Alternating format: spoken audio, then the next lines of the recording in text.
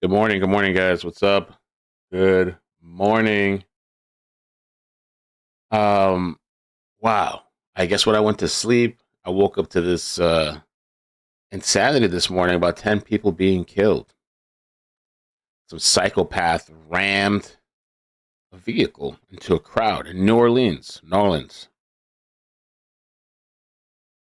Guy in a white pickup truck who was hell bent. We're gonna get to some live feed, some the press conference earlier. Supposedly there's gonna be one at 11 a.m. too, a press conference update. But a man in a white pickup truck who was hell bent on killing as many people as possible drove around barricades and plowed his vehicle through the crowd of New Year's Eve revelers on Boardman Street in New Orleans early Wednesday, leaving at least 10 dead and injuring dozens. I had heard too that supposedly this guy got in a shootout with cops. He was allegedly firing his gun as he mowed people down. So I guess he was indiscriminately shooting. He was shot and killed by police when he got out of his vehicle with an assault rifle. At least 10 police officers were shot. Two. Sorry, I'm reading that wrong. We were up late last night. Thank you for the people that made it last night, by the way. I appreciate you guys. But, yeah, shot two cops. At least two officers were shot and wounded. Also, they're looking into IEDs. Wow, near the scene. And are conducting a clean sweep. Those are explosives. Let's take a look at this news clip first. Rise and shine. Good morning, guys. Stay safe out there. It's crazy. It's crazy. Happy New Year also. Continues in New Orleans after this horrific scene. We now know from a federal law enforcement official that the suspect here, the driver, is believed to be dead. Any other details on that so far? That's right, Hallie. That's the latest from our colleague, Ken Delanian, hearing that from a senior federal law enforcement official. And IED stands for improvised explosive devices.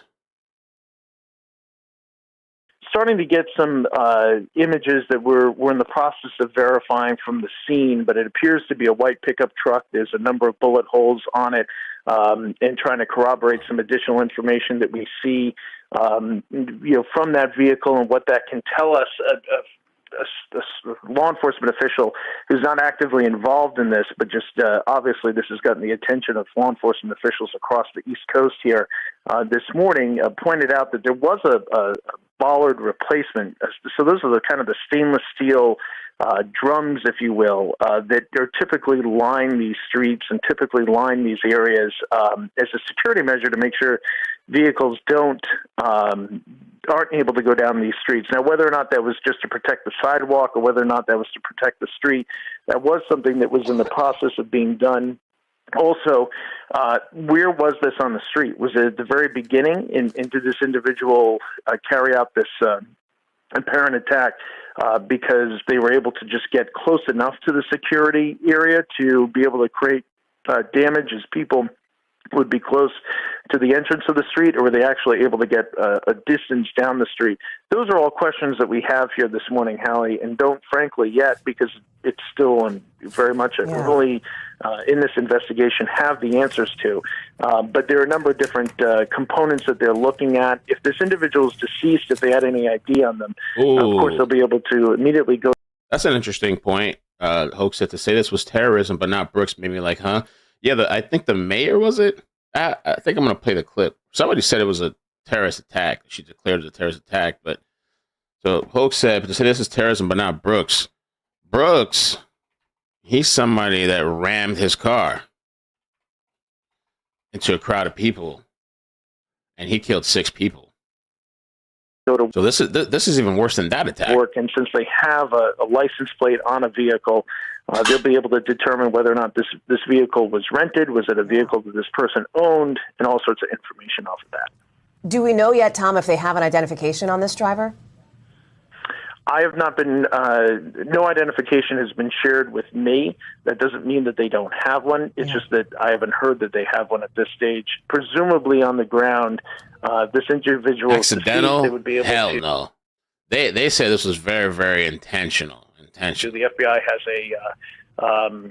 if not, the FBI has the ability to run those fingerprints.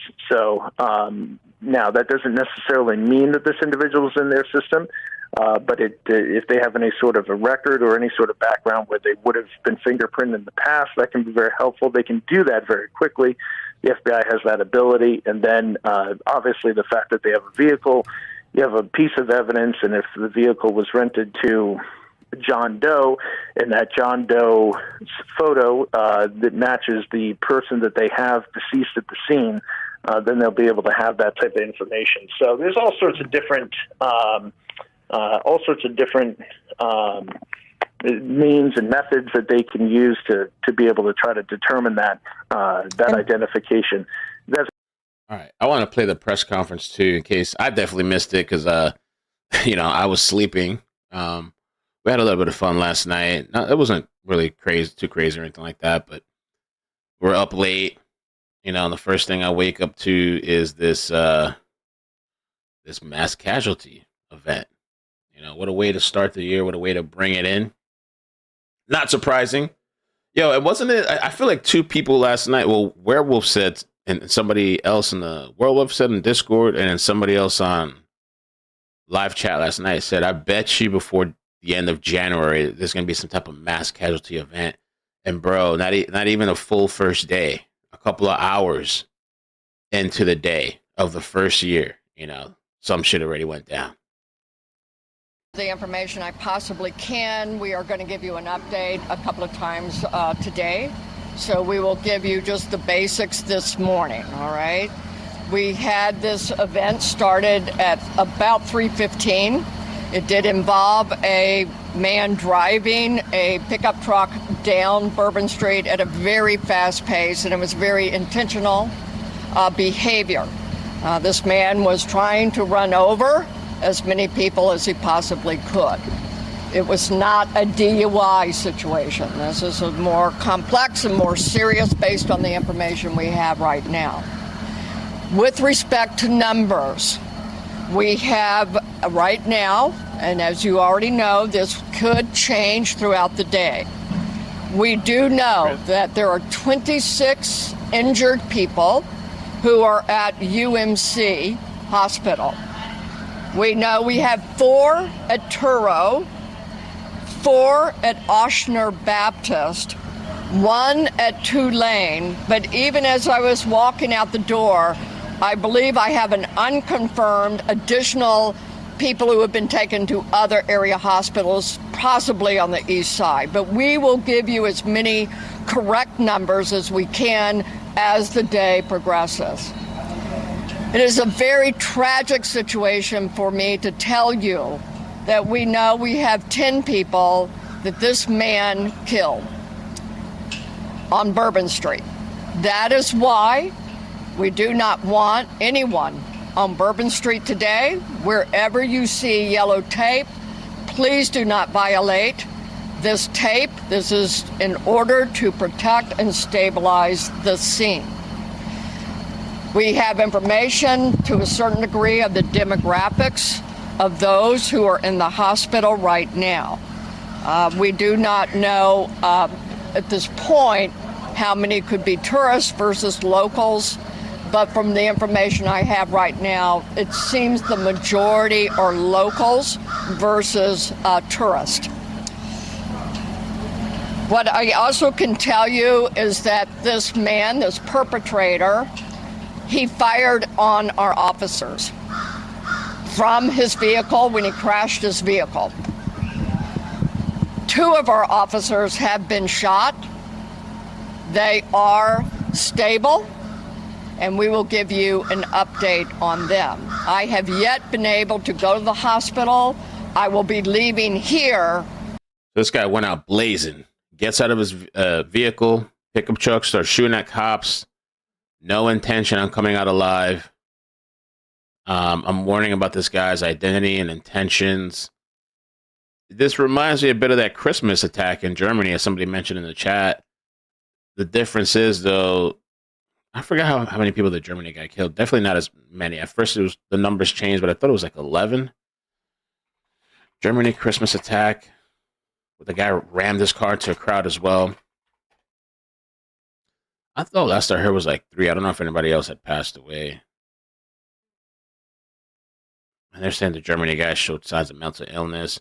But that guy, he was a doctor, the Germany guy.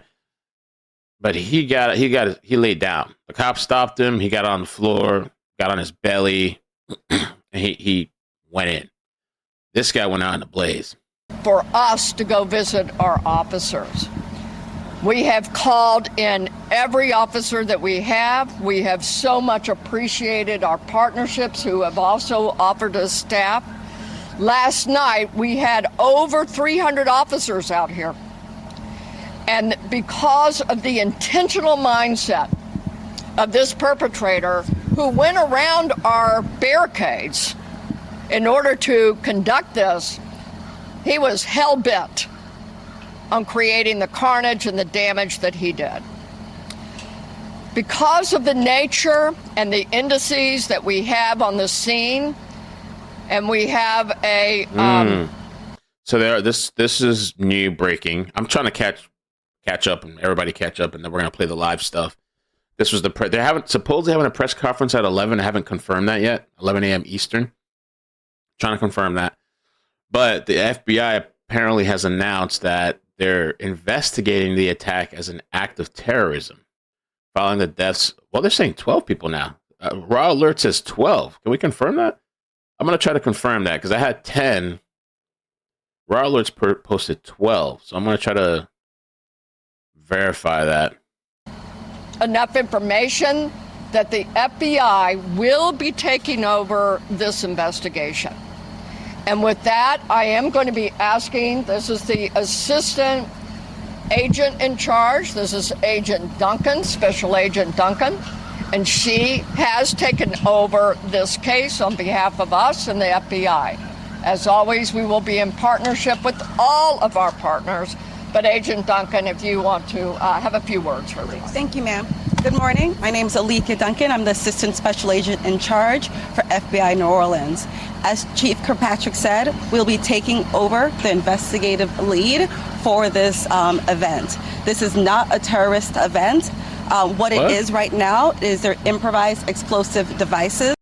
So at 6:40, this lady said not a terrorist event. But now the FBI is saying they're looking into it as possibly a terrorist event. That was found, and we are working on confirming if it's a viable device or not. As Chief Kirkpatrick said, we're asking everyone to stay away from Bourbon Street, specifically from Canal Street to St. Anne. That is my ask. Once again, stay away from Bourbon Street, Canal Street, all the way to St. Anne until we can figure out what is going on. Our goal is to provide you additional information at the 11 a.m. press conference. Thank you so much, and we will be in touch. Yes, I will say that we want our community and our visitors to continue enjoying. There's so much to enjoy about New Orleans, and we are going to make sure that our routes in the Superdome. So if that was me, I'm going home. And if I was out somewhere at a different place in New Orleans, I'm going home. We want you to continue to enjoy and have a great time. Are safe today for the game, and yet we had this tragic event, and we're sorry again to everyone in our community. But we do want you to go about the day, as we say, just stay away from bourbon, okay? Can you elaborate on the device? You did say something about the device. We actually are not going to be taking questions this morning until we have more information. That's why we will give you an 11 o'clock briefing, so until then, please hold your questions. We will give you everything that we possibly can, okay? So 11 o'clock, we will see you at the headquarters, and we will go again from there, okay? No questions right now. The device is confirmed? Thank you all. We will see you at 11 a.m. All right, so what you just heard right there was an update from local officials in New Orleans, the mayor there speaking, the police chief speaking as well, and then also the FBI speaking as well, because they announced that they will be taking over this investigation. We learned a tremendous amount of information from that press briefing. First off, that this incident started around 3:15 in the morning in New Orleans. So this was a little bit after 3:15. What time did we get off last night? I don't even remember what time it was. It was late.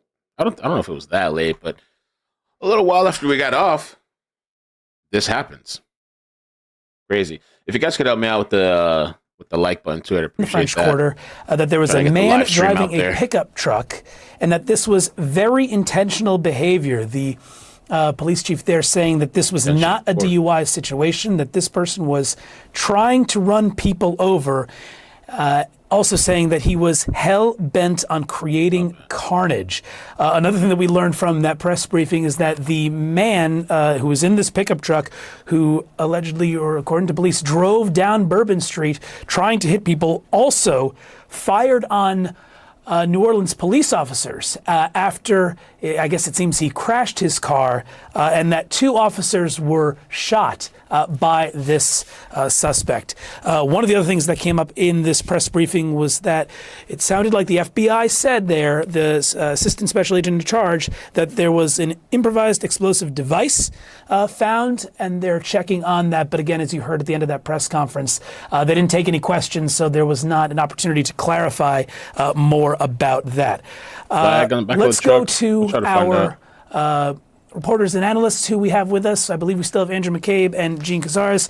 Andrew, we were talking about what this may or may not have been earlier in the morning. It says a black flag attached to the back. But what, though? What kind of flag? I am curious about that, too. Local officials there clearly saying that this was an intentional act. Yeah, Denny, that's right. I thought a bit surprising to see the police chief come out that strongly. She was unequivocal that this was an intentional act. She mentioned that the perpetrator drove around their barricades. So I think it's in this picture. Let me get the clear picture. In order to get to the crowd, you can't see what that it is, he though. was apparently trying to run over.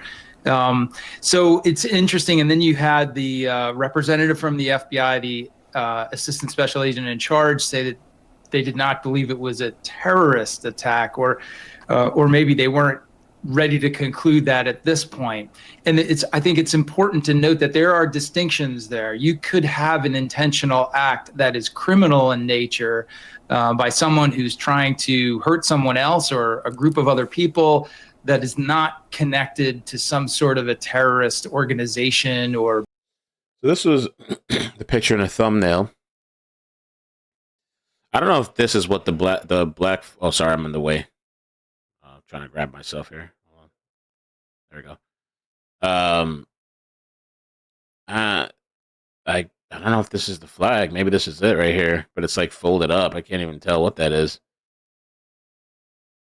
Maybe he wrote something on there personally. I don't know. You can see the bullet holes here. Bullet holes, the white pickup truck. Doors open, driver door. He got out, shot 2 cops. They say he shot 2 cops. Had an assault rifle. Is this a wheelchair? Like a wheelchair, I think. And maybe he crashed into something.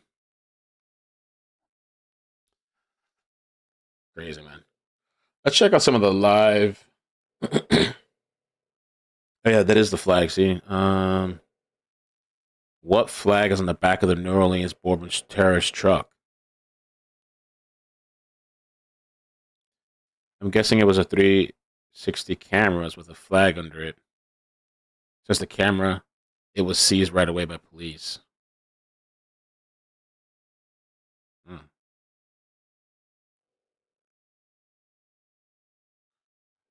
I read the police covered it up. ISIS, ? ISIS? They bagged the flag. They don't want us to know because it doesn't fit the narrative. I don't know. Oh, this is a Google Earth Cam when the cops ran. I guess when the situation started. And they got alerted. Ran to the scene. There you go. They're running.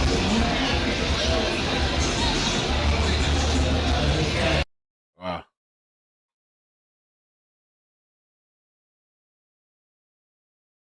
and there are more than 30 of them, but police say the number keeps kind of fluctuating, so they don't have an exact number at this point, but it's somewhere between maybe 30 and 34 people that were injured. We do not know the extent of those injuries for each and every person. We are hoping to get that information, of course, as the morning does progress. Now, the suspect, we're told, was killed in a shootout there with police. However, 2 officers were shot during that shootout. They were rushed to a hospital, and police are telling us that they are, quote unquote, stable. However, police have not released the exact condition, so we don't know if it's critical but stable or if it is serious but stable. That is also something that we are working to learn. And police also saying that they were going to head over to the hospital here in just a second after that news conference to speak with those officers if they are able to speak to them. I'm taking a look at some of the other images that we do have here. I want to pop this up for you on your screen because this is actually one that is coming in at this point. Let's see. This is from EarthCam. I do want to show you, courtesy EarthCam again, that active scene over on Bourbon Street that is still at this point going on. It is still an active investigation, and this is what it's likely to look like all throughout the day and possibly for the next few days as police are patrolling the area. They're looking for clues that could help them in their investigation and doing everything they can at this point to make sure that any questions are answered and no stone is left unturned. One thing I've been pointing out throughout the morning is all of that trash that's in this image. Again, courtesy EarthCam, you can see the trash is everywhere. Now, it's important to note that it's not clear if that is in any way connected to this situation. It could just be trash from the overnight New Year's celebrations, but I did want to point that out as it is on the screen. We also have this statement, Carla, my producer, just pulling this up for us from the FBI, saying this morning, an individual drove a car into a crowd of people on Bourbon Street in New Orleans, killing a number of people and injuring dozens of others. The subject then engaged with local law enforcement and is now deceased. The FBI is the lead investigative agency, and this is the important part here, quote, we are working with our partners to investigate this as an act of terrorism. There was that big back and forth that was taking place during that news conference earlier. You're going to hear that in a second. What's up? But the mayor was saying that this is a terror attack. She walked up to the podium and said, first thing, this... Okay, so I was tagged on Twitter. Thank you, Deborah.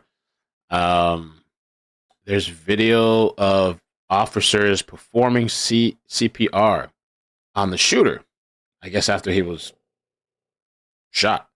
Let's check it out. I was scanning the video to make sure we could watch it. Put the audio on. Oh my God. Oh my God. Holy shit. There's the vehicle. It looks like in this video, too, if you notice, it looks like the flag's already taken down. I don't know. A priority to take the flag down, I guess, or collect. I don't see the flag in this video. The overview of the truck. That's weird. Yeah, no flag. Even though in the picture and other stuff we can see the flag up, I guess they took this down pretty quick. I'm not sure what the rush was. Oh my God. Oh my God. Holy shit.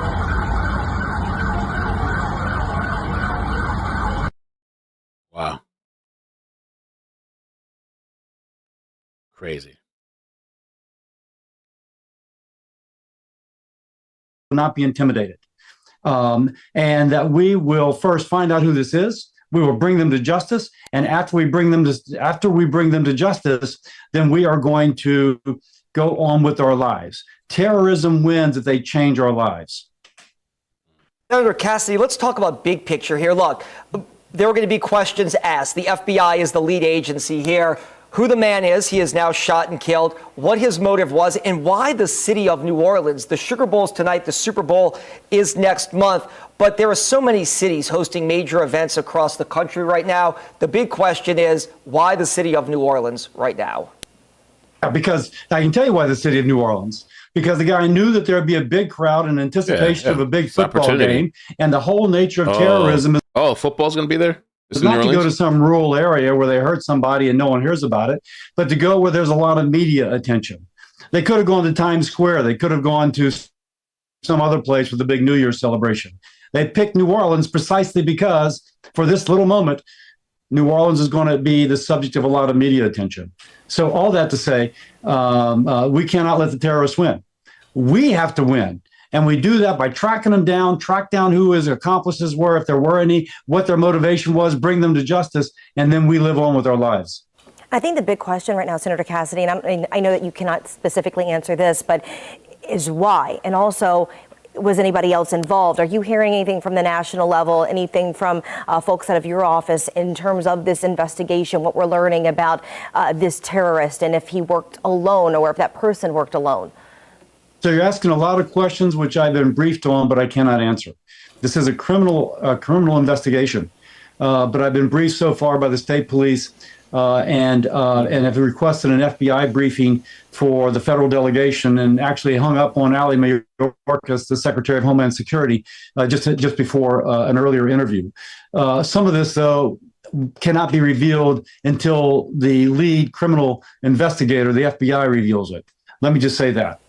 As regards motivations, though, the fact that they are now calling it a terrorist event, the fact that they're calling it a terrorist event indicates that they think that someone was motivated to do this. Not just a mass murder because somebody is psychotic, but because somebody had an ideological motivation.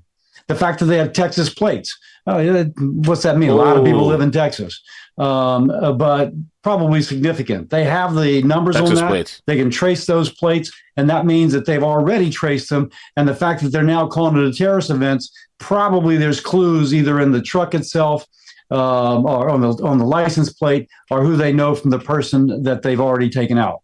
There's on X, there's reports that the person they've taken out had body armor, that there were weapons that he body armor too, supposedly had. He was otherwise ready to obviously engage in combat. All that is significant. I think it's safe to say that they're investigating motivations. Let me ask you this, not to get politics into the middle of this. You said you hung up on Secretary Mayorkas. Is there a reason for that? Did you have a discussion with him about something about this incident? He was calling to brief me, but I was about to go on television. Okay. I said, Mr. Secretary, can I call you back? He said anytime. Okay. Nothing political. Well, we appreciate you jumping on. We appreciate you jumping on this call. Kinsley, thank you for the 5. It is the black U.S. flag. Oh. It symbolizes willing to fight to death. Oh.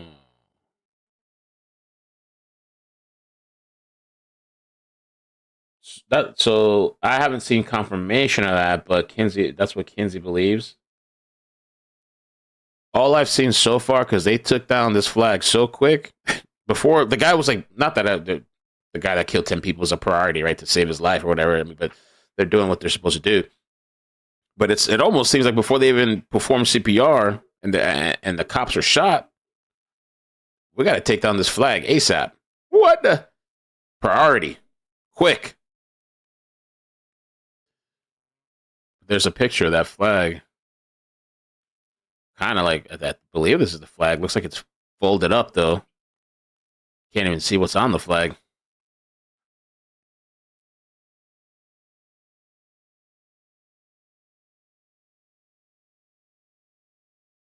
And this guy wanted to do more damage. They were talking about possible explosives.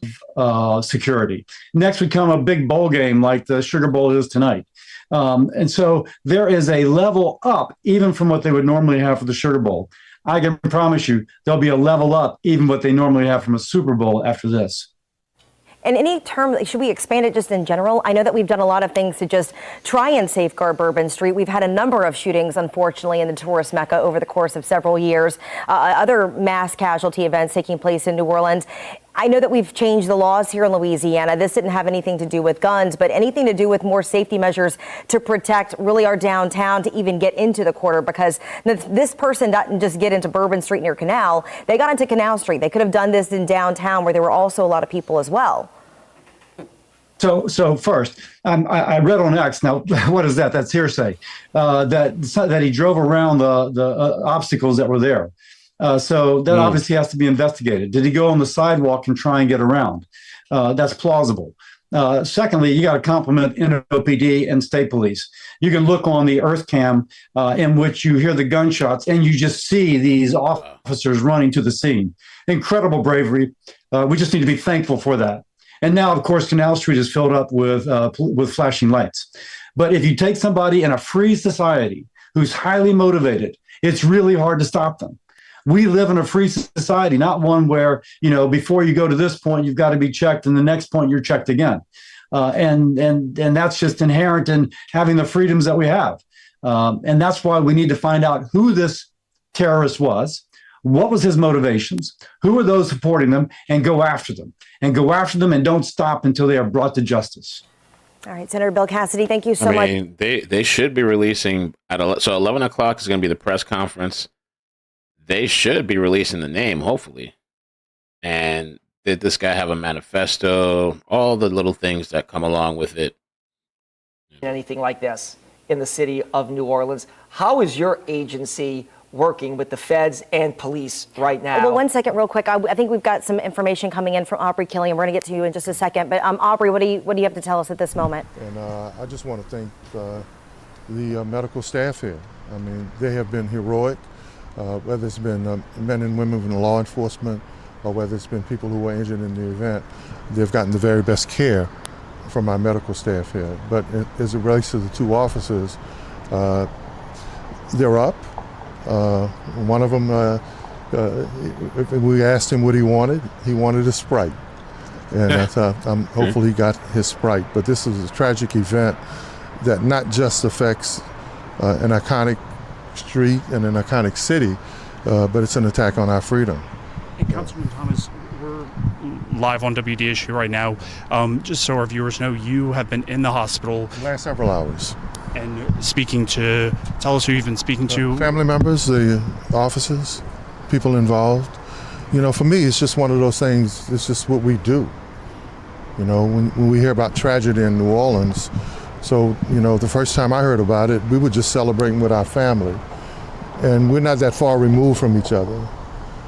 So it's how do we be here and how do we come together, especially in a tragic event. One thing New Orleans is really good about that. So it's just been, first of all, I want to, again, appreciate the medical staff here. And the two officers that are conscious right now, they're up and about. Their family members are here. And one of them, we grew up in the same neighborhood with their family. I'm not going to say any names, but we're not that far removed from each other here in this town. Are you able to describe their injuries that they sustained? Yeah, it was, they had to neutralize the threat through gunshots. And can we talk about the fact today, first day, Super Bowl, right around the corner, we have Super Bowl, not the Super Bowl. Talk a little about that. For me, this is bigger than just this time, this moment, this street, this city. This evil affects America. It affects our way of life. It could be any major city with any major event. It's unfortunate that it had to happen anywhere, but we do. I think we have more festivals than any other city in the country. So there's always large gatherings. We're in the middle of a second line social and pleasure club season here. So we're gonna have to sit down and adjust. We've talked about that. How do we take a look at how we deal with events moving forward? It's a different world.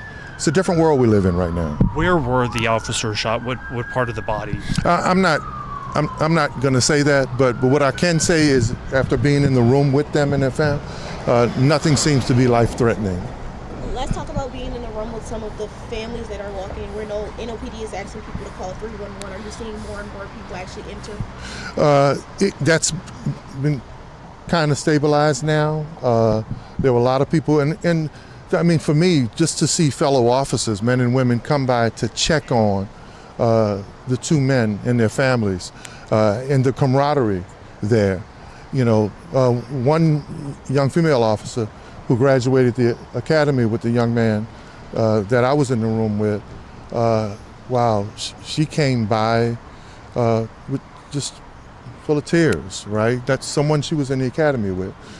She was actually potentially supposed to be there on assignment with them, but doing something else.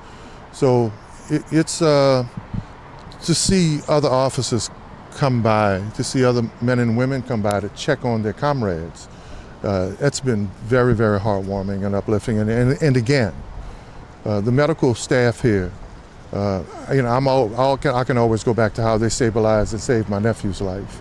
We have some of the best medical professionals here in the world, and they're proving that today. What sort of changes do you think need to happen in the French Quarter to make sure that this never ever happens again? Yeah, but Aubrey, I'm not going to get into that. I'm not going to, after the fact, quarterback about what should have happened.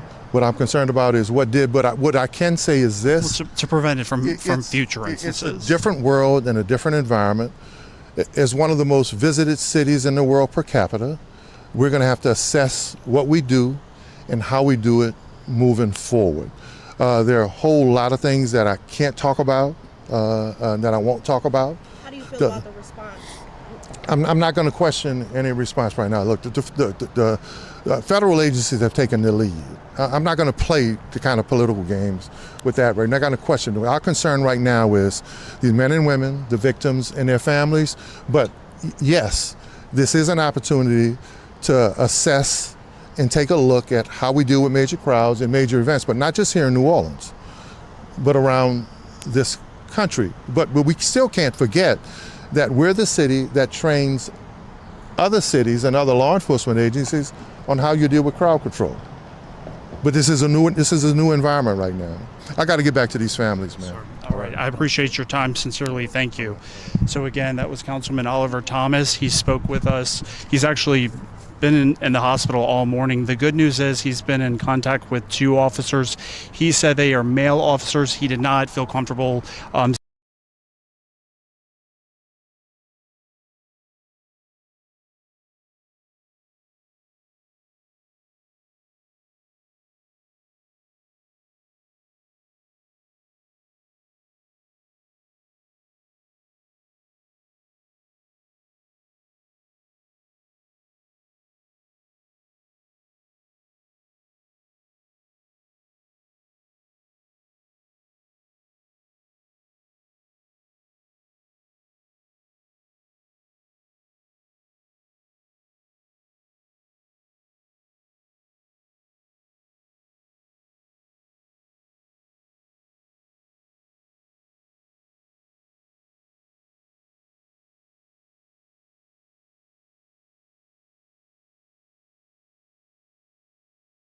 I'll let you know, though, we are going to be streaming that on our YouTube page, if that's what you want to from Fox. That has now changed due to parade coverage here. I did want to quickly talk, though, about a programming note change due to this tragic news.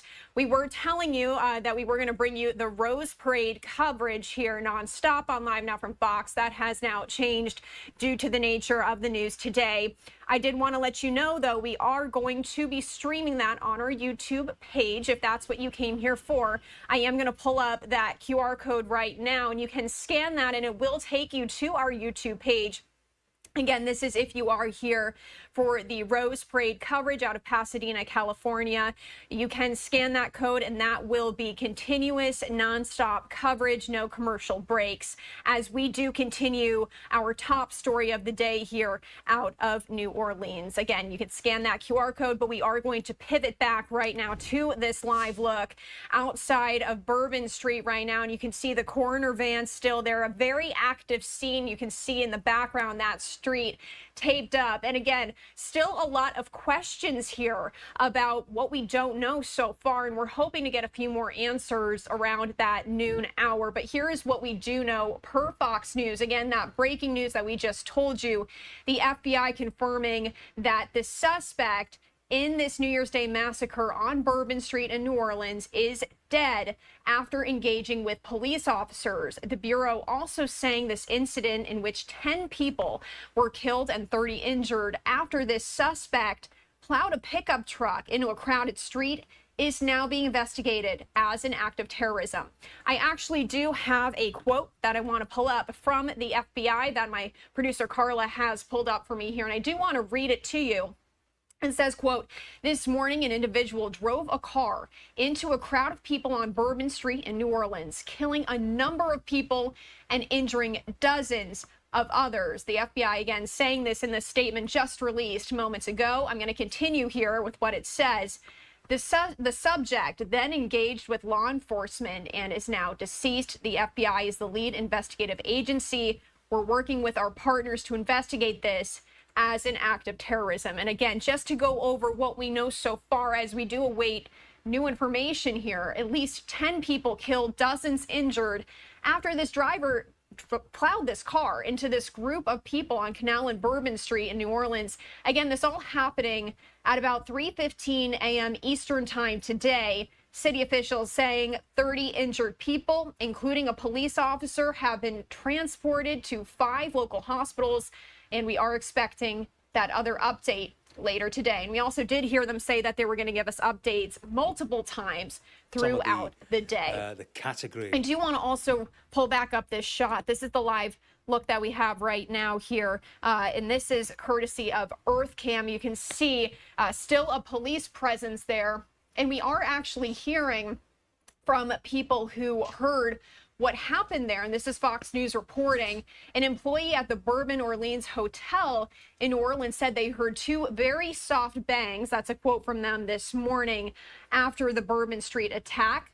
New Orleans council member told local news station that police are sweeping the area thanks. for Yeah, I didn't realize I was still muted. explosive devices as well. And again, you can see that live look right now, courtesy of EarthCam. I'm also going to pull up this other live look that we still have here right now, as well as we do look into what other questions there were here, and there's still so many. We don't know who did this. We don't know if there was a motive. We're still questions here about what comes next in this investigation, and we are hoping to get those answers again. Yeah, this happened at 3-something in the morning. I would have thought by now they would have released the name. Maybe that's what we're going to get at 12 p.m. I'm sure. I know it's an active scene they're investigating. I'm really curious to know a bit about this person, their background. I guess they always say mental health. Mental health, even though this person coordinated some type of attack and killed 10 people and went on this massive thing and had IEDs in the car. I mean, how mentally ill? I can't keep, I don't know. You know, was this person radicalized? Somebody commented, said it's a MAGA flag. Oh, Lord. I don't know about that, but thank you, Ray. I appreciate that, man. Thank you for the heads up, guys. There's a lot of, there's graphic stuff right now. There's graphic footage. I'll post it on Discord for those that want to see. I don't want to get the live taken down. I normally download the video, but I don't really have time right now. I'll just post the link. I'll try to download it later for the people that don't have Twitter and post it. I don't know, man. End of times? End of times, man. That's why I always say end of times. A quote-unquote terror attack in the city. That's how we bring in the new year. I wonder if this is going to be something, too. I mean, we've always seen these kind of vehicle type of things. You got Brooks, you got the thing in Germany. I mean, it happens. But I wonder if this is going to start encouraging more people to become emboldened to carry out these attacks, and maybe they feel somewhat safe in their vehicle for a certain amount of time, certain period of time. They're not going to be fully safe, but they can kill a couple of people. This guy had plans, man, because after his vehicle was stopped, after ramming and who knows how many people, killing 10 so far and injuring over 30 plus people.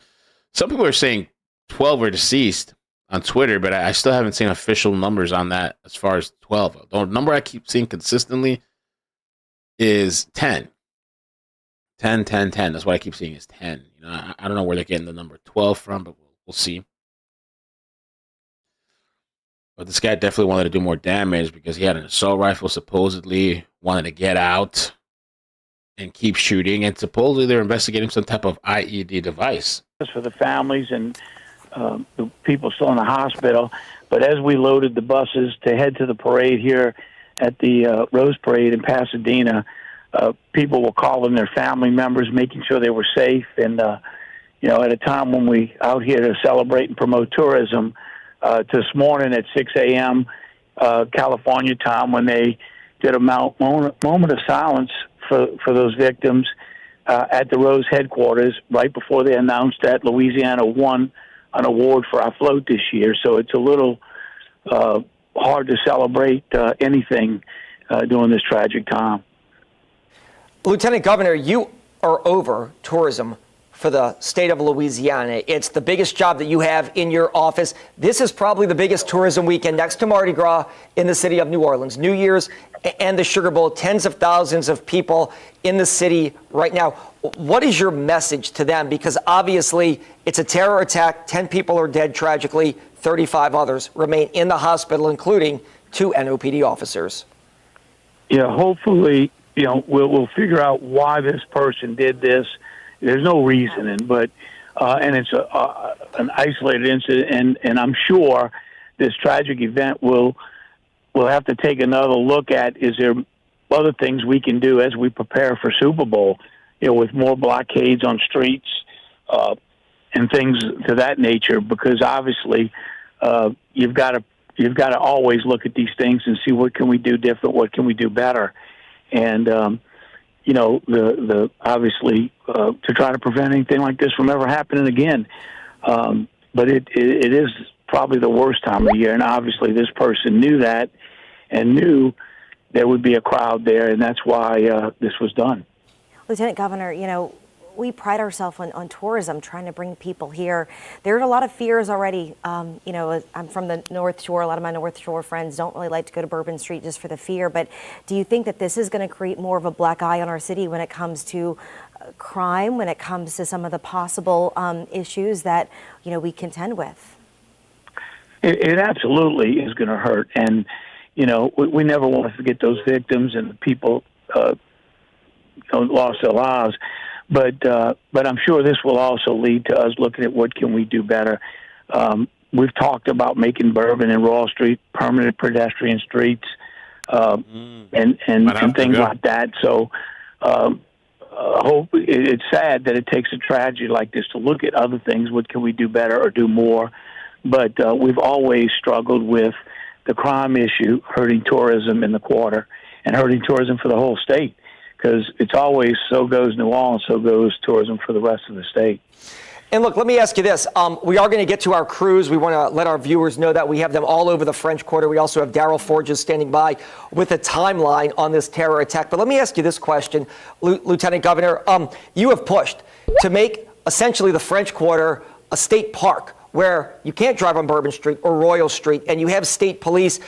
Does an attack like this prompt calls to action to essentially make it what you just said, a non-drivable tourist area, so things like this can possibly be prevented in the future? Yeah, you don't want to. You want to get through this and continue to pray for those families. But I'm sure this will bring additional discussions to that.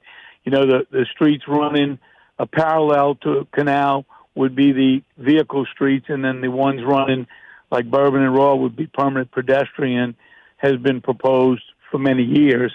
And that was part of a plan that was presented back when we were looking at making it not necessarily a state park, but a historical district. So, in case you missed it, investigators found what appeared to be improvised explosive devices at the scene of the crash. So this guy was planning on doing more damage, like we said. They're trying to determine whether or not the devices were viable. And this situation took place in the French Quarter. One of the most crowded areas in New Orleans, in the heart of the city, tourism industry. And I guess they're having some football thing. Is it today, I guess? Or is it tomorrow? When is the football thing? Or is it coming up on the weekend? I don't know. 30 people were injured. The Sugar Bowl football game. Oh, that's what they're talking about. Football game between Notre Dame and Georgia is scheduled to kick off at the Superdome Wednesday, 7:45 p.m. Central. Okay, that's what they're talking about. So today, The game's 68,700 tickets were sold out, but interest in the game has been tepid. Hotels were at just over 80% capacity, which is below normal for the game that usually is played on New Year's Eve, New Year's Day. Event, and we want to make our city and our state as safe as it can be. So we'll look at every aspect to do what we can. But yeah, I mean, a lot's been done. Look, the NOLA police, the cameras in the Cabildo, that headquarters in there is catching criminals in real time before they commit crimes, and have made a great impact in the Quater. I've seen it personally. So, the New Orleans police and state police have really done a good job. But you're right, you can't prevent something like this when you've got a crazy person that is wanting to cause havoc and take lives. And speaking of a crazy person, I know that you've been briefed. Do we know anything about the suspect at this point? Who the person could have been from, where they could have been from, the vehicle that they were driving? Have you been briefed on any of that? Do you know anything that you could tell us? I had a national press person, as he was getting on a plane to head to New Orleans, ask me if I could confirm that there was an ISIS flag on the back of the truck. Oh. And that's what he heard. I do not. What? Hold up. Person, as he was getting on a plane to head to New Orleans. From the vehicle that they were driving. Have you been briefed on any of that? Do you know anything that you could tell us? I had a national press person, as he was getting on a plane to head to New Orleans, asked me if I could confirm that there was an ISIS flag on the back of the truck. And that's what he heard. I do not know that for a fact, but that was told by a reporter that was boarding a plane from New York to come to New Orleans to cover this story just about 45 minutes ago. But I don't want to start a rumor. That's just what he had heard, and he had asked me to confirm that, which I could not do. So they can't confirm. There's a lot of speculation as to what flag was on the back of this pickup truck. That's what the ISIS flag looks like. I guess because the flag is all black, and what was on the back of the pickup truck, it's foliage. You can't really see, but it's all black. All black with this, I don't know what that is right there. Little white writing. I don't know. Could it be? I don't know. And then later pictures and video, you see the flag taken down. They took that shit down quick. Before they assessed victims, shot people. No, I don't know if that was it. We do want to say that is not confirmed at this time, Lieutenant Governor. It's still a fluid situation. We don't know anything about the suspect, but that is not confirmed at this time. We just know that the person drove the truck down Bourbon Street, killing 10. We do appreciate your time and you taking the time to join us from California, where you are right now. Let's continue to pray for everyone. Thank y'all. All right. We also want to get to what we do know, the timeline of events, how this unfolded, because so many of you are waking up this morning. Maybe you had New Year's Eve celebrations and now you're waking up to this news.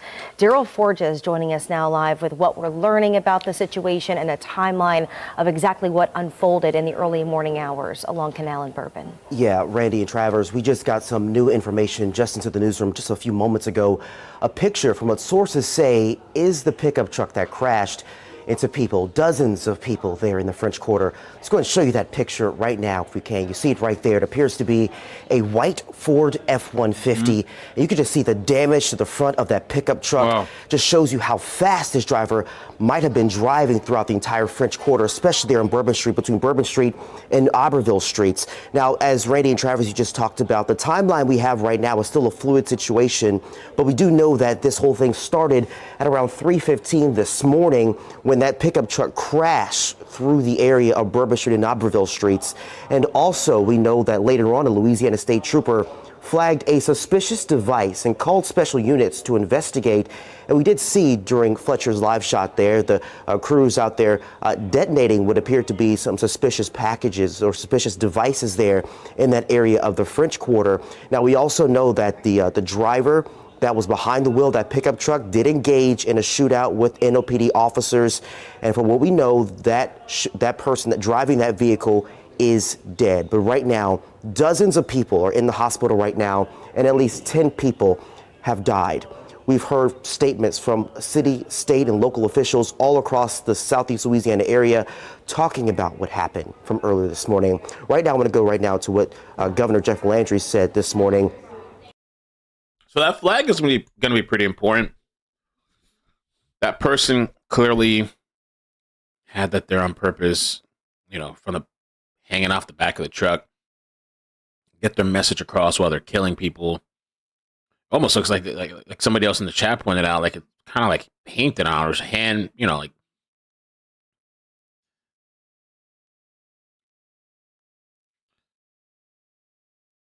There's a lot of speculation going online about what kind of flag that is. I mean, I don't know the way this is folded.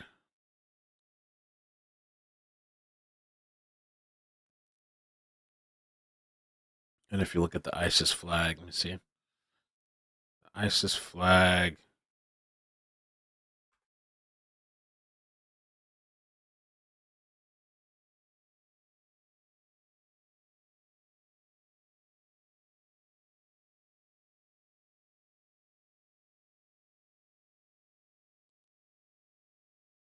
I don't know anything that would match up unless this part is like folded upside down. Maybe it could be like this U part. U looking shape. I don't know. That's going to be a big deal for the case because this person had this propped up as they literally killed multiple people and ran through the crowd and got in a shootout and everything. This was the message they were driving, whatever the flag is. Tourism and folks coming here to New Orleans for the Sugar Bowl, New Year's Eve celebrations and things like that. I have friends here who are in town today for the Georgia-Notre Dame game. Some of my colleagues are actually in news for our NBC station here in Atlanta, Georgia. They were covering, of course, the Georgia Bulldogs' path to the national title. And I reached out to them earlier this morning. They say they are okay. They heard a lot of commotion last night into this morning. But everyone from their standpoint is okay. But you just talked about it, Randy and Travis. This is a very fluid situation. We're getting some more reaction from state and local officials, and I'll have more coming up for you in just a little bit. Guys, back to you. Yeah, Daryl, we're going to hear from Mike Hahn in just a moment, who's going to provide us some new information. But as far as the Sugar Bowl game, we're told that nobody's going to be able to drive to the game tonight. So I think we're going to get some more details about game logistics, getting people safely into the Superdome this evening. And I'm sure there's going to be here. The FBI said they were searching for IEDs, which is hard to wrap your head around. We're talking about IEDs. We normally hear about that, about conflicts in other countries, and we're talking about an IED search in the French Quarter because there were reports that the suspect may have planted those devices in the quarter. The special Somebody on Twitter was saying that Antifa doesn't do like mass casualty events, though. But this flag to me does not look like this. The flag that's whatever it is on the pickup truck. Going off. Mike Hahn can give you more perspective on this, but what some of the people here told us is that is a precaution. They're detonating the suspicious package to make sure that it is more grave or dire. There was never a sense of panic in law enforcement. They're going to blow it up. And even if 10 people were killed, this would, if there was no federal nexus, such as a terrorism nexus, then the local authorities in New Orleans would be handling it. So the fact that the FBI came out immediately and said they were taking over this investigation, it really created a kind of weird dynamic when the ASAC said that it wasn't being investigated as terrorism.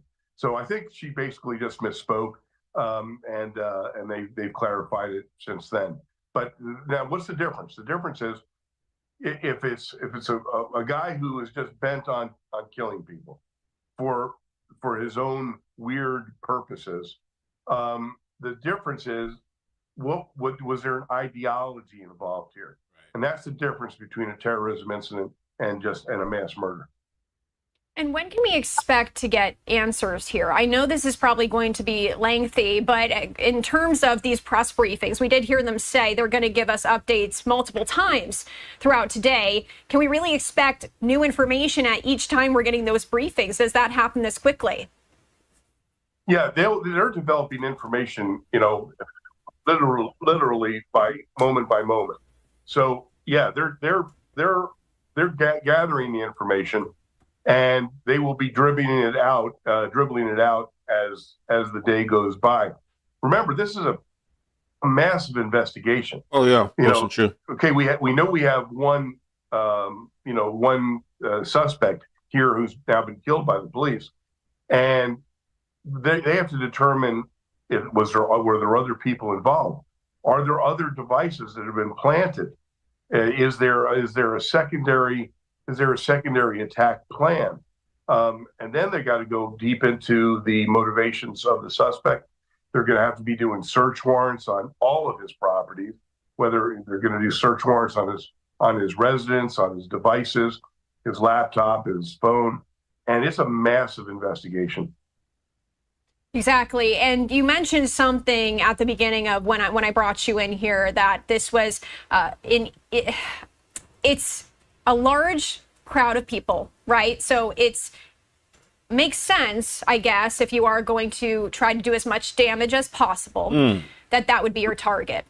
Can we talk about if we're seeing this, has we seen this play out multiple times before? And in terms of planning something like this, I mean, like you said, we're seeing explosive devices.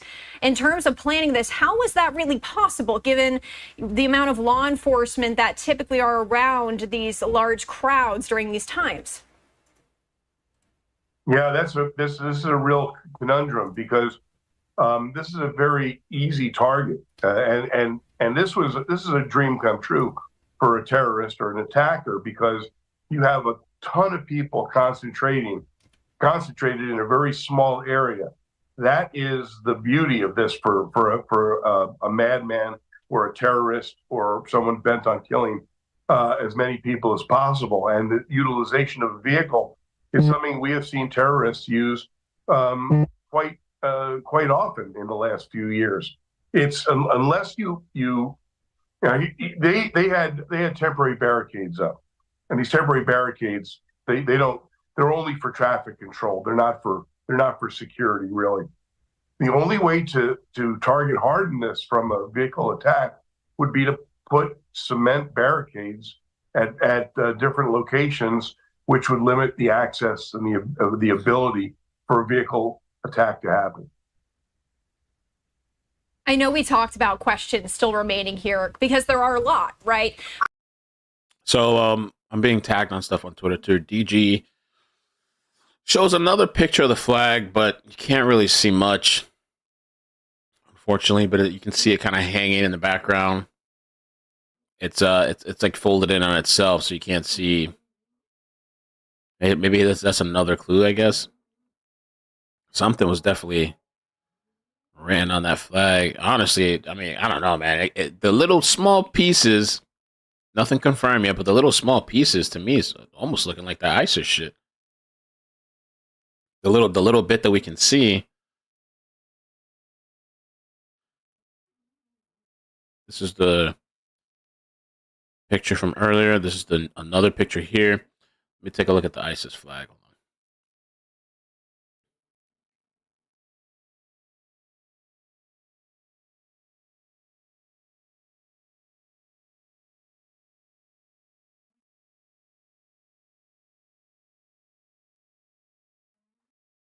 I don't know. It's like two lines. Unless he just had a handwritten message on there. Indicate, of course, that there might be. He's indicating that he's doing this as as an Islamic terrorist. But I don't know that. I don't know for fact. But it's interesting that I read that there was a black flag attached to his or flying from his vehicle. And I did also want to touch on one other thing here, because a lot of people were in town for the Sugar Bowl, which is this college football game. And we are hearing that now there is going to be increased security. But in terms of what that's going to look like now, can you talk a little bit about what they're going to be implementing in light of all of this? Do a little poll in the chat. Yeah, I can imagine there's going to be immense security now. And that's going to be, and to stand up, well, first of all, they were going to have good security there anyway. There's no doubt in my mind, because You know, this isn't new to the law enforcement community in New Orleans, dealing with big crowds, and the football game, of course, is one of them. But this is going to bring it to a whole different level. They're going to be doing probably bag checks of people when they walk in. They may be doing vehicle checks. It's to throw up a really tight security perimeter this late in the game is going to have its own set of challenges. All right, Lieutenant Randy Sutton, always appreciate you coming on the show. Anything else you want to add before I let you go here? Oh, I didn't think about that. I think that we all owe thoughts and prayers to the families and loved ones of all of those victims. TX Bully Mom says they put their flags like that in their trucks too. I think I've seen that. Let me see if I can look up ISIS flag on truck. Oh, they do that too. Very interesting. I didn't think about that. That's a good thing to point out. It's it's for now it's speculation, but it is the talk of the internet. The news stations are talking about it. Is this an ISIS flag that was on the back of this person's truck? They kind of write out like that. Some of them have it like on the somewhat on the back of the truck. Yeah.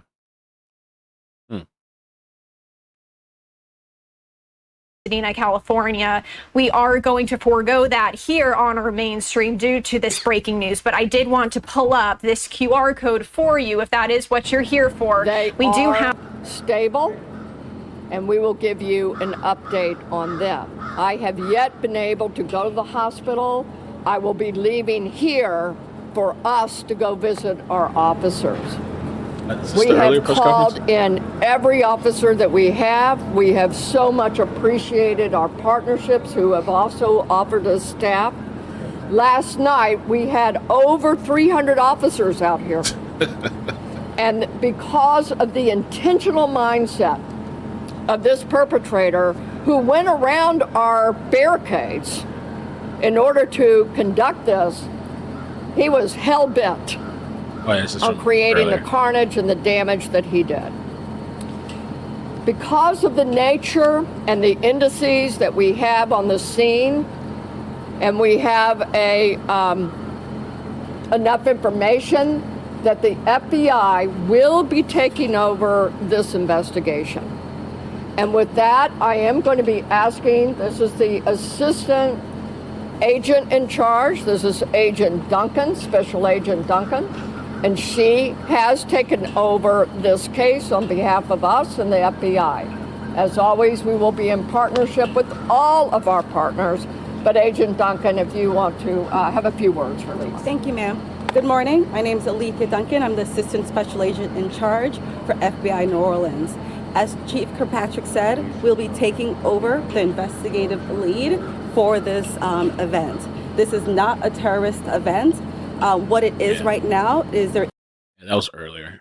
The next press conference is at 12 p.m. Eastern.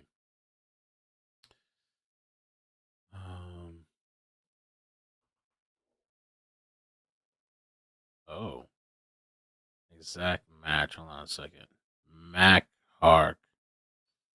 Let me see. Oh, that's an interesting find. Okay, so here's something really interesting. Jonathan on Twitter. Okay, all right. This is interesting because I saw what you sent me and I kind of put it off at first because the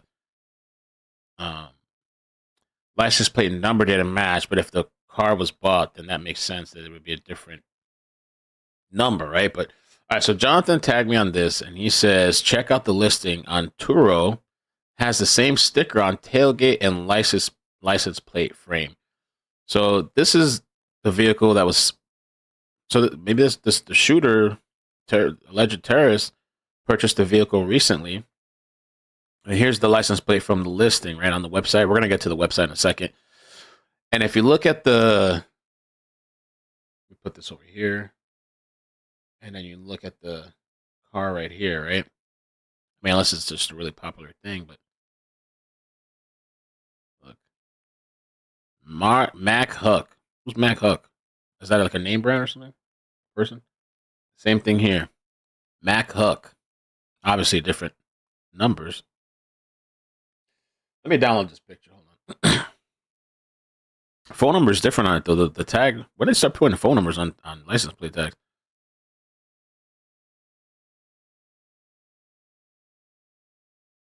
Let me zoom in.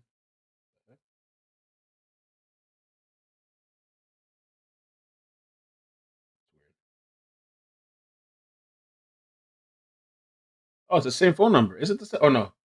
No, it's. I can't even tell because of the quality. Expires 9/14/2024.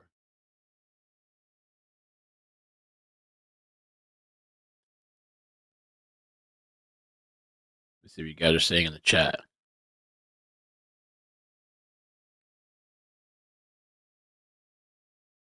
That's the dealership. Car dealership in Houston. Oh, okay. It's Mac Hook Chevrolet dealership. All right, thank you. So is this a reach or not?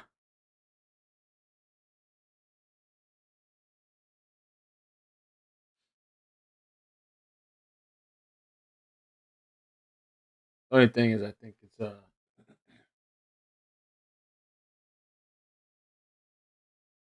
phone number might be the same. It's kind of blurry on the right hand side. Let's see if I can. Hold on. Let me pull this picture back up.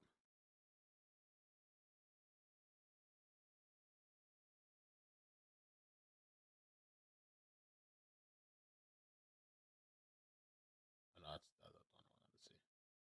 This is from here.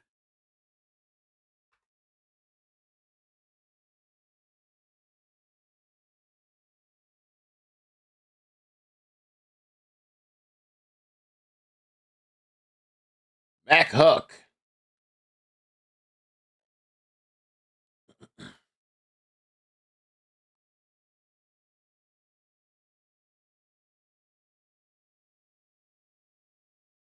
Same dealership. But yeah, this certainly was a horrific event and something that we always worry about on these big holidays where a large group of people are gathered together. Well, of course. And I did want to ask you, because police, the mayor specifically, actually, was very quick to come out and say this was a terrorist attack. And then you had the FBI come in and say, no, not so much. Hold on. Let's wait a second. So what do you make of the fact that the mayor was able to say so quickly, I believe this is a terrorist attack? Well, I would concur. I mean, it may not be a foreign entity or some religious group that's trying to change the way that we behave in the United States, but it's still a horrific incident where someone intentionally plowed a pickup truck into a large crowd. So Turo is a car rental place, I guess. Turo is a peer-to-peer car sharing marketplace that allows users to rent cars directly from local hosts. Okay, I never even heard of that before. Turo.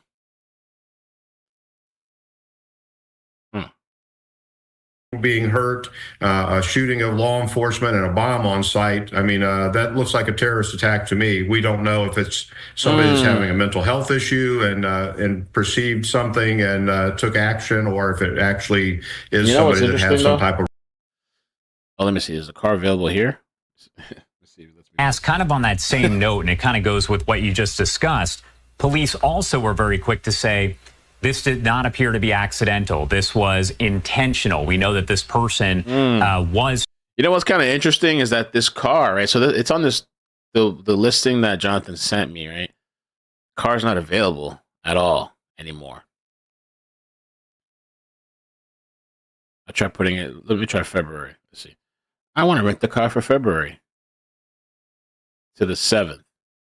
Oh, it is available there, I guess. Apparently. I don't know. An attack like this is not unusual. We just had one in Germany a few weeks ago around the Christmas holiday, and truck crashed into a Christmas market in Nice, France several years ago. On Christmas, a truck plowed into a group of people that were celebrating. We remember in New York City, Islamic terrorist took a rented van and got on a bicycle path and was running over as many people on the path as they possibly could. So, vehicles, especially truck, make good weapons because they usually have higher ground clearance and can get over some obstacles. It takes a lot to stop one. They're made out of heavier metals, so they have more velocity and impact when they go into a crowd than a smaller car would. So it makes an ideal terrorist weapon. Tell me what sort of questions you have that maybe you hope they will answer over at that news conference that's expected to take place in just about 3.5 hours. We're still waiting, of course. So many questions that people have. What information do you hope they will release and questions they could answer? Back windows. The identity of the suspect that caused this mayhem, as well as how he was taken into custody, or is he deceased? If he was taken into custody, have they found anything that would lead us to understand his motivations for hurting so many people? As far as what you've heard so far, what do you think about the flow of information to the public? It's always a question of ensuring that it's not going to mess up the integrity of the investigation. You don't want to release too much information, but what do you think about that flow of information so far, just based on the little that we've seen? I think it's been pretty good. I woke up this morning at 4 o'clock and picked up my phone just to see if anything bad happened. And I guess this was just unfolding at the time I looked. So there was no coverage. I was saying, oh, well, it was another peaceful New Year's Eve celebration. Hopefully the year started out right. And so when I got the text this morning to be on the show, I was disappointed that something actually did happen. But everybody was focused on the New Year's Eve celebration in New York City. They planned that event 364 days out. So today they'll start looking at an after-action review, what went right, what went wrong, what do we need to do to improve next year. And they'll work on that every day for the rest of this year until it's time to celebrate next year. But most cities don't. And you can see just in the picture you have up on the screen, the type of barricades that the police had out to divert traffic. Well, a wooden sawhorse isn't going to stop somebody in a pickup truck. That's why if you look at what New York City does, they fire trucks, garbage trucks, cement mixers, graders. They block off roads with vehicles that are very heavy. They're movable in case they need to get emergency equipment in there. But metal barricades were left down, which led to a horrific New Orleans attack, according to a witness on CNN. So they didn't even have the metal barricades up. Let's check this out. Even though one of the people said it's not really meant to it's like traffic control, not really meant to stop barricades, but I mean, truck ramming. I mean, she was an older Hispanic woman, probably in her mid-30s. She had a wedding ring on her finger. We were that close. I just didn't know if there were kids or, any kids around. No, there was no small. It was 3 a.m. No small children. Okay. No small children. I mean, none in our area.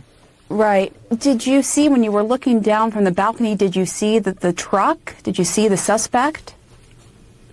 Oh, he had been gone. That's what I was telling the other news sources. Like, we have these hydraulic steel barriers from past events. Last Mardi Gras, this happened to an extent, maybe not terrorism, but still people getting hit in mass population with vehicles. Those barricades were not on, period. They had the flimsy orange ones that you could just push over with your finger. We actually thought it was kind of odd because usually when you get to Bourbon Street, you can turn your back to Canal and not worry about anything. You can just walk the street, especially on New Year's, and there were still vehicles coming after 8 p.m. And then, I mean, the fact that they never raised them, that's how this guy was able to get down Bourbon Street so quickly and cause so much damage. Because there's other barricades past the Canal and Bourbon intersection. There's more like every 2-3 blocks. So what was 10 or 15 dead and 30 wounded could have only been maybe 5 and 15. I mean, who can say, but it definitely would have been minimalized because this truck could not go around those barricades. Everything in New Orleans in the French Quarter has a balcony. All the balconies have poles, several steel posts.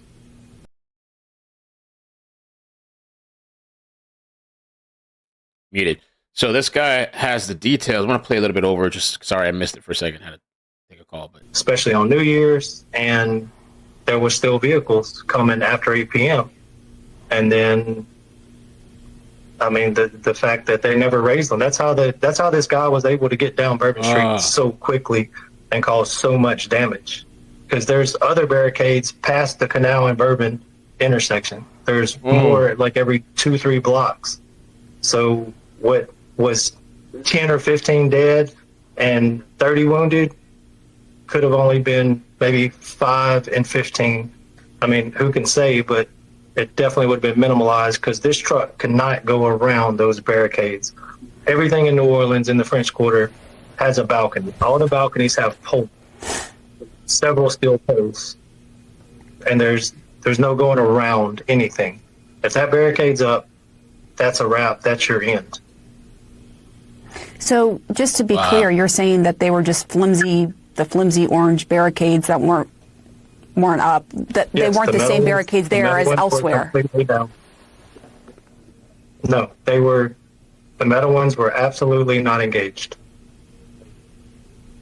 Wow, and that struck you at the time, right?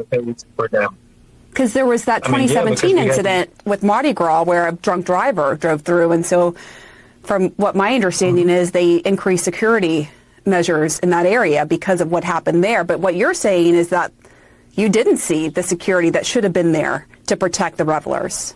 Yeah, we were walking right across it. Like, as you walk down Bourbon, you cross like 5 of them. And then even when you turn off the side streets of Bourbon, there's more. Like, the precautions are there, and everything's implicated. You just have to use it. vehicle used in New Orleans ramming attack entered the United States through Eagle Pass, Texas, 2 days ago. What? Let's see if I can find that article. Wilson said that in the chat. That's crazy. That's crazy, man. Well, let me pull up this Fox article you guys were talking about. Let's check that out. The republicworld.com is saying 12 people deceased, but I'm still, who knows? Fox.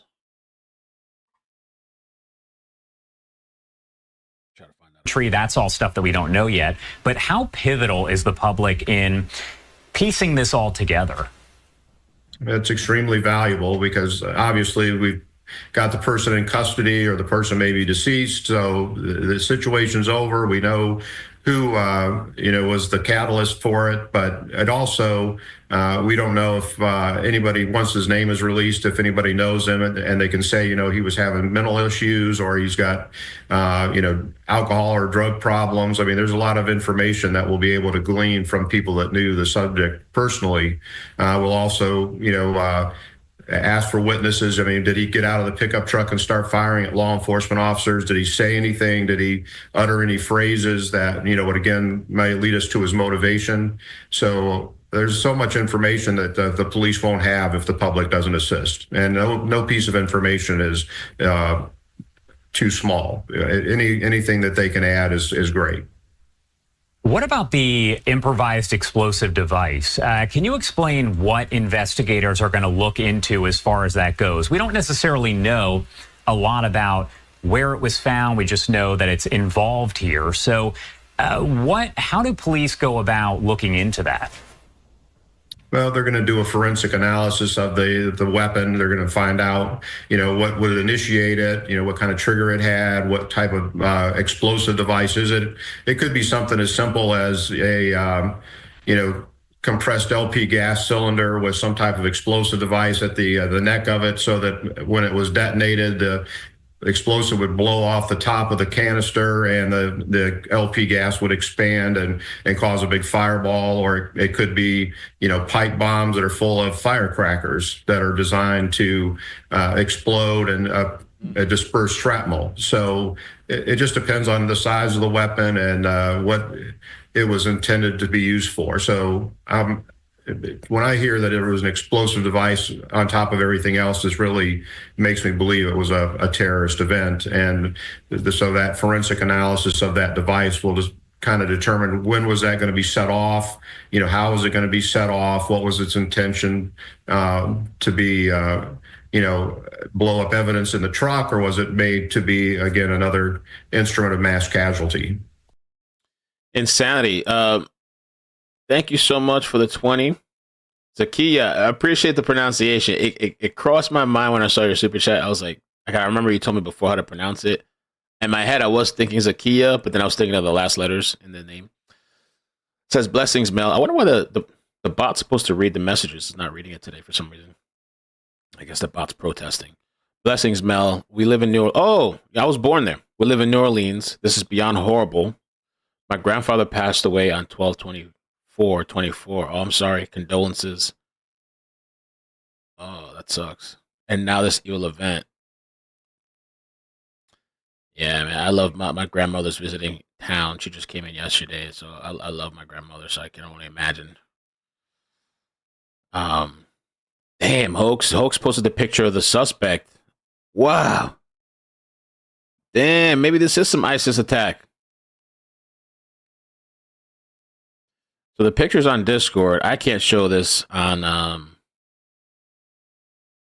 I cannot show this on YouTube. Hoax, can you maybe, I don't know, DM me the link to that? Maybe I can retweet it so people on Twitter can see it too, or wherever that came from. Or I could just tweet the picture, I guess. Wow. Holy moly. Man, like with all this stuff that's going on, these shootings and everything. Hey, Legendary, how you doing? Happy New Year, man. I honestly, man, when I go to get a haircut sometimes, I go to different places and I sometimes think, what if somebody were to come in here and start shooting? I literally have those thoughts. And then I'm sitting there in the chair and I'm thinking of like, okay, there's the back exit. Some of those places, they have like a back exit. I would think of like how it would run, where the person were coming from. That shit crosses my mind all the time. You can't really like live your life in fear either. I mean, you got to go out, you have to do things, all that kind of stuff too. But like, I don't particularly like super crowded, packed events. Me personally, I don't like feeling people on top of me. You can't even move, barely breathe. I mean, it looks fun. I saw the New Year's Eve event, New York, Times Square, and it was packed. And then the first thing that crossed my mind, I was sitting in my living room, and I FaceTimed my mother. So we did the countdown together. I'm gonna go see her later today, and I'm sitting there, and I'm thinking, damn, if something happened there, I mean, it's a huge, massive crowd, and then not only that, imagine people trying to run. When the crowd stampede, people running over each other and stuff like that. I think about that a lot when I go out now. What if a shooting happens here? What am I going to do? How am I going to react? What if I'm with my daughter? What am I going to do? How am I going to react? That thought crosses my mind all the time.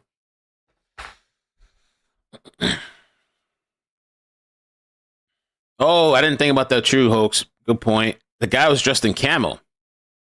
Okay, so hold on. Let me read that description he just said. Brown skin, black and gray hair. All we can tell, dressed in camel and boots. Yeah. That's crazy. I want to post that link on Twitter. By the way, breaking, Wilson sent this too. Stabbing suspect in New York City after knifing man on the subway train. Stabbing suspect on the run. I wouldn't be riding no trains in New York. I'm sorry. I'm glad I'm out of there. Not saying violence doesn't happen. Oh, here's a picture. Not saying violence doesn't happen everywhere. But I could not be on those trains in New York. Jam packed. I think it's gotten worse. I used to live in New York. I think it's gotten worse. Those subways, it's gotten worse. People, homeless people, or people just on drugs, or people have nowhere to live, so they're on these people mental illness. Everybody's just on the train, riding for hours and hours and hours, getting high. New Orleans. You know what's, I don't understand either. Like, I make these posts on Twitter and they always like take my shit down. Then I see these huge accounts posting the same shit. They don't do anything to them. But for me, they like flag it. They put a sensitivity warning. These huge Twitter accounts that post the same picture, nothing ever happens to them. I don't understand that. I curse somebody out, they shut down my tweet, make me suspend me, make it take it down. And meanwhile, these people doing all kinds of crazy shit. All right, rant over. As well at the scene. And again, I do just want to reiterate what we do know. I know we've been reiterating that a lot, but I think it is important to discuss as we do head into this press conference here shortly, set to begin in just about an hour or so. The FBI is investigating this incident as an act of terror. That's according to Fox News. Police saying the suspect died after he jumped out of his pickup truck and traded gunfire with responding officers. 2 police officers were injured and are in stable condition. City officials again saying 35 people injured, many of them taken to 5 local hospitals. And again, all of this happened at about 3:15 in the morning. 3:15 in the morning. So I just tweeted it out if you want to see it. If you guys could help me out with the like button too, I appreciate it. Share it out. Got to put for educational purposes. Maybe people just reporting my shit. I don't know. People do all kinds of stuff on Twitter, murder people, all kinds of shit. There's video, all kinds of stuff. But I tweet something out, they flagging my shit all the time. People that don't like New York are usually from America, Armpit, California. I don't know, man. What's this here? Start with her remarks. Thank you. Okay, just give us just a little space, ladies and gentlemen. Thank you. Good morning. First of all, we do know that the city of New Orleans was impacted by a terrorist attack. It's all still under investigation. You'll hear more after me. However, I have been in direct contact with the White House, with Governor Landry, and of course a unified command who is present here. What I'm asking at this time are prayers for those who have lost their lives in the city of New Orleans due to this tragedy. In addition to that, I'm asking the public to stay clear of 8 blocks around Bourbon Street. Stay clear from Bourbon Street, 8 blocks around. Very active, and again, a unified command is in place right now. I'm going to ask Chief Kirkpatrick to give you an update. You're then going to hear from our agent in charge relative to the FBI. So at this time, Chief Kirkpatrick. Thank you. All right. Good morning, everyone. This from last so night, I'm going to give you as again? much of the information I possibly can. We are going to give you an update a couple of times today. So we will give you just the basics this morning, all right? We had this event started at about 3:15. It did involve a man driving a pickup truck down Bourbon Street at a very fast pace, and it was very intentional behavior. This man was trying to run over as many people as he possibly could. It was not a DUI situation. This is a more complex and more serious based on the information we have right now. With respect to numbers, we have right now, and as you already know, this could change throughout the day. We do know that there are 26 injured people who are at UMC Hospital. We know we have 4 at Turo, 4 at Ochsner Baptist, 1 at Tulane, but even as I was walking out the door, I believe I have an unconfirmed additional people who have been taken to other area hospitals, possibly on the east side. But we will give you as many correct numbers as we can as the day progresses. It is a very tragic situation for me to tell you that we know we have 10 people that this man killed on Bourbon Street. That is why we do not want anyone on Bourbon Street today. Wherever you see yellow tape, please do not violate this tape. This is in order to protect and stabilize the scene. We have information to a certain degree of the demographics of those who are in the hospital right now. We do not know at this point how many could be tourists versus locals, but from the information I have right now, it seems the majority are locals versus tourists. What I also can tell you is that this man, this perpetrator, he fired on our officers from his vehicle when he crashed his vehicle. Yeah. 2 of our officers have been shot. They are stable, and we will give you an update on them. I have yet been able to go to the hospital. I will be leaving here for us to go visit our officers. This is the same thing as the called in earlier. every officer that we have. We have so much Keep playing the same shit appreciated over. our partnerships who have also offered us staff. Last night, we had over 300 officers out here. And because of the intentional mindset of this perpetrator who went around our barricades in order to conduct this. And it's interesting, she's saying that he went around the barricades, but that witness on the scene is saying that that witness, we're going to talk about Trump's post. We're going to talk about this because this person came through the border and stuff. Apparently that's what they're saying, that this person came through the border. So we're going to talk about that too. They're saying the New Orleans attack suspect came through Eagle Pass, Texas 2 days ago. The suspect's citizenship status is not yet confirmed. Through Eagle Pass, Texas. Entered the United States through Eagle Pass, Texas. That's what people were saying.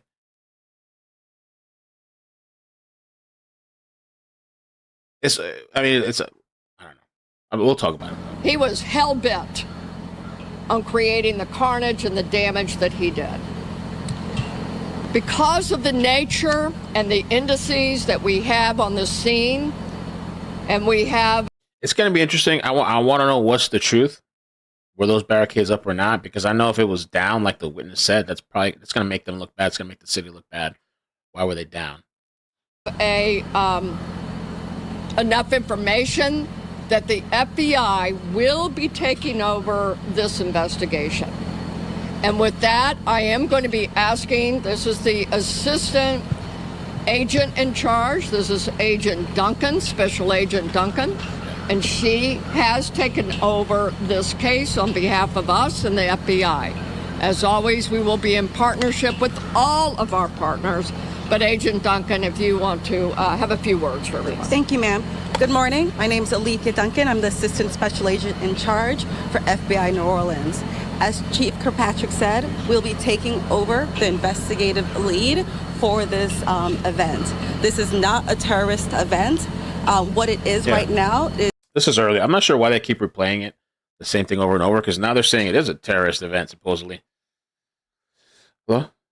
From Bourbon. Okay. Can you elaborate on the device? Okay. She did say something about the device. We actually are not going to be taking questions this morning until we have more information. That's why we will give you an 11 o'clock briefing. So until then, please hold your questions. We will give you everything that we possibly can, okay? So 11 o'clock, we will see you at the headquarters, and we will go again from there, okay? Chief, were the bullards engaged? Were the bullards engaged? Update. A set of barriers set up to prevent terrorist attacks along Bourbon was being replaced when that incident happened this morning.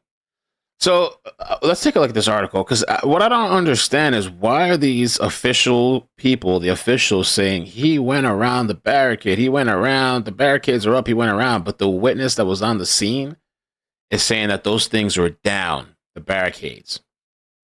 Barricades were down. And then Sarah sent me this article. Hold on, I'm going to pull it up for you guys. Because it sounds like some type of BS is going on. I want to know what's the deal with that barricade. Let's see, I bookmarked it here. Let's take a look at this.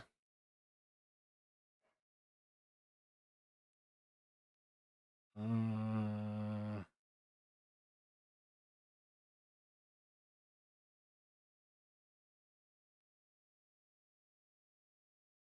set of security barriers that were set up in 2017 to prevent terrorist attacks along Bourbon Street were in the midst of being replaced when the incident happened. Wow. What kind of timing is that? Right? Did this guy know about this? That it was being replaced? Hold on. It's right here.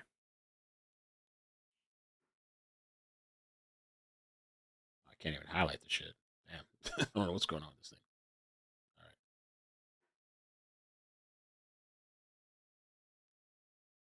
According to the advocate, a set of security barriers that were set up in 2017. So they knew this was a hot spot, dangerous spot, potential terrorist threats. To prevent terrorist attacks along Bourbon Street were in the midst of being replaced when the incident happened. And so we're waiting for the press conference, 12 Eastern, 11 Central. It's supposed to be a press conference, a new update.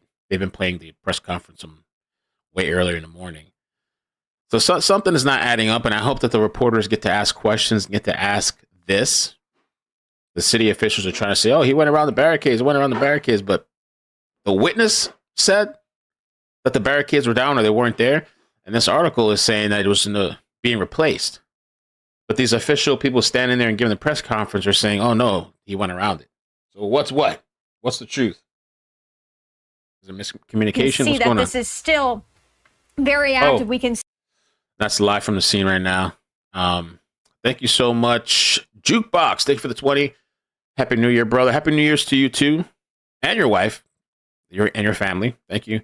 Wife is former military and says if it is ISIS, then he wasn't the only one to cross last night. Not how they work. Amazing coverage as always. Thank you for all you do. From Garage Fly Radio. Thank you. I like the name of that song. It's going to go Garage Fly Radio. Garage Fly Radio. That's a website. Oh, you're on iHeart Radio too. All right, cool. Thank you. Well, also, I guess Trump had made a post. He reacted to this attack. They're saying terrorist attack, I think now. Seems like they're saying terrorist attack. When I said that criminals coming in are far worse than the criminals we have in our country, that statement was constantly refuted by Democrats and the fake news media, but it turned out to be true. The crime rate in our country is at a level that nobody has ever seen before. Our hearts are with all the innocent victims and their loved ones, including the brave police officers of the New Orleans Police Department. The Trump administration will fully support the city of New Orleans as they investigate and recover from this act of pure evil. And when you think about it, because we don't know, they said they're starting to get the demographics of the victims, so we don't know. Maybe a kid was killed, a child could have been killed. You know, when these people do these kind of attacks, they really don't care who they kill, who they injure. You know, there could be kids in the crowd. You know, I'm sure there was kids probably in the crowd. You know, and like Jukebox said, shit, who knows? Maybe there's others. Maybe there's other. They know it's open season. The border, man, that thing, it's. They've been trying to deny that the border's fine, or we're just going to put some more whatever there. But it's been a major problem for a very long time. They want to pretend, you know, nothing's happening. Oh, it's okay. Even though we keep seeing all these crazy attacks, all these rapes, all these stabbings, all these murders, all these kidnappings, all this stuff going on. I mean, you know, and they want to tell you, no, if you say anything, it's racist. You can't say nothing. For a couple of years ago, they shut you down, cancel you, demonetize you, you can't even mention it. According to federal sources, the suspect drove a truck with that Texas license plate. Okay. So this is just coming into our newsroom. This is from Griff Jenkins and David Spunt working their federal sources on this. The suspect drives that truck with a Texas license plate right through Bourbon Street. According to their sources, to Spunt and Jenkins, this person came through Eagle Pass, Texas, 2 days ago, okay? So we're going to leave that up on your screen. And these are just those new photos. I just keep thinking, from covering these things and also from going to these big events and, wanting to be part of it and having fun. I mean, who thinks you're going to go out in an area that looked like it had security? I mean, 300 police officers, they had security in the area, and then you end up, having a car and a person drive right down the street, killing at least 10 people. They have a coroner's truck out there right now. So we're going to have to figure out exactly. Yeah, I guess we're going to see what else comes out. Hopefully the press conference, they, release more information. Hopefully it's pretty detailed and not vague, ambiguous, And again, this person's picture's all over Twitter, the suspect, and it's posted on Discord too.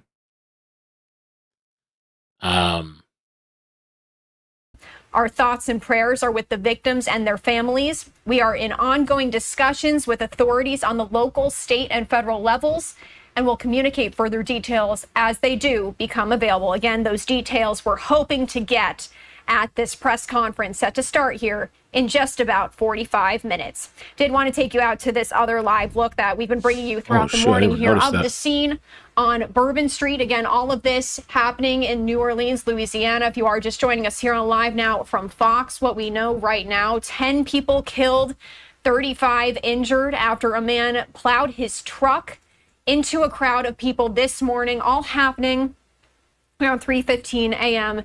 Eastern time. We also do have some issues on we have an update on family reunification information on this incident. Families of victims arriving at the University Medical Center are now being asked to go to the UMC Conference Center on the first floor that is across from Tower 2, which is the midpoint of the hospital. I did also want to turn over to one of our Fox News correspondents, Alexandria Hoff. She does have a new report out for us that I do want to play for you right now as we do await more information. Okay, yeah, we're not doing that. We did this shit like 3 times. Not recording it. Number 2, it does look like it has at least an interstate component. The truck has a Texas license plate on it. So anything that crosses state lines immediately falls into the FBI's jurisdiction. So step 1 is to possibly identify the subject. The reports are that the subject was killed during the attack. So making sure that they fully identify him, and with that, trying to do search warrants of any residences or known locations that he may have. And then secondly, trying to identify his ideology, what his motivation was. Was he a member of a group carrying out this attack on behalf of a group? Did he have a particular grievance that was more individual based? Or in some cases, which is not as often as many people think, did he have some kind of mental defect? And was that driving him towards this? Can I ask you, because we're in a situation where both the Mayor of New Orleans and the FBI are effectively investigating this as a terrorist incident. In the US, what is the criteria for something to be classified as a terrorist incident? I don't know. They call Luigi a terrorist. It's challenging. So the act itself, he clearly drove into a crowd seeking to cause mass casualty events. He used explosive devices. He also used a firearm. So this is a complex attack. So the MO itself suggests that it would be an act of terrorism. So the definition of terrorism, the legal definition of terrorism, as far as the attack, it does also need to use terror to influence a political or ideological or religious goal. So you need that kind of ideology to go with it. If not, it's just violence, right? It's a horrific act of violence, but if it's not intended to influence a government or a people, then it's not officially terrorism. So the reason that I'm asking is because you say that the ideology has to be a part of it. So the fact that we have had this classification of terrorism, does this give us a kind of clue about the authorities knowing a little bit already about this individual? So perhaps, but an investigation is intended to find out these things. So an investigation could end with, we have not found an ideology, which is exactly what happened with that horrific mass shooting that happened in Las Vegas years ago. The FBI and the Las Vegas police were never able to get to a conclusive ideology. It was a disturbed individual who opened fire on a crowd, but they could never really pinpoint an ideology. What makes it equally or increasingly difficult these days is we have what's called a salad bar ideology approach too, where because the gateway into terrorist groups, formalized terrorist groups like Islamic State and Al-Qaeda and others can be difficult, people go online and they just affiliate with ideologies or group membership, things that are convenient to them or appeal to them. So they might take different components from different groups or movements and create their own kind of motivation and ideology. The attacks taken place on the cusp of the Donald Trump presidency. We've, of course, seen the statement from Joe Biden, which is, I guess, the kind of statement that you so often hear from leaders in these kind of terror events, where he says that his heart goes out to the victims, the full force of the government will be behind them. The statement that we've had from Donald Trump on Truth Social is rather different. He said, when I said that the criminals coming in are far worse than the criminals we have in our country, that statement was constantly refuted by Democrats and fake news media, but it turned out to be true. The crime rate in our country is at a level that nobody has ever seen before. Do you think we are going to see a much more, I guess, political reaction to these kind of events in the future? They're always political. I think there's going to be a different approach to investigating domestic extremism under the Trump administration, and he's already signaled that. But I do think the Trump administration, with regard to terrorism writ large, will continue to carry out the mission and the investigations to keep the country safe. Certainly, the previous Trump administration was very aggressive on international terrorism, transnational terrorism. But I do think the administration will investigate extremist groups of any kind domestically as well, because many of these groups are anti-government. So it would be in the interest of the Trump administration or anyone to make sure that there is stability in the United States and not these random acts of violence or deliberate and targeted acts of violence, whether it's extreme right groups, or I think you're going to see a reemergence of some leftist groups here in the United States as well in response to the Trump administration. If you could just hang on the line for 1 minute, because there is more that I want to talk to you about, but I just want to bring everybody some more detail about the vehicle that was involved in this morning's attack, because we do have the first image now of that vehicle. So you can see the white Ford F-150 Lightning.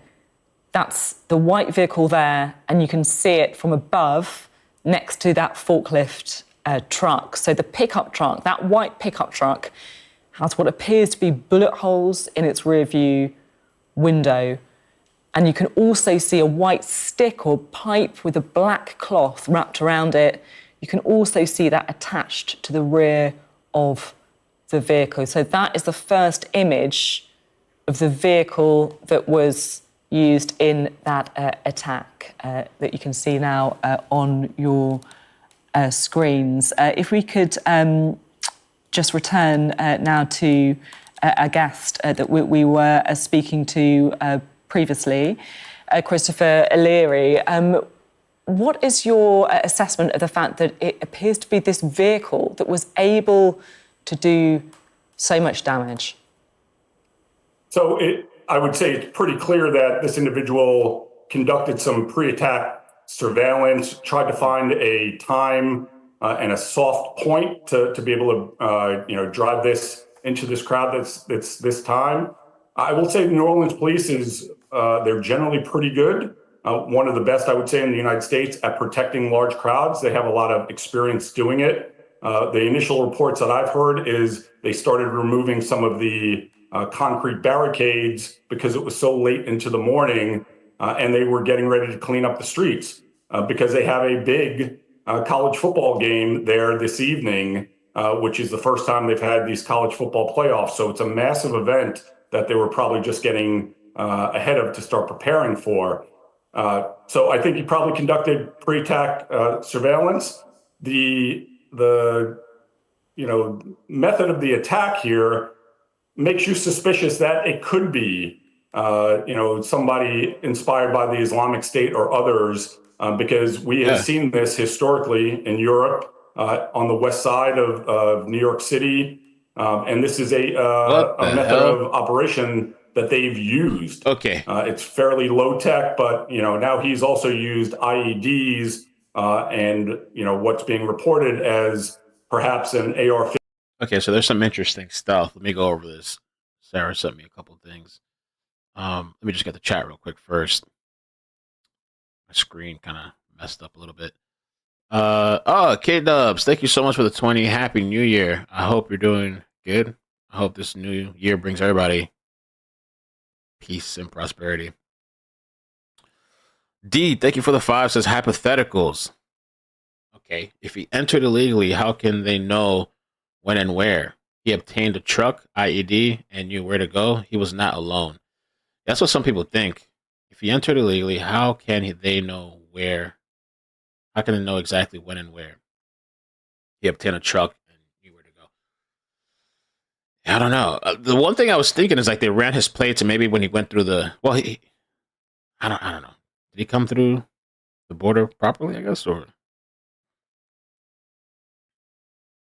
just drove through? Thank you for the month. More here. Happy New Year to all. Oh, K-Dubs, thank you so much for the memberships too. 10 memberships. Wait, my soundboard's not working. All right, let's cover some of the new. Thank you so much, K-Dubs. Gracias. Okay, this stuff is kind of interesting. Let me just pull it up here. Bookmarks. Okay. Well, let's look at this first because this kind of stood out to me. Let's see. Fire at Saint. Let me minimize this. At Saint Roch Rental. May be connected to the mass casualty Bourbon Street attack, sources say. Let's see what they had to say over here. Dozens of people were evacuated from St. Roch area Wednesday morning after a fire broke out at an Airbnb that investigators believe is connected to the deadly New Year's Day attack on Bourbon Street. Law enforcement officials and bomb squad detectives were called to the 1329 Mandeville Street after firefighters doused flames that broke out at the rental. According to sources close to the investigation, investigators believe the Airbnb was rented by the suspect in the Bourbon Street attack, sources said. Officials did not immediately release more information about the fire. Is this where the suspect was staying? What happened over here? Fire at St. Roch. Okay. So I'm going to try to pull that up on the maps in a minute. We'll look into that. And then there was something else I wanted to play while we wait for the press conference. Got 30 minutes to the press conference. There's a press conference at 12 Eastern.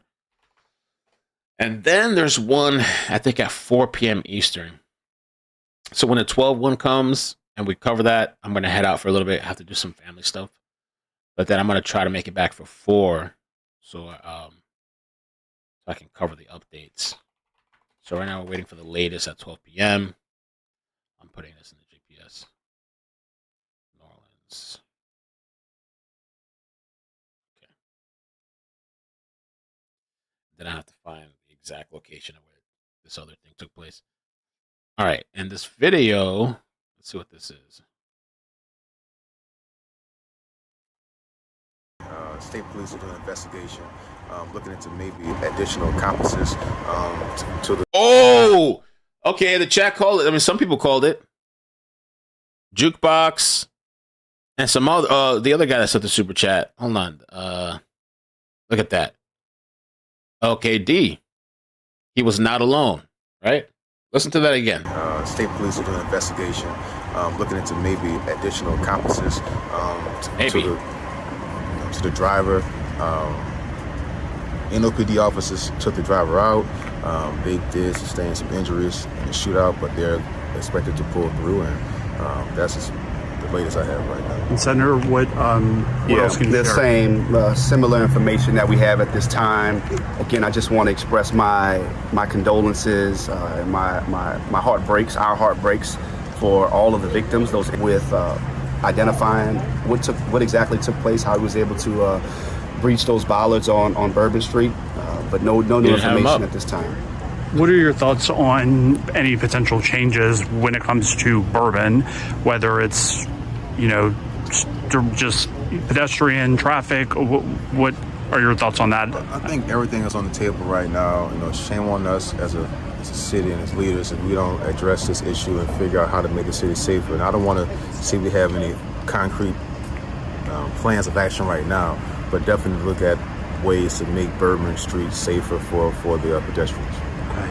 Anything else y'all want to add? Yeah, I'll just add again that everything will be assessed and analyzed, and whatever we can do at the state level to support our local leadership, who I know is doing everything within their power to find out how we can make it more safe, we're going to do that. Okay. And I was tagged in this picture by The Real Deal. My money is on this is the ISIS flag. Let's see. I think this picture makes it more possible. Maybe the guy had an ISIS flag on his truck.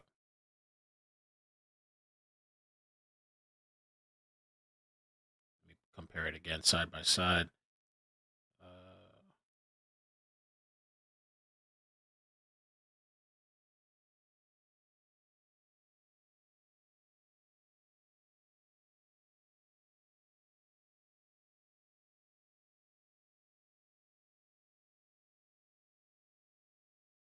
Maybe.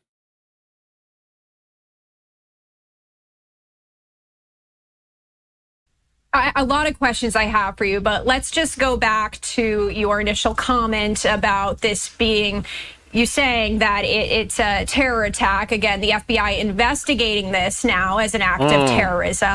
Yeah, Jonathan might have been onto something. According to BNO News Live, okay, I don't know if they're getting this from my live stream. No, it said ABC. Jonathan, I don't know if you're still watching. Look, just in, truck used in New Orleans attack was rented through car sharing app Turo. So, but I don't know. Didn't they say that the thing came through the border, entered into the United States? How does that work? The car sharing app? Did he rent it on the? Is it? I guess it's in different. It's not just a U.S. thing. Turo.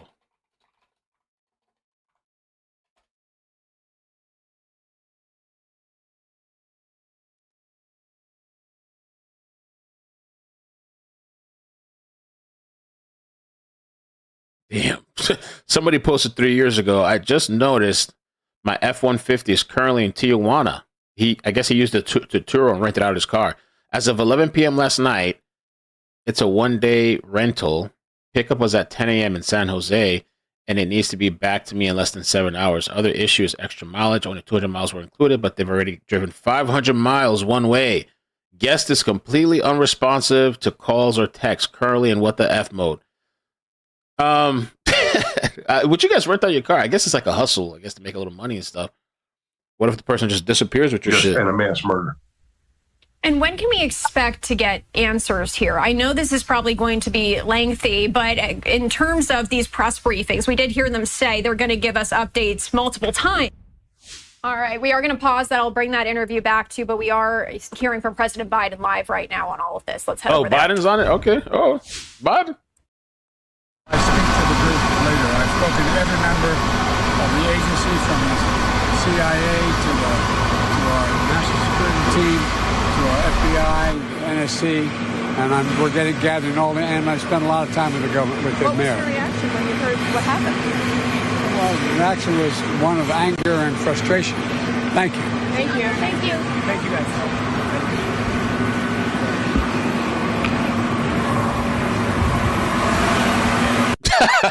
The net. Hope so, Mike. That's not right.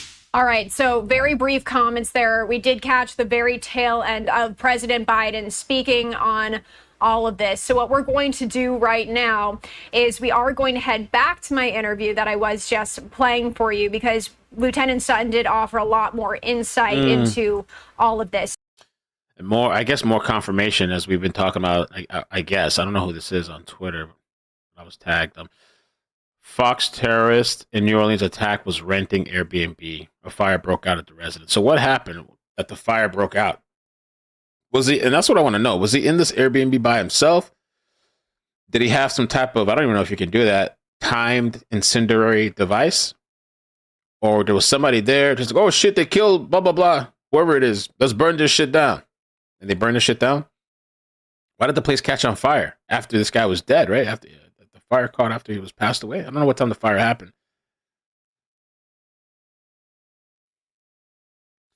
And more articles are just talking about the same thing about this barrier was being replaced. So I don't know why the main... I hope they address this in the press conference coming up about these barriers. Security barriers were installed to protect Bourbon Street in 2017 as cities around the world hardened their defense following the horrific 2016 terrorist attack in the French city of Nice. But the barriers in New Orleans, which could have been raised temporarily to block traffic, were in the process of being removed and replaced with a stainless steel bollards. Police said Wednesday morning that the suspect evaded barricades during the attack, but it's not yet clear how, or if he was able to access the street where the barriers were replaced. This has we seen this play out multiple times before, and in terms of planning something like this, I mean, like you said, we're seeing explosive devices. In terms of planning this, how was that really possible given the amount of law enforcement So Jonathan was right about this too, because the vehicle that we were looking at, and remember, I thought some people thought, I thought maybe it was a possible reach, but also with similarities. So the listing that he posted, look, vehicle is currently disabled. Oh. Damn.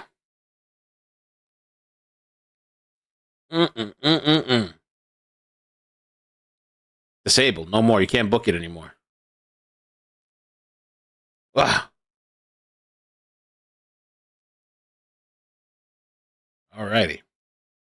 Quite often in the last few years, it's unless they had temporary barricades up, and these temporary barricades they're only for traffic control. They're not for security, really. Okay, and some more interesting stuff. Another witness. Okay, thank you, my Mount View. Witness says driver punched the gas, allowing him to run over the barricade. So one witness said there was no barricades. This other witness says this guy ran through the barricades. Let's take a look at this. Yeah, we were coming through the intersection, and it all just happened so quickly. But the guy in the pickup truck just punched the gas and mowed over the barricade and hit a pedicab passengers. And there were just bodies and the screams. I mean, you cannot think about, unhear that. It was chaos and very, very scary. What you saw last night. Yeah, So those barricades or whatever was up, because this person that we were just watching, we've seen this interview already, but he was talking about that whatever they had there is not really meant to it's just kind of like a traffic thing. Don't come through here, but it's not meant to actually prevent somebody from ramming it, I guess.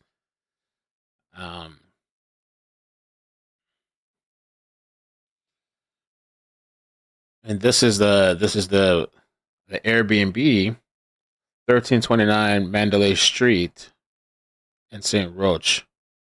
This is where the place turned, a fire turned out to be there. That's what I was wondering too. How the hell this place lights on fire after the dude's gone? Somebody here said timed fire or he has friends.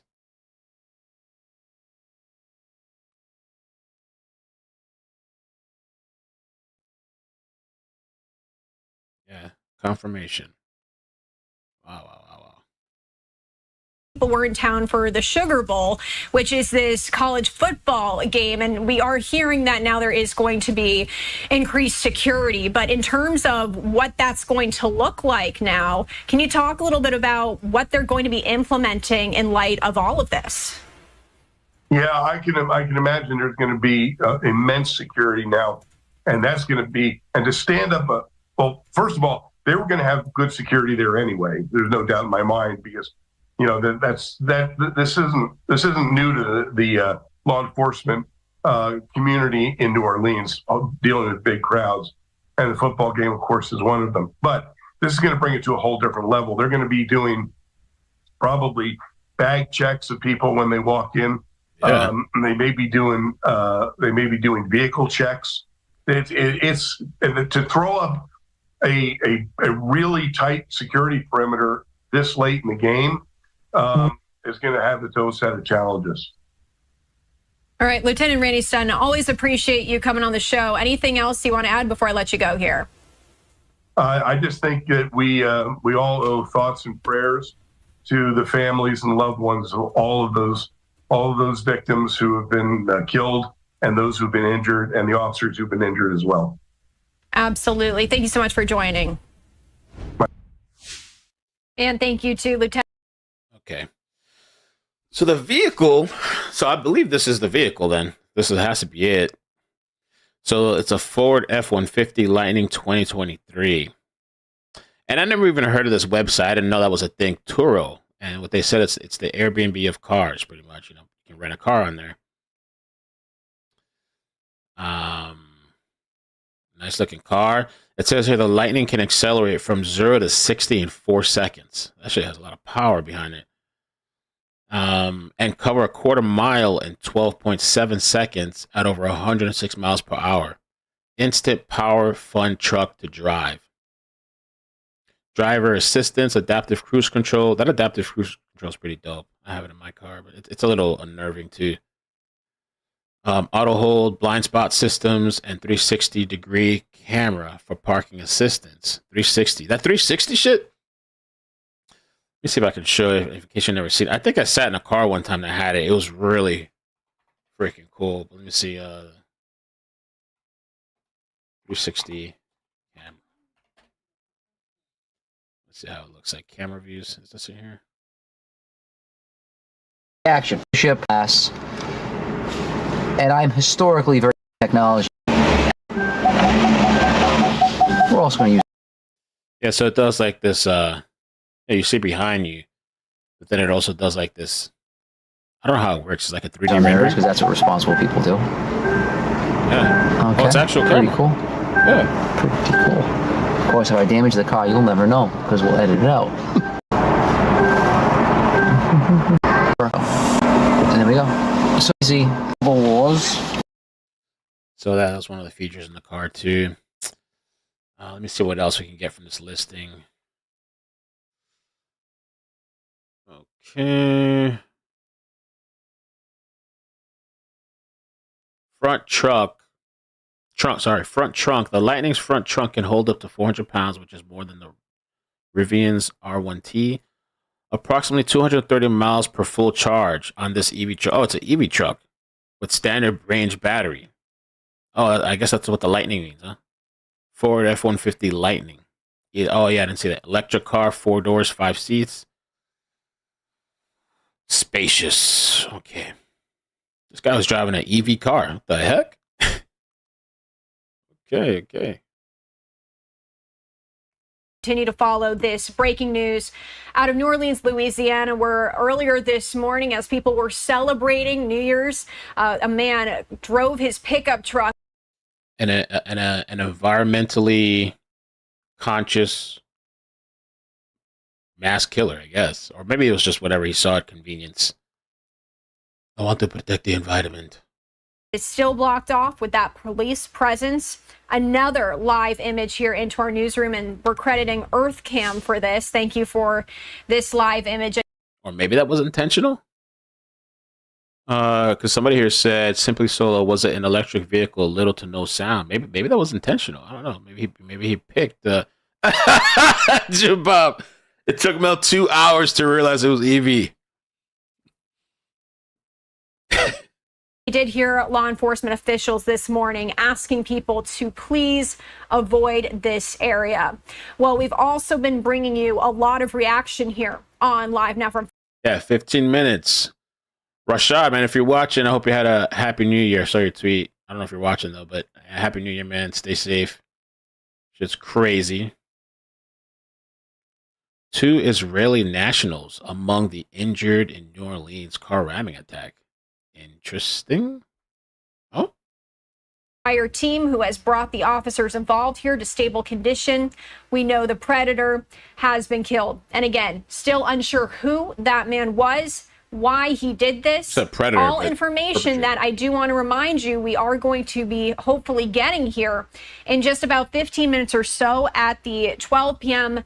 Eastern time hour here on Live Now from Fox. Did also want to read you this reaction that we brought you a little bit ago, but I did want to share it because it is from President Joe Biden. He has been briefed on all of this, and we did get this statement in from the White House, and this is what it says. It says, quote, President Biden has been briefed on the horrific news that a driver killed and injured dozens of individuals in New Orleans overnight, and the White House has been in touch with the New Orleans Mayor Cantrell to offer support.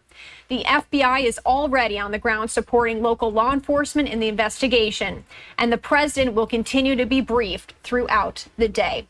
I also did want to try and pull up this statement if we can here. Again, this is from the Sugar Bowl CEO, and if you are just joining us here on Live Now from Fox, the Sugar Bowl is this college playoff game that is. Okay, so Rebecca posted some pictures on Discord, and she said this is what they use in Connecticut. I guess I'll just show the whole thing. I don't feel like saving it and whatever, converting, but that's the barricades over there when they have parades. This looks pretty. It's like concrete cinder blocks. I don't know.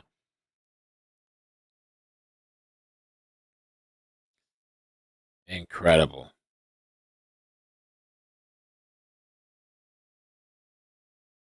A statement from President-elect Donald Trump. I did want to read that out as well to you. And let me just pull up this live image for you right here as I read that to you. Okay, so this is on his platform, Truth Social. It says, quote, the crime rate in our country is at a level that nobody has ever seen before. Our hearts are with all of the innocent victims and their loved ones, including the brave officers of the New Orleans Police Department. The Trump administration will fully support the city of New Orleans as they investigate and recover from this act of pure evil. All right, I did also want to pull up 2 more reactions that my wonderful producer Carla has been pulling in for us here on Live Now from Fox as we do get these reactions in from lawmakers. This is from New York Governor Kathy Hochul. She says, quote, we pray for the families of those we lost and everyone impacted by last night's horrific terror attack in New Orleans. We have no indication that there are any credible threats to New Yorkers. At my direction, the New York State Police are on high alert to keep our communities safe. All right, and Carla is also going to pull up this one from Texas Governor Greg Abbott, as we're also just getting this into our newsroom. Our prayers go out to the victims of this heinous crime in New Orleans. I have been briefed by the Texas Department of Public Safety on this attack and commanded them to get to the bottom of it immediately with a special focus to ensure no one in Texas faces any safety threat. Again, all those reactions coming in, and my producer's actually saying we do have one more coming in right now. All right, so that should be up on your screen right now. Office of Lieutenant Governor Dan Patrick, he's saying, quote, all Texans join Jan and me in standing with our neighbors in Louisiana in the wake of what the FBI is calling a terrorist attack. We pray for the families of those who have lost loved ones and those who are injured. Once again, we are. Yeah, it's just horrible, man. Horrible. JB, thank you for the 5. Happy New Year's. And thank you for the 1-year membership too. I think you've been longer, but that's the emoji. I wonder if he rolled up the flag himself beforehand to avoid being stopped. Oh, good question. Maybe so. Maybe he felt it would draw a lot of attention if he was driving around with it fully opened. Yeah, maybe he closed it himself. He knew that it was going to be investigated. A lot of people, too, are talking about what was around this guy's neck. Looks like a belt or something, but other people are saying maybe it was a sling for him to hold his gun. Looks like a giant collar. Looks like a belt. I don't know what that is. Okay, 10 minutes to the press conference. Hopefully it's enlightening. Hopefully they reveal, I mean, I don't know, we've seen the person's body, but hopefully we get some more information and confirmation. And also the whole barricade thing, what's up with that? Was it up? Was it down? And the whole thing with the rental of the vehicle, supposedly, and coming in through Eagle, Texas. And then the rental that was burnt down. And then now they're saying that the person supposedly had body armor. ABC News confirms suspect wearing body armor. A helmet can be seen near his body. So there's a different angle. I haven't seen this yet. I can show the helmet. I don't want to show the guy's dead body. I mean, I'll post it on Discord. Give me 1 second.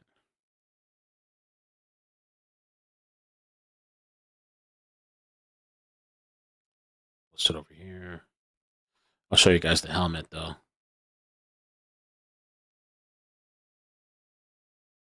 And I want to try to confirm that ABC News thing, too.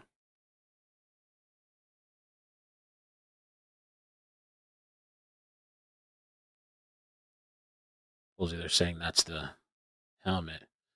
Terrace in New Orleans, body armor. Let's see.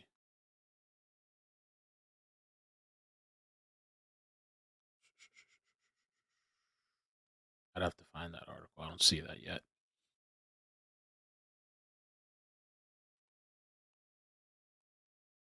Yeah, some reports claim the suspect was wearing bulletproof body armor, though there's no confirmation. Let's see what else. Let's see.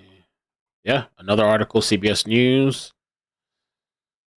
The man was trying to run over as many people as he could.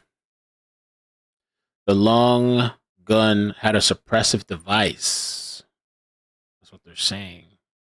The long gun had a suppressive device on it that acted as a silencer, according to sources on the scene.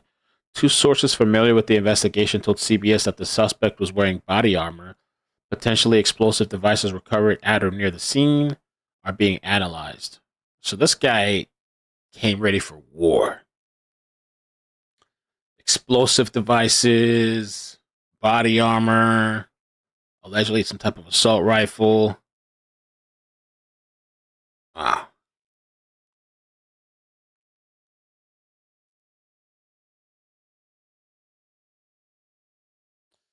Says the truck crashed into people on Bourbon Street at high speed, and then the driver started firing a weapon from inside the vehicle with police returning fire.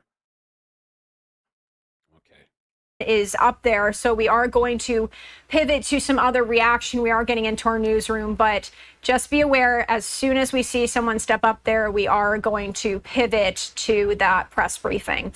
Again, as promised, let's head over to some social media reaction right now, and we're going to start with this off of the social media platform X. Again, we've been telling you all morning here, the FBI is now investigating this as an act of terrorism, and so here is a post from them that I do want to read to you.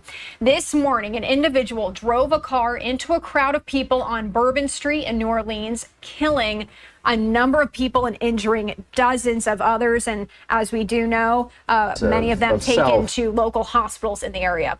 The subject then engaged with local law enforcement and is now deceased. The FBI is the lead investigative agency, and we are working with our partners to investigate this as an act of terrorism. So again, that statement in from the FBI. I did also want to pivot because we do have this new information in from the White House. You're seeing a portion of it on your screen right now. I have the full thing pulled up in front of me, and so I am going to read that to you right now. President Biden called New Orleans Mayor LaToya Cantrell this morning to offer full federal support following the horrific news that a driver killed and injured dozens of individuals in New Orleans overnight. He has been briefed on the latest developments by senior FBI and DHS leadership, and his Homeland Security team, and he will continue to be briefed on this incident throughout the day. The FBI is investigating this incident as an act of terrorism, and President Biden has directed his team to ensure every resource is available as law enforcement works to get to the bottom of what happened as quickly as possible and to ensure that there is no remaining threat of any kind. All right, so again, that just in from the White House that we did.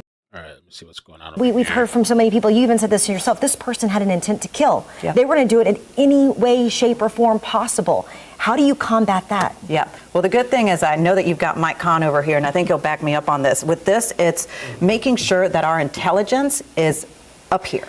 Our intelligence has to be key. So that means working even closer, more diligently with the FBI. FBI needs to enhance their efforts in New Orleans now that we are clearly have been shown to be a target. So the intelligence piece has to be key. And so I think that that's one piece of it. And then again, what can we do? What can we learn from this particular event to make sure that something like this doesn't happen again? What could we have done potentially to have prevented this person from, running into Bourbon Street the way he did with his vehicle? What could have happened? Any additional flags that maybe we could have looked at or seen through the many cameras that we have across our city? Is there something that was missed?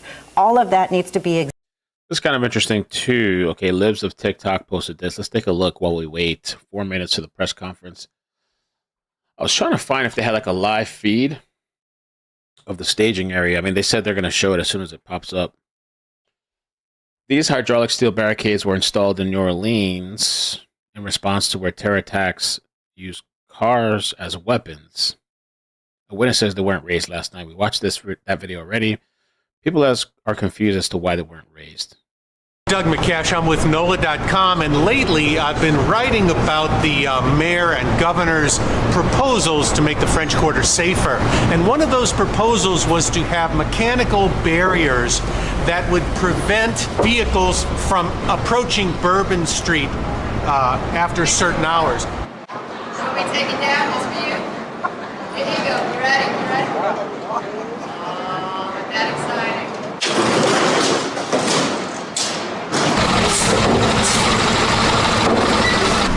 There were terrorist attacks in Nice and in Berlin where terrorists used trucks as weapons. And this is supposed to protect us from that.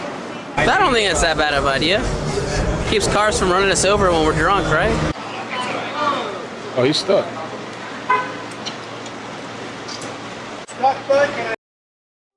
We have these hydraulic steel barriers from past events. Last Mardi Gras, this happened to an extent, maybe not terrorism, but still people getting hit in mass population with vehicles. Those barricades were not up, period. They had the flimsy orange ones that you could just push over with your finger. We actually thought it was kind of odd because usually when you get to Bourbon Street, you can turn your back to Canal and not worry about anything. You can just walk the street, especially on New Year's, and there were still vehicles coming after 8 p.m. And then, I mean, the fact that they never raised them, that's how this guy was able to get down Bourbon Street so quickly and cause so much damage. Because there's other barricades past the Canal and Bourbon intersection. There's more like every 2-3 blocks. So what was 10 or 15 dead and 30 wounded could have only been maybe 5 and 15.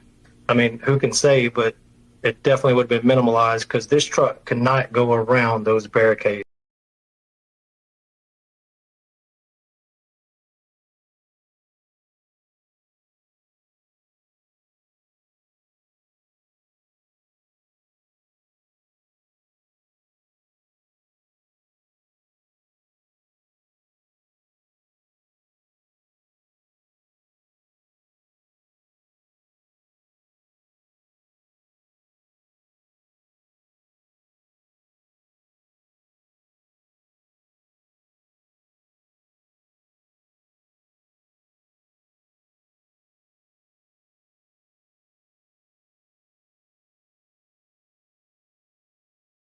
situation. What goes through your mind when you hear that?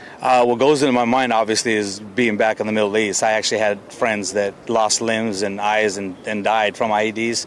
Man, the IEDs, just to hear the term IED in America, it just blows you away. It's just not a good look for us.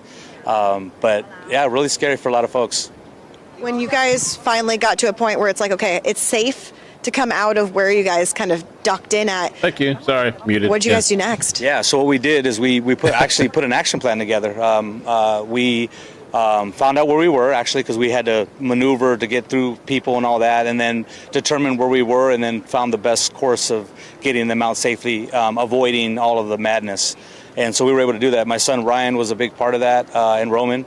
Both of them did really well in that situation. They kept their friends close, and we were able to kind of circumvent the situation by going a couple of streets over and then back over to the hotel. But it took us about a good 30 minutes to get maybe a half mile with everything that was going on. Yeah, it took a while. And when you had pulled up, were law enforcement kind of just all over the place at that point? They were, yeah. So law enforcement was in place. There were a few posted law enforcement agents there.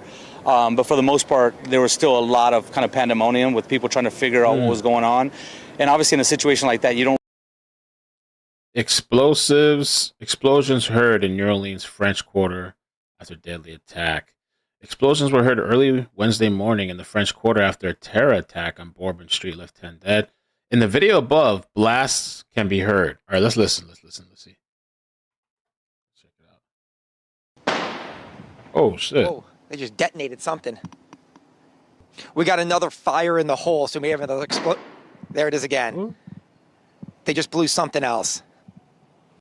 I wonder if that's what, because in one of the reports that we heard earlier, they said that they were going to detonate the explosive devices just to be safe, like to make sure they don't know if it's viable or not. So that I heard somewhere they were going to detonate them. Whoa, they just detonated something. We got another fire in the hole, so we have another There it is again. They just blew something else. Is that smoke over there?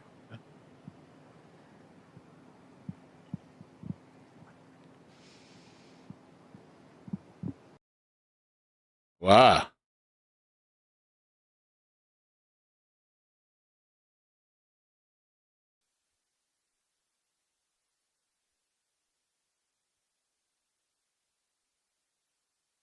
Yeah. Thank you, Kuya. That's what I think it was. Okay, still waiting on the presser. Come on.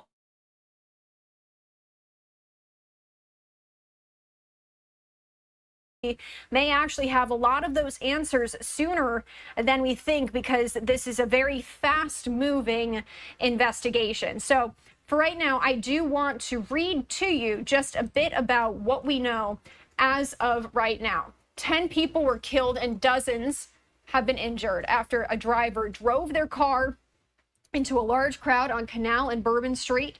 Again, all this happening at about 3:15 this morning. City officials saying 35 people are injured, many of them taken to local hospitals. The FBI investigating this now as an act of terror.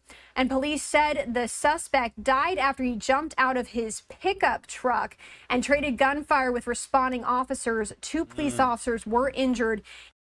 Yeah, 4 minutes ago. Thank you, David. At least 4 suspicious packages have been detonated along Bourbon Street in New Orleans, as part of an improvised explosive device investigation. It's also been confirmed that the suspect was wearing full body armor.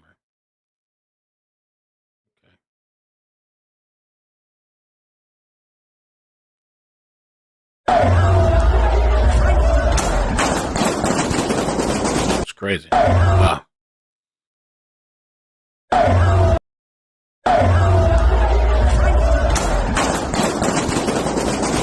That must have been scary as shit last night. Wow. Change the image here because it does look like someone has stepped into the screen. All right, no, I stepped back out, so let's leave it there for a second. But again, we did hear from President-elect Donald Trump And we also heard from President Biden saying his heart going out to the victims of the Bourbon Street attack as well. He did say, and I do want to read that quote a little bit to you again, the FBI is taking the lead in this investigation and is investigating the incident as an act of terrorism.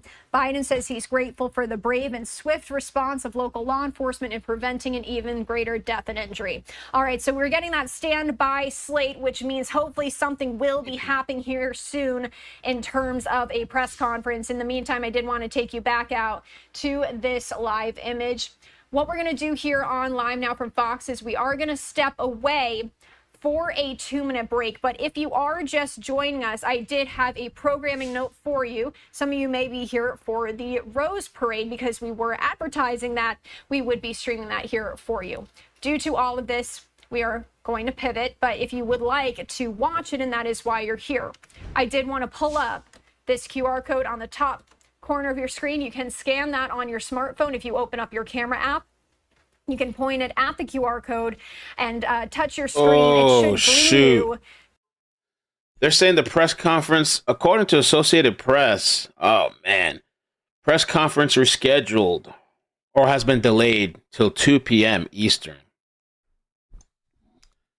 Oh, man.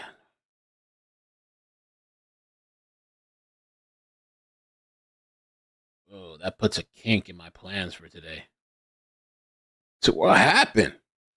According to the Associated Press, the press conference has been delayed and will now start at 2 p.m. Eastern.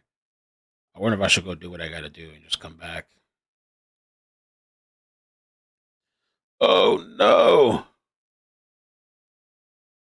They pushed it back. Yeah, maybe so. Info keeps coming. I don't know if I should just leave the stream running or I should start a new schedule a stream for 2 p.m. Oh, no. Witnesses describes unimaginable casualties. Oh, this is the full version of the interview. Let's see real quick here.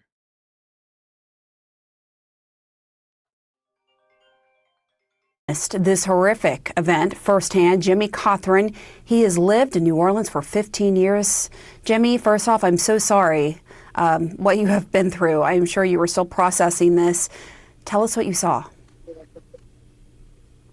About 3:05, 3:10 this morning, me and my friend were heading from Lower Bourbon towards Canal. We seen up towards Crystal Burger and all that there was just a lot going on. And so we ducked off into a nightclub real quick. And within 2 minutes of walking in, 4 or 5 girls come running in, push past security and hide under tables.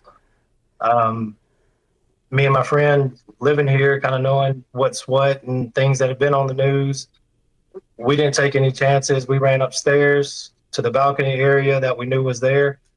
And when we got up there, it wasn't anyone chasing anybody. It was just unimaginable casualty. I mean, just the disfigurement and the bodies strewn, something you can't unsee, you'll never forget. Directly at our feet was definitely a mother, twisted up, obviously deceased. We counted around 8 bodies very quickly right in our area. One gentleman crushed, had tire tracks across his back.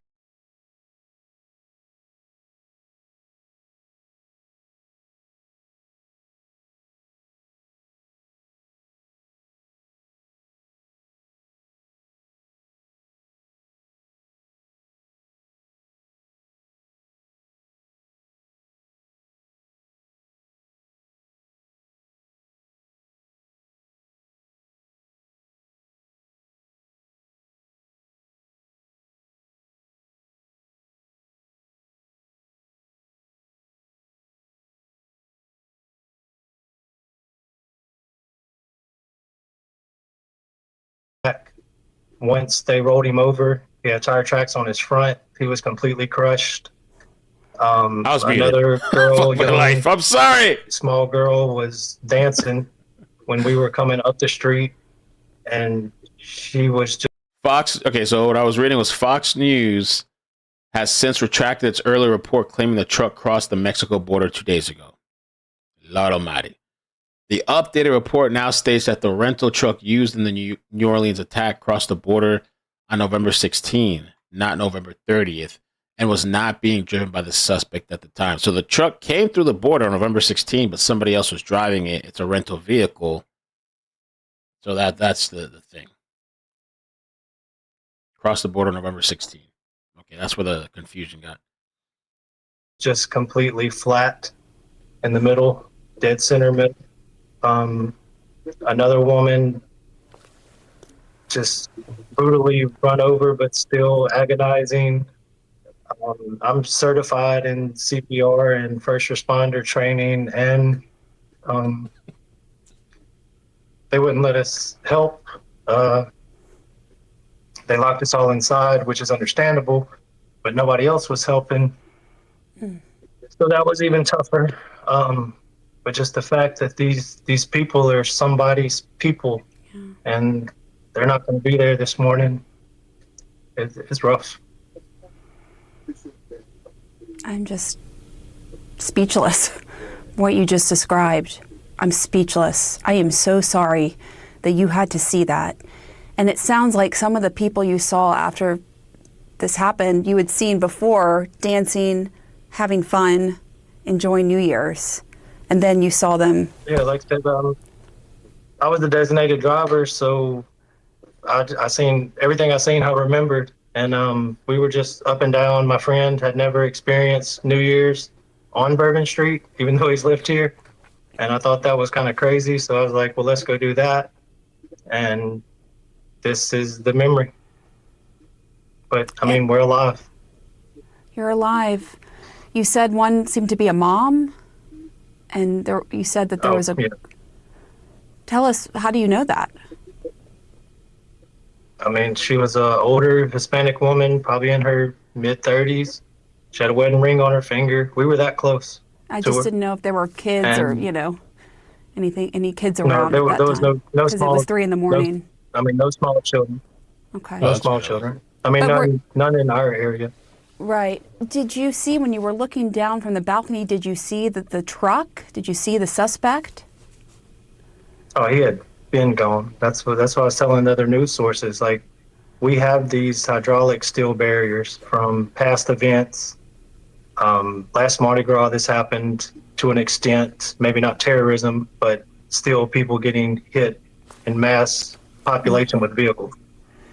Those barricades were not up, period. They had the flimsy orange ones that you could just push over with your finger. Oh, so he's saying, he already said this, the barricades were not up, but some people are saying it was. He's saying all they had was those little flimsy orange cones? Population with vehicles. Those barricades were not up, period. They had the flimsy orange ones that you could just push over with your finger. Oh, okay, some type of barricade, orange barricade. We actually thought it was kind of odd, because usually when you get to Bourbon Street, you can turn your back to Canal and not worry about anything. You can just walk the street, especially on New Year's, and there were still vehicles coming after 8 p.m.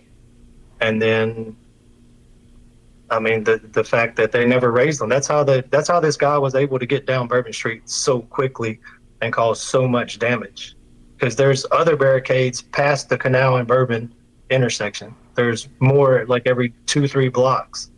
So what was 10 or 15 dead and 30 wounded could have only been maybe 5 and 15. I mean, who can say, but it definitely would have been minimalized, because this truck could not go around those barricades. Everything in New Orleans in the French Quarter has a balcony. All the balconies have poles, several steel poles, and there's no going around anything. If that barricade's up, that's a wrap. That's your end. So just to be clear, you're saying that they were just the flimsy orange barricades that weren't weren't up. That they Yes, weren't the same metal barricades there as ones were elsewhere. completely down. No, they were. The metal ones were absolutely not engaged. Wow. Wow, and that struck you at the time, right? Were down. Because there was that I mean, yeah, 2017 because we had incident with Mardi Gras where a drunk driver drove through, and so from what my understanding is, they increased security measures in that area because of what happened there. But what you're saying is that you didn't see the security that should have been there to protect the revelers. Yeah, we were walking right across it. Like, as you walk down Bourbon, you cross like 5 of them. And then even when you turn off the side streets of Bourbon, there's more. Like, the precautions are there and everything's implicated. So they're saying the suspect has been identified, Shamsud Din Jabbar. Shamsud Din Jabbar, 42-year-old. Okay, that's what they're saying. Shamsud Din Jabbar, 42 years old. And let's see. That's what they're saying here. Well, that's what, NOLA.com says it. In a post on Truth Social, Trump says the attack was committed by an immigrant. The suspect is 43-year-old Shamsud Din Jabbar, law enforcement source has said. So NOLA.com is reporting that. And I'm assuming that's where the people on Twitter are getting that from. NOLA.com says it. Where's the name at? Here. Well, over here it says 43. I don't know. Twitter says 42. NOLA.com says 43. Shamsud Din Jabbar. So we have to see what else comes of the suspect. You just have to use it. Do you think that's why he did? Because focus Bourbon. Go ahead. I'm sorry. I didn't mean to interrupt. I'm sorry, but and the other focus is when we got there, you usually can park on Canal if you're early enough. Every law enforcement officer was on Canal. Like, they had every parking spot on Canal. They're also saying the source said he was carrying an ISIS flag. I don't know where they got that from. ISIS. This article doesn't say ISIS. They're claiming online ISIS flags, so we'll have to see. We ended up parking on the side of Royal, which, no big deal. But as we walked into the French Quarter, there was another officer that I recognized. So I was talking with her, and I asked her, I said, why is everybody on Canal and nobody's in the quarter? And she's like, show. Jumped out. And, at that time, it's probably 9 p.m., so I'm not thinking anything of it. But I'm like, yeah, if you're driving down here and you don't live here, you really think we have a ton of police officers. And she's like, oh, this is probably half of what we had last year. Yeah. Jimmy, I am so sorry for you. Check that man. Don't make sure he's. I keep replaying this stuff here. We have so much appreciated Happy New Year, our SW. partnerships who have also offered us staff. Last night, we had over 300 officers out here. And because of the intentional mindset 2 p.m. of press this conference. perpetrator who went around our barricades in order to conduct this, he was hell-bent on creating the carnage and the damage that he did. Because of the nature and the indices that we have on the scene, and we have enough information that the FBI will be taking over this investigation. And with that, I am going to be asking, this is the assistant agent in charge. This is Agent Duncan, Special Agent Duncan. And she has taken over this case on behalf of us and the FBI. As always, we will be in partnership with all of our partners. But Agent Duncan, if you want to have a few words for everyone. Thank you, ma'am. Good morning. My name is Alethea Duncan. I'm the Assistant Special Agent in charge for FBI New Orleans. As Chief Kirkpatrick said, we'll be taking over the investigative lead for this event. This is not a terrorist event. What it is right now is their improvised explosive devices that was found, and we are working on confirming if this is a viable device or not. As Chief Kirkpatrick said, we're asking everyone to stay away from Bourbon Street, specifically from Canal Street to St. Anne. That is my ask. Once again, stay away from Bourbon Street, Canal Street, all the way to St. Anne until we can figure out what is going on. Our goal is to provide you additional information at the 11 a.m. press conference. Thank you so much, and we will be in touch. Yes. I will say that we want our community and our visitors to continue enjoying. There's so much to enjoy about New Orleans, and we are going to make sure that our routes in the Superdome are safe today for the game, and yet we had this tragic event, and we're sorry again to everyone in our community. But we do want you to go about the day, as we say, just stay away from Bourbon, okay? Can you elaborate on the device? You did say something about the device. We actually are not going to be taking questions this morning until we have more information. That's why we will give you an 11 o'clock briefing. So until then, please hold your questions. We will give you everything that we possibly can, okay? So 11 o'clock, we will see you at the headquarters, and we will go again from there. Okay? Chief, were the bullards engaged? Were the bullards?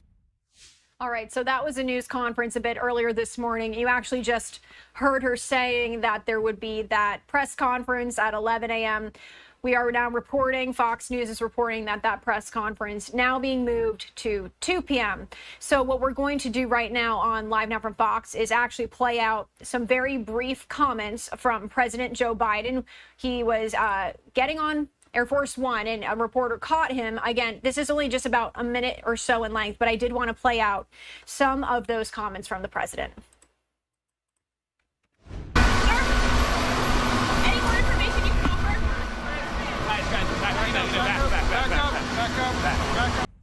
All right, again, very brief reaction there from President Joe Biden just about maybe 30 minutes or so ago as he was just answering some reporter questions there. What I do want to do, though, is pivot to all of the other reactions we've been bringing you here on Live Now from Fox, from lawmakers and officials. Again, this did all happen in Louisiana, but now we're hearing from officials in different states about the security measures they're going to be implementing. But first, I do want to start with this statement from the White House right now, and I can read it in full. You're getting just a brief snippet of it on your screen there. But again, President Biden called New Orleans Mayor LaToya Cantrell this morning to offer full federal support following the horrific news that a driver killed and injured dozens of individuals in New Orleans overnight.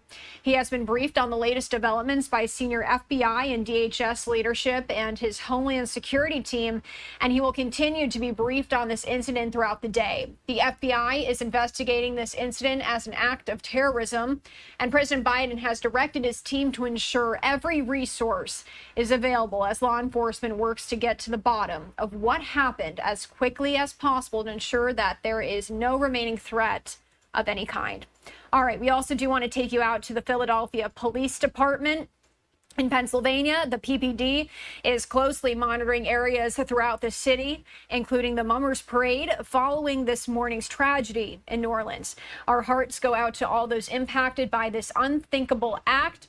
That is just a quick statement from the Philadelphia Police Department. I actually do think we have, and also we're hearing from Fox 5 Atlanta, our content partner, saying the Atlanta Police Department says it is increasing security after the attack early this morning in New Orleans that resulted in the deaths of at least 10 people and dozens of injuries, including 2 police officers.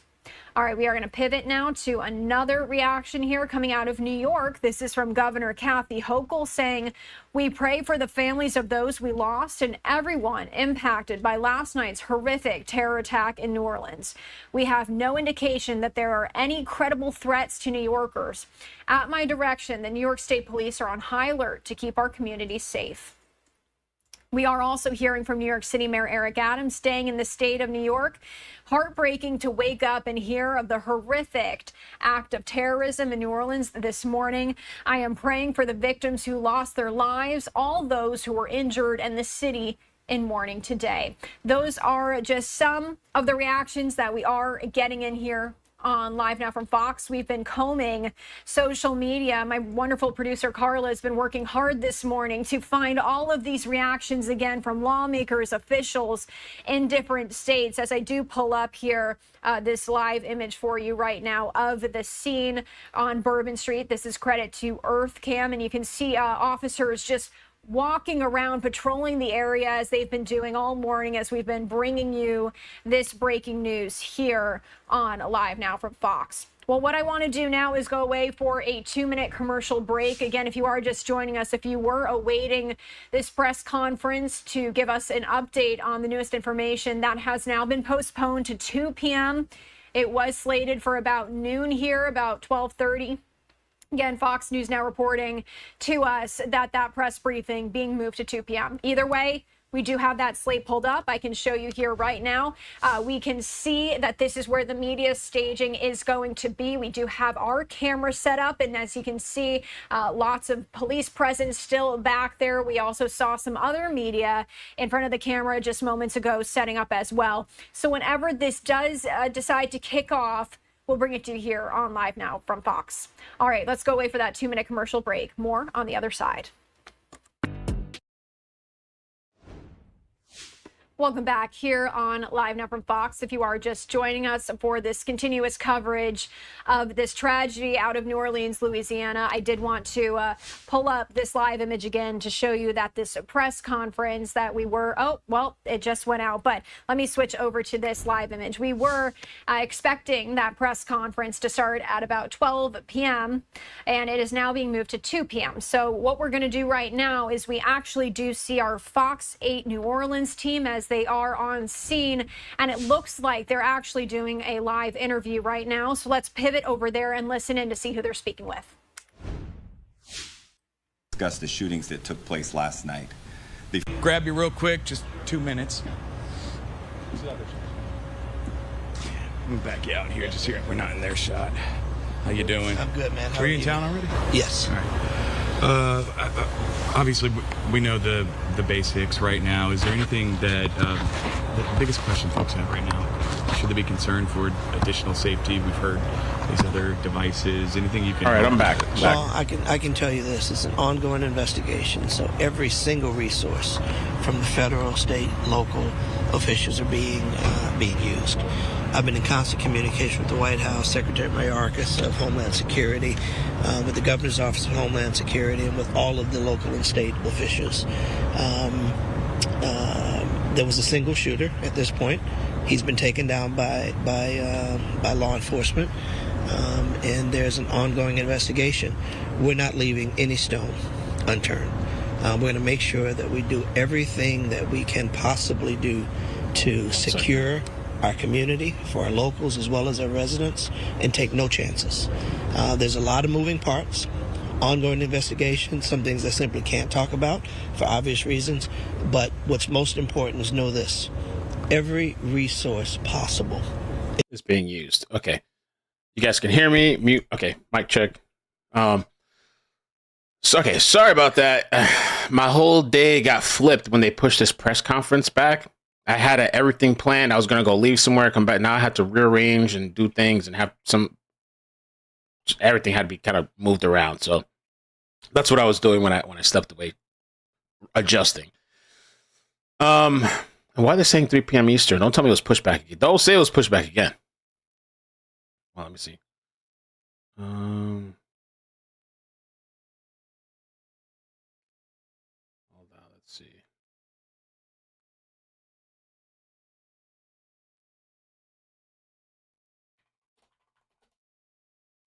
And we're going to look into the Trump thing, too. Just give me 1 second.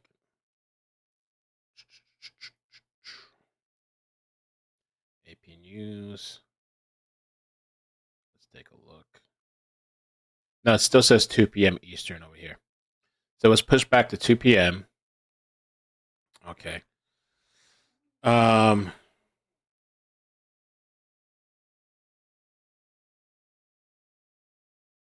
What is it saying? Oh, you think it's local? Hold on. No. Associated Press says 2 p.m. Eastern. That's what Associated Press says right now. 2 p.m. and they specifically put Eastern. Continue to push back as hard as we can with every possible resource to make sure that they know that we're not going to surrender to terrorists. Okay, and now they're saying some Tesla truck. What's going on, man? The end of the world. The end of times. I keep saying it. Blast heard, smoke rising near Trump Tower in Las Vegas. Hold on. Here's the video of the scene. No word on the cause. I just heard a boom. Oh my What? God. I heard that boom too, but I didn't know it was actually outside. I thought it was a person in the hallway. Holy shit. Dear Dr. K, I used to think I was never meant to be beautiful. I was teased because of my... I'm telling you guys, it says 2 p.m. Eastern. I mean, unless you're seeing somewhere else. AP says 2 p.m. That's a lot of Eastern. smoke. That's another one I heard. It's a Cybertruck on fire? Okay, hold on. Watch Tesla Cybertruck catches fire near entrance of Trump Tower. What happened, Elon? Oh, no.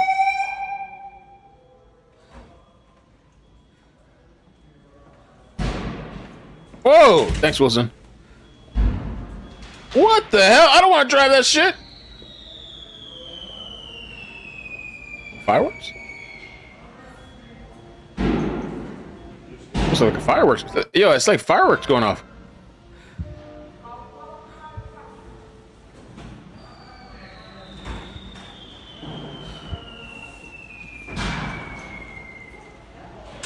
It's the end of the world. The battery blew, I think. Oh.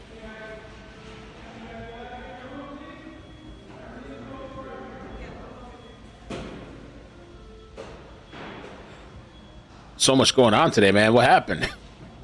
Bruh. The end of times.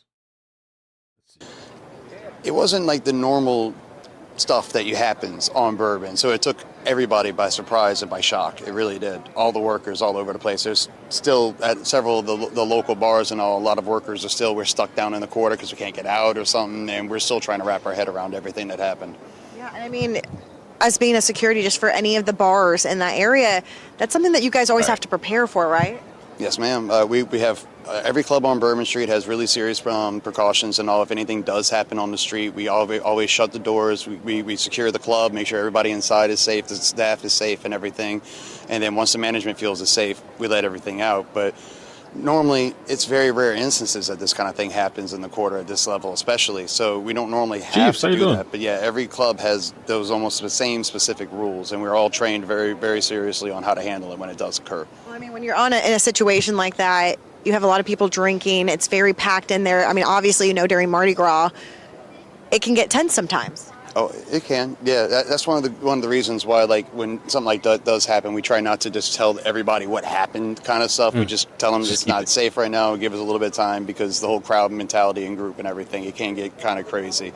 But for the most part, everybody has been nothing but, like, everybody was well behaved last night. Everybody was having a great time for New Year's. So it really did. It was just completely out of left field. It wasn't even something that any of us was expecting.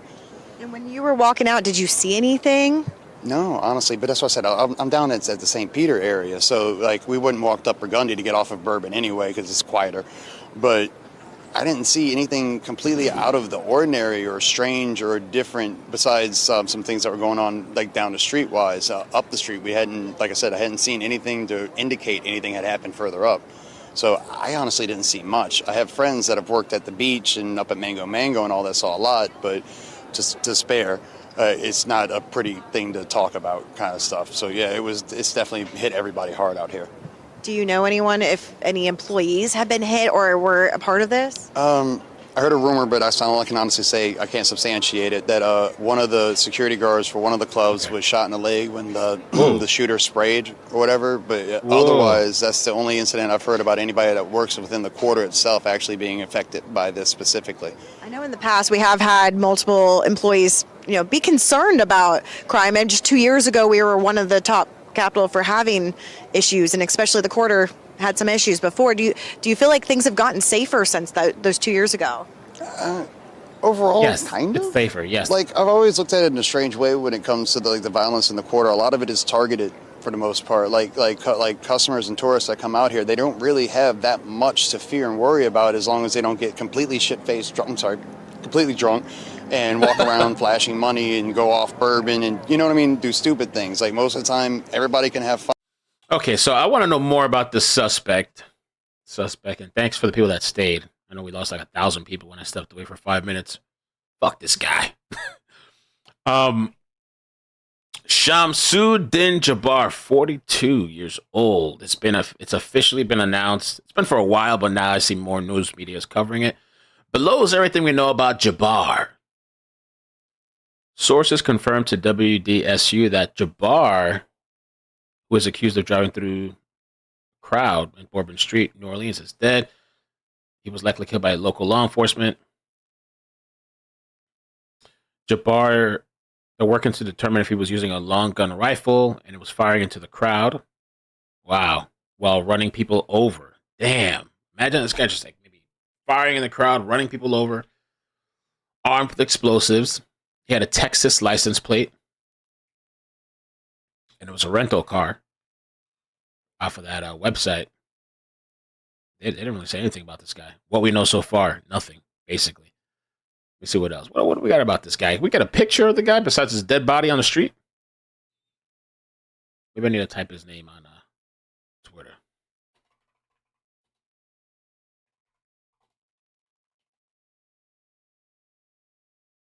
Jabbar.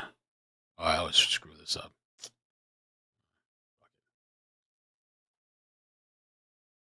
A lot of the innocent bystanders who were there and having their injuries addressed, who are also victims of this senseless crime, talking to family members, talking to friends, but also talking to other law enforcement officials who were coming by to check on their comrade and their colleague.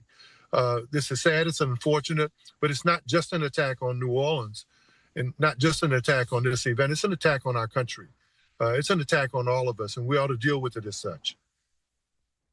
Absolutely. And I know we don't have a lot of new information as of right now. We are awaiting on a press briefing set to start here, hopefully in just a couple hours. Tell me, is this the guy right here? Hold on a second. Is there anything else you can tell us in regards to this? I imagine not, but is there anything new? Yeah, I think there is. Our police chief, Kirkpatrick, along with Colonel Hodges, state troopers, and our partners with the FBI and federal agencies, not only are they not assessing and investigating it, they're preparing for the next several hours and the next several days to make sure that what does the perimeter look like? What does access look like?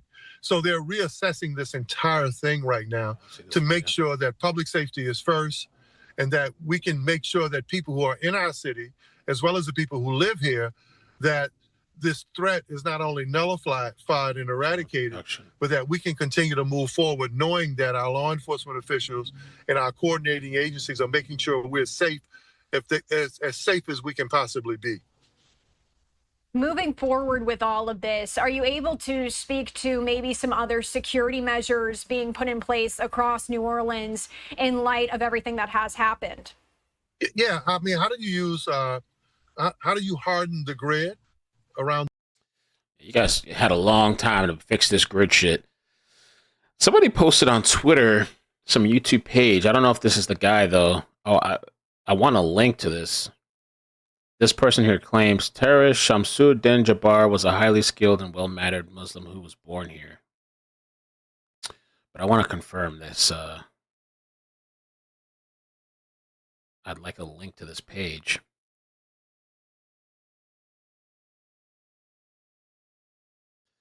Somebody said here, Carol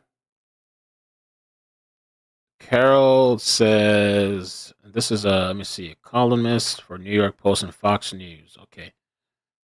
Said the man who rammed his car into people in New Orleans last night is named Shamsud Din Jabbar. She claims that he was born and raised in Texas and served in the U.S. military. What the?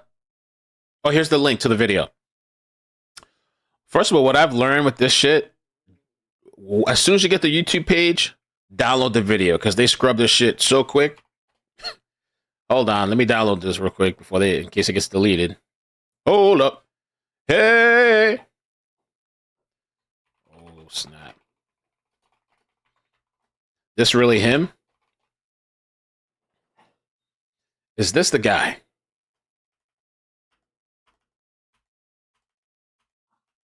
He looks of age to the perp. Let me see. What you guys think, man? What you guys think? Let me download this real quick because of my personal experience. You guys already know if you've been watching me for a while, they scrub this shit. I'm downloading the video right now, saving it. Save it to the archive. Okay, there we go.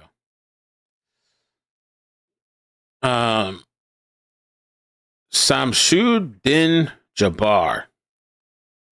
I'm Shamsud din Jabbar, team lead for Midas Group and property manager at Blue Metals Property. Midas Group. Let's see if this is Texas. Oh, he even put an address here. What the hell? Okay. Thanks for the address. What? Let's see. What the? It's a place in Texas, Sugarland, Texas.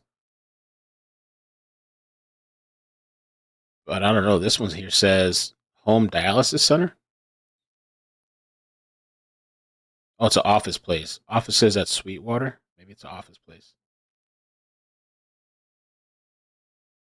Oh, yeah. It looks like some type of office area, maybe.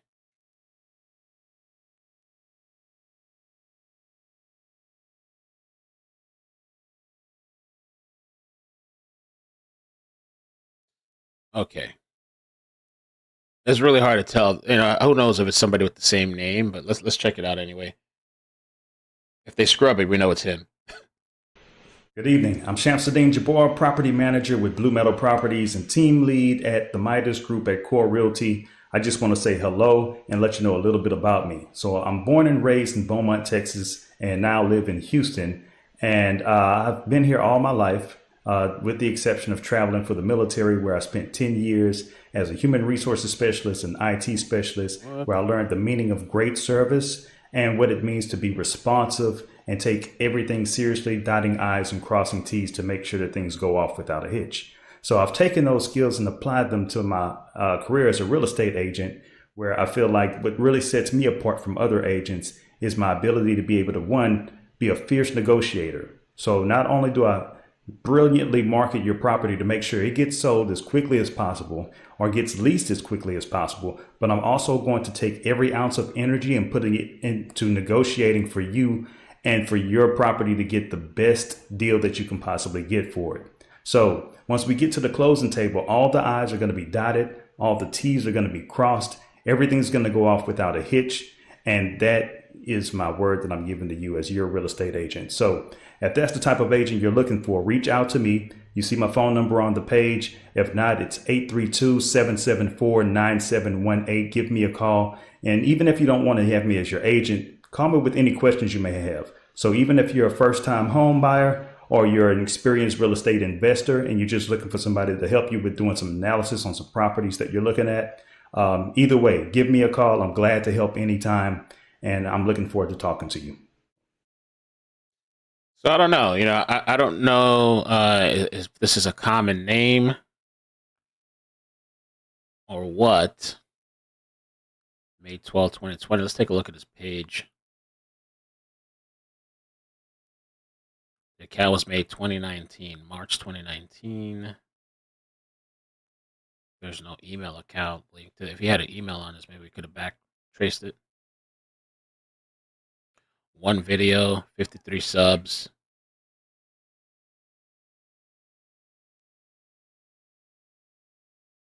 Really nothing there. Property and management.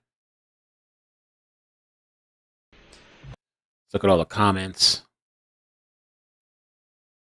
I said, is this really him? I don't know, bro. They said, dude, across the board, they updated someone in November. November. I can't even type.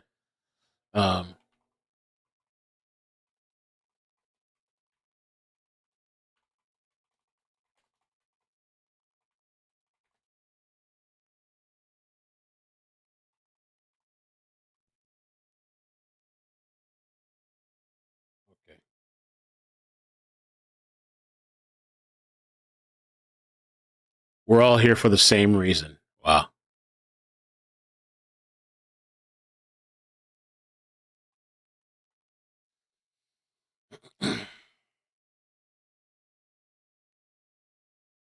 Who's watching in 2025? Because this video was posted 4 years ago, May 12th, 2020.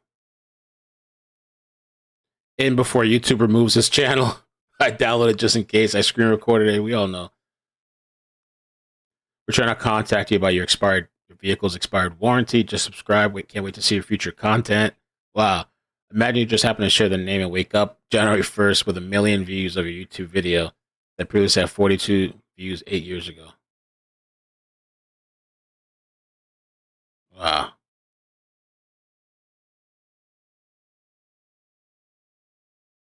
So I don't know. This is unconfirmed. Okay, we don't have confirmation.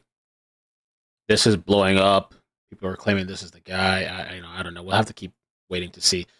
I saved the link, so if it's deleted later, if the channel's taken down, to me that's confirmation, maybe. Unless somebody was impersonating, but the video was posted so long ago. Got pushed. Is there anything that you can update? Another right now on Bourbon Street, continuing to make sure that there's not any additional hazards or dangers within Bourbon Street as well. So we were expecting another press briefing at 11 o'clock that got pushed. Is there anything that you can update us on? So I'll tell you this. I mean, we are receiving, or I am receiving information like this. It's coming in so fast as to the suspect, who he was potentially, different, things that were online about him. I'm not privy, I don't think, at this time to be able to share that. Oh, Wilson, I didn't see that. Like, I just saw your message on that. All right, hold on. She said Brian Enton's live at the scene. Let's take a look. Hold on. Use Daddy. Check it out. Let's check it out. Exactly what was going on. I've heard a couple of different things, that they were down because it was trash day. It is trash day. There's trash cans everywhere. Just seems crazy that they would be down on New Year's. You can see all this. So I'm going to be live again, News Nation, about 10 minutes from now at noon Eastern. And then we're going to do a live special tonight. If you want to check out News Nation, 7 to 9 o'clock Eastern, but I'll be live all day. And I'll tweet anything. Again, I think the press conference now, last I heard, has been pushed to 1 p.m. local time. So that's when we'll get the latest from the FBI. So 2 p.m. I'm going to walk to the other side over here, but I'll see you guys later. I'll see you on News Nation. Right, okay, so I'm going to rewind it since we missed it. Rewind it back.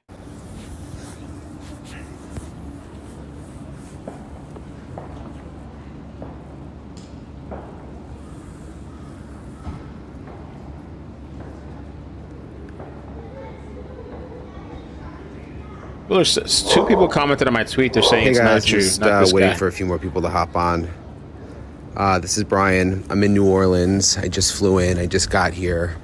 I wanted to get on live really quick. I'm about to be on News Nation coming up in about 10 minutes or so with the latest. That's wild. So if it's not that guy, yeah, imagine that guy. Who knows if he even looks at his YouTube page, but imagine this guy like waking up and like, holy shit. What the hell? Latest. Just awful situation. That's Bourbon Street there in the distance. They've got pretty much closed off a block or so off of Bourbon, so you can't get too close, but there's a crashed car down there. And I would say they've got like 5 or 6 blocks of Bourbon all shut down right now. Just like if any of you guys have been to New Orleans, it's so sad to see it like this. The latest numbers were 10 dead, dozens injured after this terrorist drove down Bourbon Street about 3 a.m. and just, hold on a second. You guys want me to lift this? You got it. Sorry. Oh, sorry. Thank you for everything. Oh, wait, hold on a second, guys. Okay. You want me to lower it, actually? Okay. Sorry. So terrorists, drove down Bourbon and just mowed down people, 10 people dead, and dozens injured. And we were supposed to get another update at 11 a.m. local time, but now we're being told that update's not going to come till 1 o'clock, so we'll probably get more information in the next couple hours. It was near Bourbon and Canal Street, and a lot of reports coming in about who the terrorist is. We're just waiting to confirm all that before we I got you, Emily. No problem. report much on that on News Nation. I'm just going to walk around here to the other side and walk back to where my live shot is for News Nation. A lot of people are here because of the Sugar Bowl. Georgia Notre Dame game tonight. On my flight this morning, it's a lot of Georgia fans. So people are just like. So this thing is going everywhere. I want to mention it if it wasn't all over Twitter, and even Colin Rugg is talking about it. So like I said, I don't know if this is the guy or not. Take it with a grain of salt until it's confirmed. But it's all over. This guy has 1.6 million followers. A man matching the name and description of the terrorist suspect accused of plowing the crowd in New Orleans shared a video introducing himself 4 years ago on YouTube. In a video uploaded to YouTube, Shamsud Din Jabbar introduced himself as a property manager. And that place is in Texas. I did Midas Group and property manager at Blue Meadows Property. Let me look up Blue Meadows Property. It is a Texas place. That is in Texas. But to facially try to recognize the body that was on the floor to this guy is really tough. It's really, there's just so many things that go into it, right? It's really tough to, let me see, Blue Meadows Property. It's Texas. That is Texas. Yep. So it's interesting. We will have to see.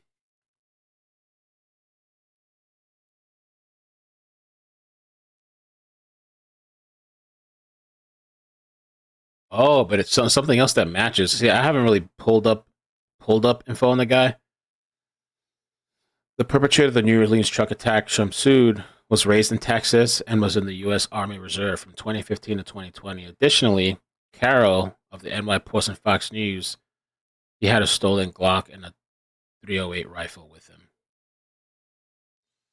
Wow, I don't know. We'll have to see. We'll have to see. I mean, the guy that in Germany that ran over people was a doctor. You know, some doctor.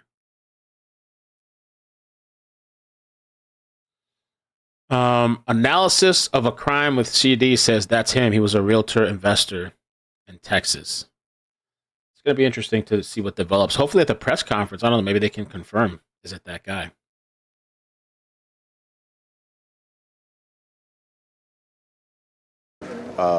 Effort to get things, better here in New Orleans, because this incident just maybe I can look him up. But every weekend we see shootings, we see other things. So really, we need the help from the authorities to increase security and work on this, especially with the Super Bowl coming and Mardi Gras, and this could happen again for sure. But it's really sad for sure for the business, because it's a good day today, Sugar Bowl, a lot of thousands of tourists in the city. Not the football. For the game and also for celebrating the New Year's Eve. And really sad to see all these businesses closed around Bourbon Street and outside of Bourbon for that reason. But again, it's a very sad incident, and I feel bad for everybody and the families that lost their family. So let's see, who's Tom Winter? Tom Winter, NBC National law enforcement and intelligence correspondent. Okay. Anyway, NBC News.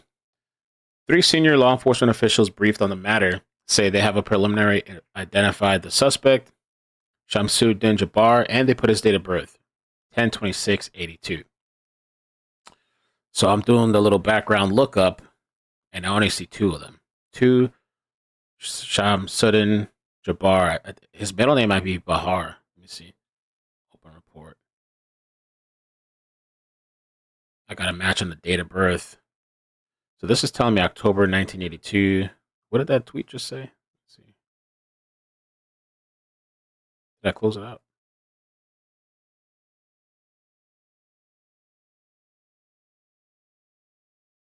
Hold on, let's see.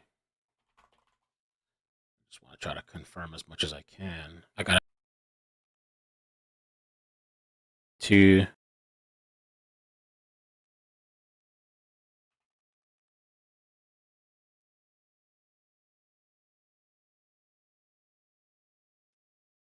Okay, the background check. Got too many windows open. This one here says October 1982. I don't know if this is the right person.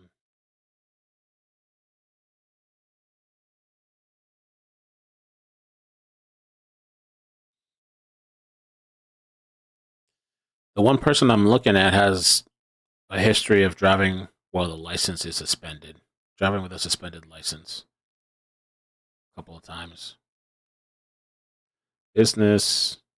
Blue Metal Properties. Oh, shit.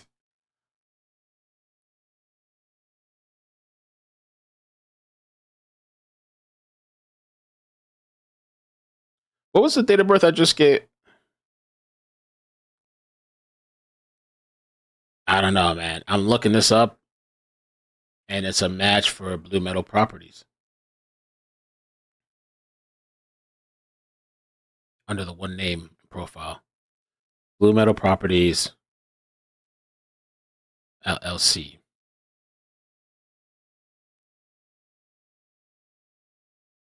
And let me look at this again. Let's see. Copy link.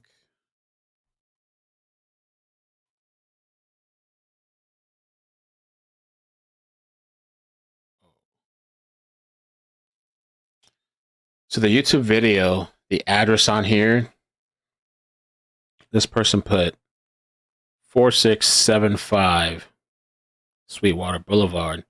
And under the LLC, one of the addresses is 4679 Sweetwater Boulevard. I guess number A. I think it's a suite.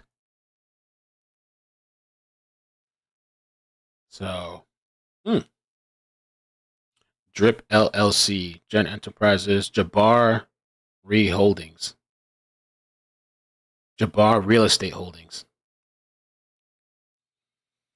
Let me look up the address. This is this shot we've been bringing you throughout the morning. Another image I do want to bring to you right now as well. This is another angle from Earth Cam on Bourbon Street. I do want to pivot really quickly to some brief comments from Council Member Freddie King III. He did speak very briefly just a few hours ago here. So I do want to pivot over there and listen in. State police are doing an investigation, looking into maybe additional accomplices to the driver. NOPD officers took the driver out. Superdome's on lockdown. Sustained some injuries in the shootout. Thank you, JB. Expected to pull through. And, no, JB. No. Can you send me that link, please? I gotta show so I can show with everybody. Link me, please. Thanks. I think it's him!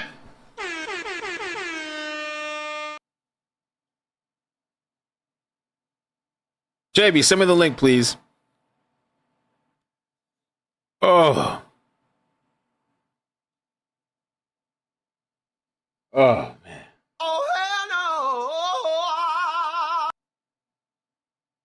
Oh, shit. I didn't want to believe it.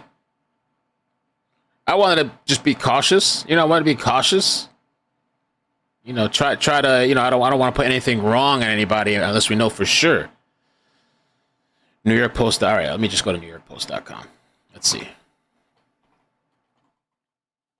NewYorkPost.com. Hell nah. Hell nah. It's not even letting me go. What happened? New York Post.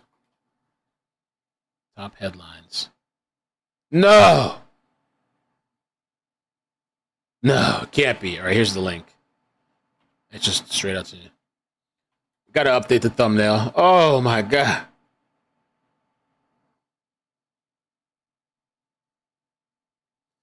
Killer revealed. It looks just like him. The YouTube guy. An older version because that video was posted 4 years ago. It looks just like him, right? Let's do a poll in the chat. By the way, the poll from earlier has 2,843 votes. Think it's the ISIS flag. 68% said yes. 32% said no. Now, let's do another quick poll and we'll read the article because we're just killing time right now to the press conference. We have an hour to go, so we're just we're hanging out, killing time. Does the photo match the YouTuber? Taylor, can you send me the link? I'll try to check Fox News too. Does the photo match the YouTuber? We'll do a poll on that. That's just like you said, Chiefs, same eyes. That's him. That's him. That is him. Daddy, I like when you scrambling and scraping for shit. No, I like that. Wow. Redline tagged me on Twitter. Let me see. Redline. Oh my God. Oh my God. Let me take a screenshot of this and post. I'm still. Bruh.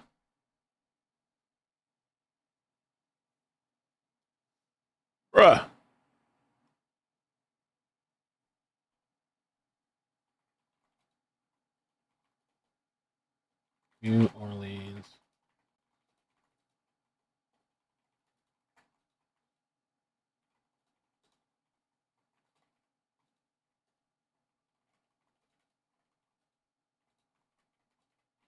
Okay. Mamma mia. All right, so let's see what we got here in this article. Live updates, New Orleans car ramming, terror suspected picture, viable explosives found. You gotta click it. Okay. 42-year-old Shamsud Jabbar was killed in a firefight that injured 2 police officers. Jabbar grew up in Texas and served the military for 10 years. One report was saying he was like reserves, and he drove an EV pickup truck with a black Islamic Caliphate flag on the back through the barricades on the corner of Bourbon and Canal Street. New Orleans Mayor LaToya Cantrell described the assault as a terroristic attack. Wow. No way. Say it ain't so. Bro. He's all nice and polite speaking. Hey, yeah, I'm doing real estate. Served in the military? And radicalized. Maybe, did it become radicalized after the military? Or was he radicalized the whole time and he just wanted to infiltrate? Gotta watch the video again. Good evening. I'm Shamsud Jabbar, property manager with Blue Meadow Properties and team lead at the Midas Group at Core Realty. I just want to say hello and let you know a little bit about me. So I'm born and raised in Beaumont, Texas, and now live in Houston. And I've been here all my life. With the exception of traveling for the military, where I spent 10 years. Traveling for the military, yeah. Good evening. That's him. I'm Shamsud Jabbar, property manager with Blue Meadow Properties and team lead at the Midas Group at Core Realty. I just want to say hello and let you know a little bit about me. So I'm born and raised in Beaumont, Texas, and now live in Houston.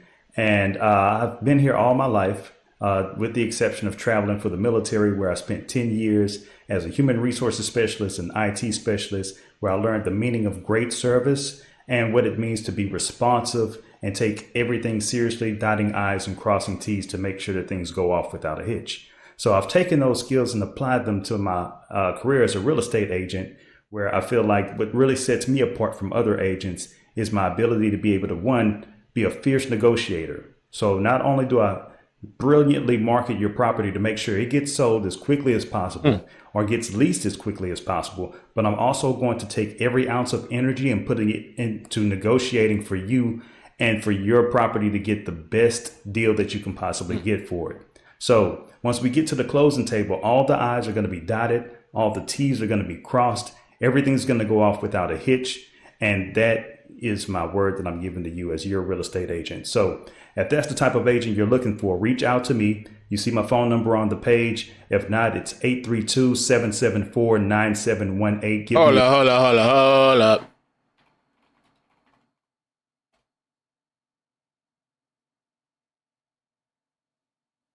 What is it?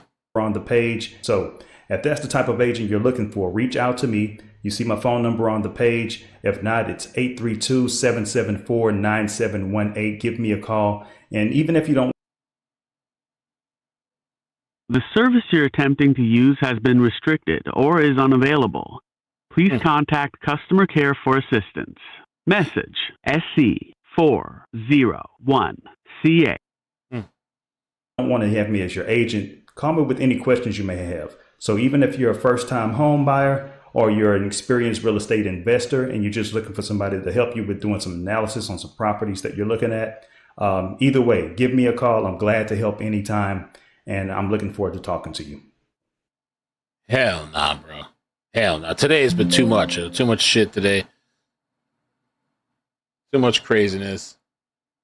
What is going on? Type of terrorist attack and killed people there. This is a relatively easy target for something like this. You have a massive crowd of people, and a vehicle can do, extreme amount of damage as it did today. And it's very difficult to guard against it unless you put cement barricades to prevent vehicles from coming onto the road there. So what we're seeing now is just the initial part of the investigation. There's also been a report that there were explosive devices found at the scene. This is going to add another dimension, and it shows that this is a well-planned attack. A lot of questions I have for you, but let's just go back to your initial comment about this being, you saying that it's a terror attack. Again, the FBI investigating this now as an act of terrorism. Is there a reason, though, why a bit earlier this morning they didn't outright come out and say, we're investigating this as an act of terrorism? Is there a reason why they may not have done that? And now that this is an act of terrorism investigation, does that change anything? It really doesn't change anything because they announced this morning that the FBI was going to be taking over the investigation. They did that at the press conference. And of course, if the FBI takes over an investigation, there has to be a federal nexus to that. And even if 10 people were killed, this would, if there was no federal nexus, such as a terrorism. Yeah, the news reporter confirmed as well. Is this him? Yes. Can confirm. Wow. Yeah. We have enough confirmation. Be careful not to point the finger, but shut up. We've confirmed multiple times already. Not know what they're saying though, but this is like beyond. This may be him. Who's this now? Somebody else? 9 minutes ago, driver identified as the man named Bubbles. He's driving drug addict from Baltimore who turned Islam.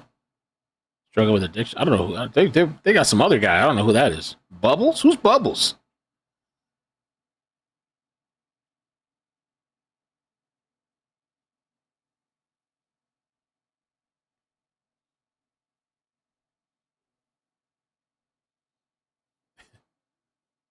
Bubbles.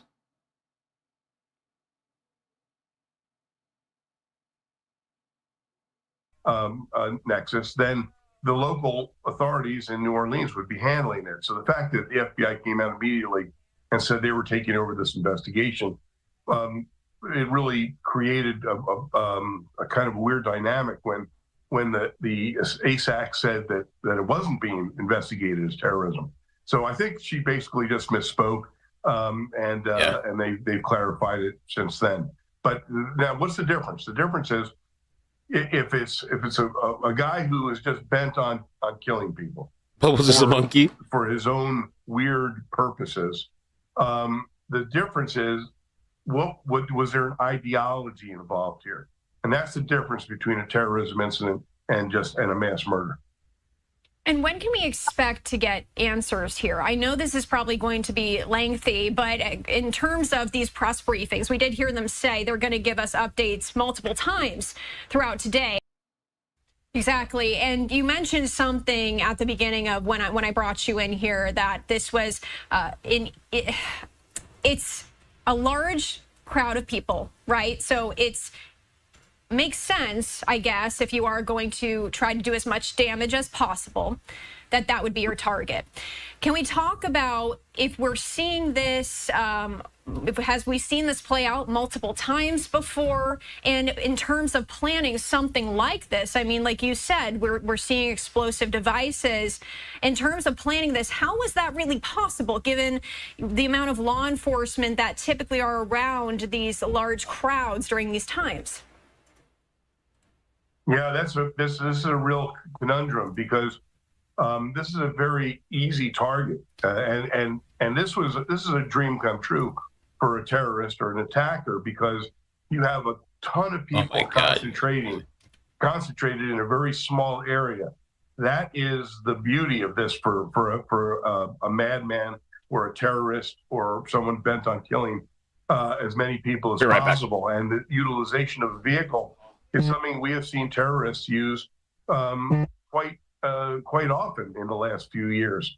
It's unless they had temporary barricades up, and these temporary barricades they're only for traffic control. They're not for security really.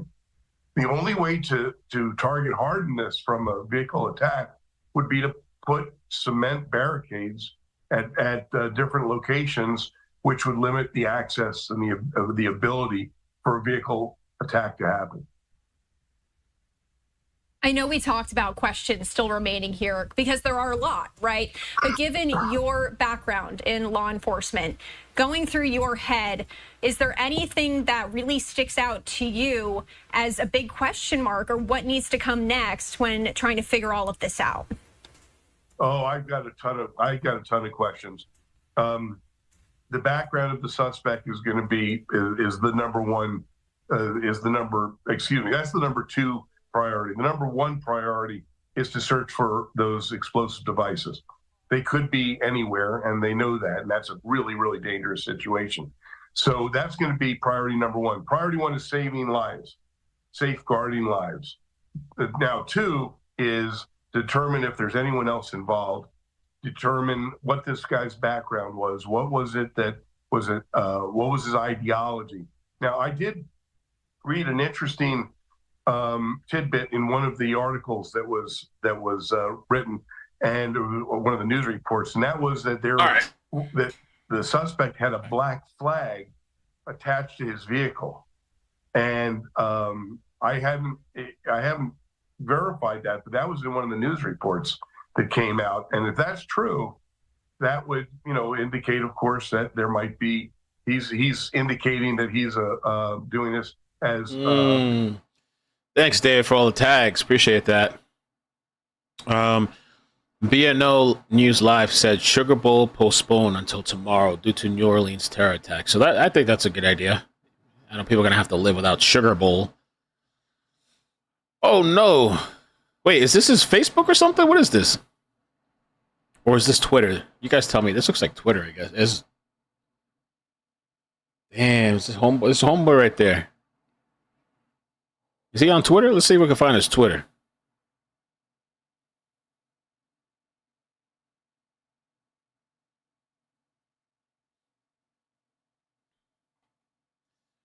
Shamsud Din Jabbar. Shamsud. Oh my God. Hello? Okay, all right. Okay. Shamsud Din Jabbar. I don't see a profile.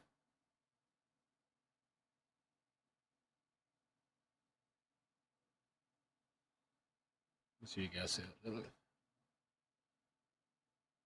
What the? So well-spoken, well-mannered, seem like.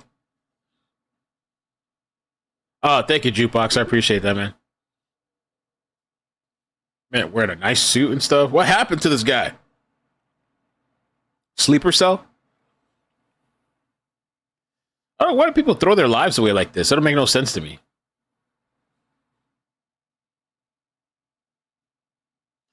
I was trying to see if he had like where they got this from.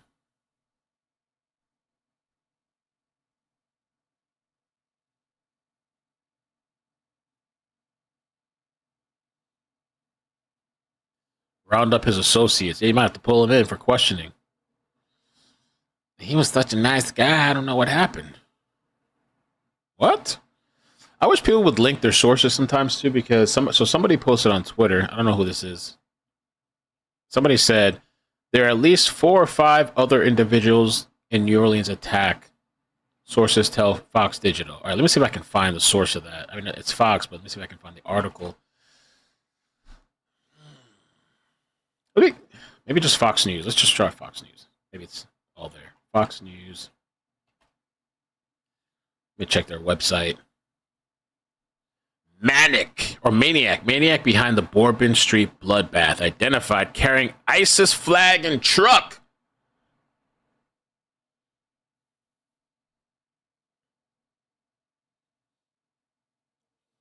Mm-hmm.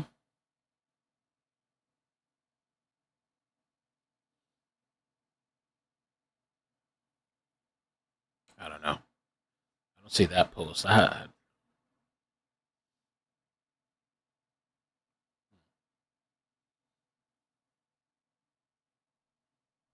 42-year-old Shamsud Jabbar. And of course, once again, if you have any information that can help the FBI and investigators. Had ISIS flag and allegedly rented vehicle. Man, this is how 2025 is starting. Isn't that crazy?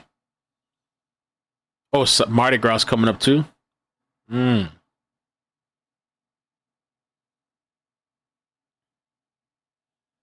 This is how 2025 is starting. It's the first thing. The first thing I wake up to is this today. It's that crazy. And then you got the Cybertruck blowing up, somebody in New York getting stabbed on the subway, on the run. Wow.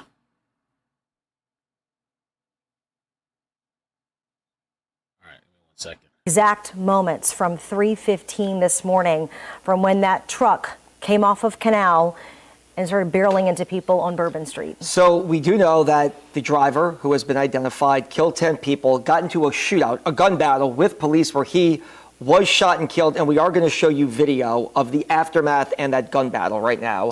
Take a look. What the f***? I got this f***ing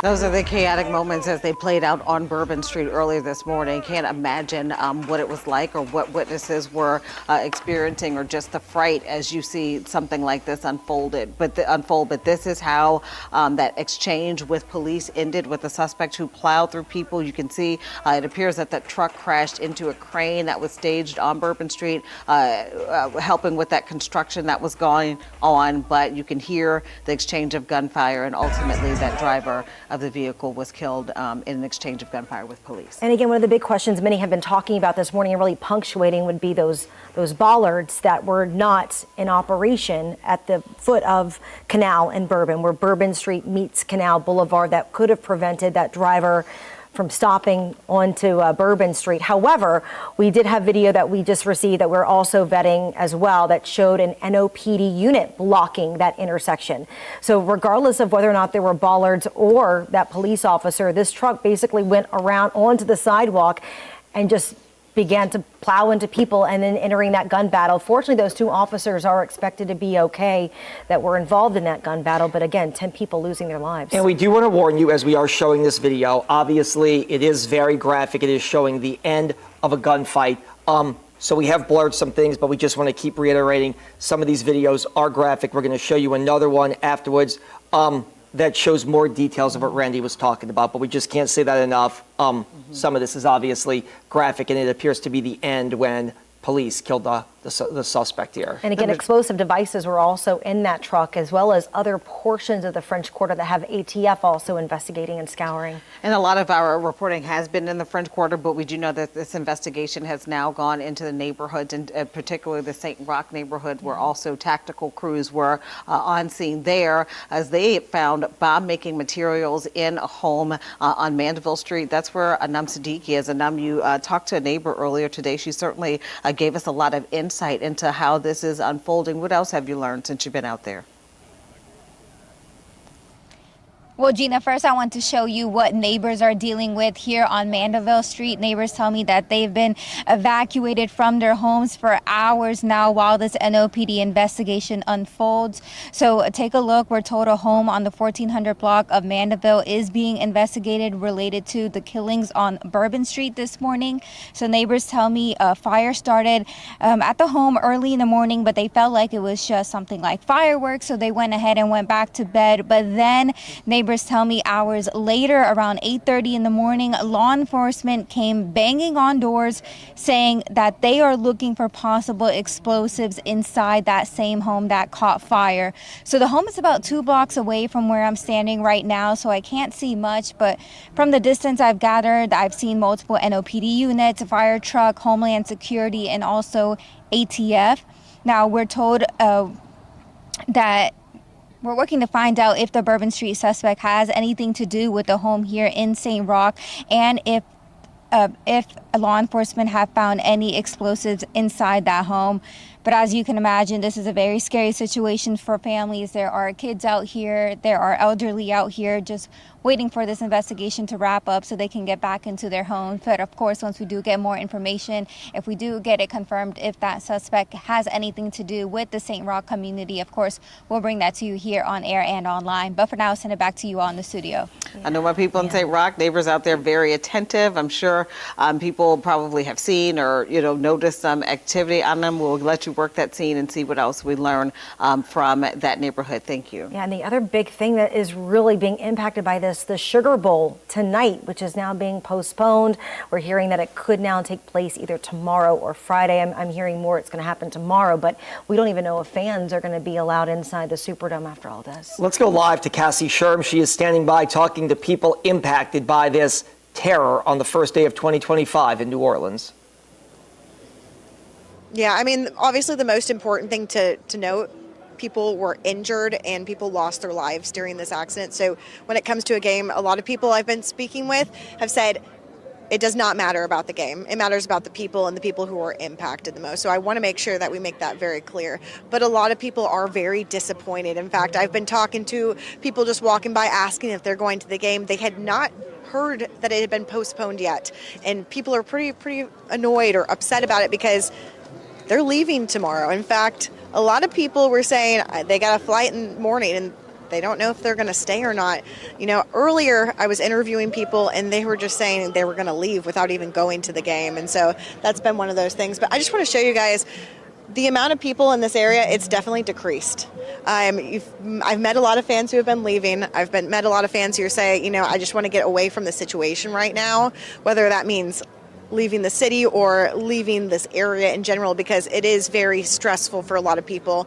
And some people are having a really hard time just wrapping their mind around this. And I mean, you can see right back around here, the biggest area that we have a large amount of people over there by the CVS and Foot Locker there. I think a lot of people who are walking by are just wanting to know what happened, because some people, even though this has been kind of going on all morning, they're just seeing it for the first time. They have not been watching the news because they have been, trying to enjoy the city. Some people are not on their phones and stuff. So I think a lot of people are now at this point just really shocked. And I will be interested to see, whether fans will want to stay or not stay when it comes to the game, if they are even allowed to go to the game. So I'm going to keep talking with people. I was told by someone inside that we're going to have more information when it comes to the Sugar Bowl stuff at that 1 o'clock presser. So we will know more information. And I think a lot of people are just really waiting to hear what they have to say with that. So guys, reporting here in the French Quarter, I'm Cassie Sherm. Back to you.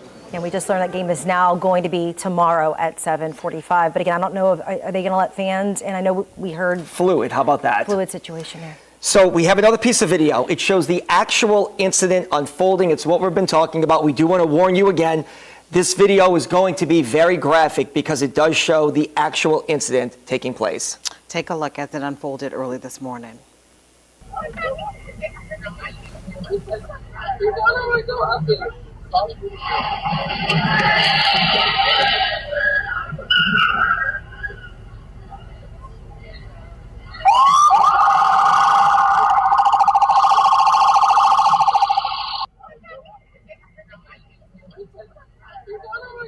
So again, you can see that white truck right there with the flag on the back, turning around the NOPD officer, jumping the curb there onto Bourbon Street. What you don't see after that, what we've stopped for you, is as soon as that vehicle turns onto Bourbon, it just pedal to the metal, accelerates hitting rapidly. People. But what's poignant about this is that you do see an NOPD officer blocking off Bourbon Street at Canal, which was a lot of the criticism that we were hearing earlier today. That NOPD officer basically was acting as a bollard. Those bollards were not in operation. So this NOPD officer's unit was acting as a bollard. Regardless of whether or not that bollard would have been there or not, that vehicle went around and got onto the sidewalk, hitting people before plowing down Bourbon Street. And what is clear, as you're saying, because he went around what was supposed to be a security measure, it's just showing that intent. Once that vehicle makes contact with people and then hitting the accelerator, unfortunately, 10 people ended up losing their lives. The vehicle didn't get much further down, didn't get past, from what I understand, Iberville. There was construction. There was like a crane that was basically blocking where it, the vehicle crashed or came in contact with that crane. So it wasn't a large span of Bourbon Street that this unfolded, but you can clearly see it didn't take long for this tragedy to transpire. And just to unfold what you're watching, just to unpack what you're watching here, like Randy and Gina just said, you see the truck right there. That's the white truck with the ISIS flag and the person in it. Right when he turns right here and hits the gas, he then does essentially a C shape and turns right back on the sidewalk onto Bourbon Street. Obviously, it is packed right there. You can see there looks to be, we can't show you the whole video just because it is too graphic in nature, but there are people that are seriously injured on that corner and in the first block of Bourbon Street by the Crystal, by Redfish Grill, and the truck stops at Iberville. And then we get to the next video that we showed you moments ago. That is where the gun battle happened, and you can hear those shots where the suspect was shot and killed. But this is the world we live in today, Gina and Randy. I mean, look, you get video, you see how everything unfolds. Hard to watch, but we're showing you this because we, know that everybody out there kind of wants perspective about how something like this could happen. All the questions about where is the security? The security was there. There was preventative measures in place, but just the will to do something like this compelled that person to go around security measures. Details: FBI has confirmed that there was an ISIS flag on the back of that truck. You heard Travers just mention that. Daryl Ford just mentioned that. That was in the FBI briefing as well. Still investigating if the potential for that broader connection to terrorist organized network type of things. But we know beyond the French Quarter, this is a scene that is unfolding also in our neighborhoods, as we just heard from Adam Siddiqui as well. And again, the big message here, at least 10 people dead. 10 people dead with this one act of evil. 35 others at the hospital. And again, these numbers are still very fluid. We haven't had an update on those numbers since early this morning.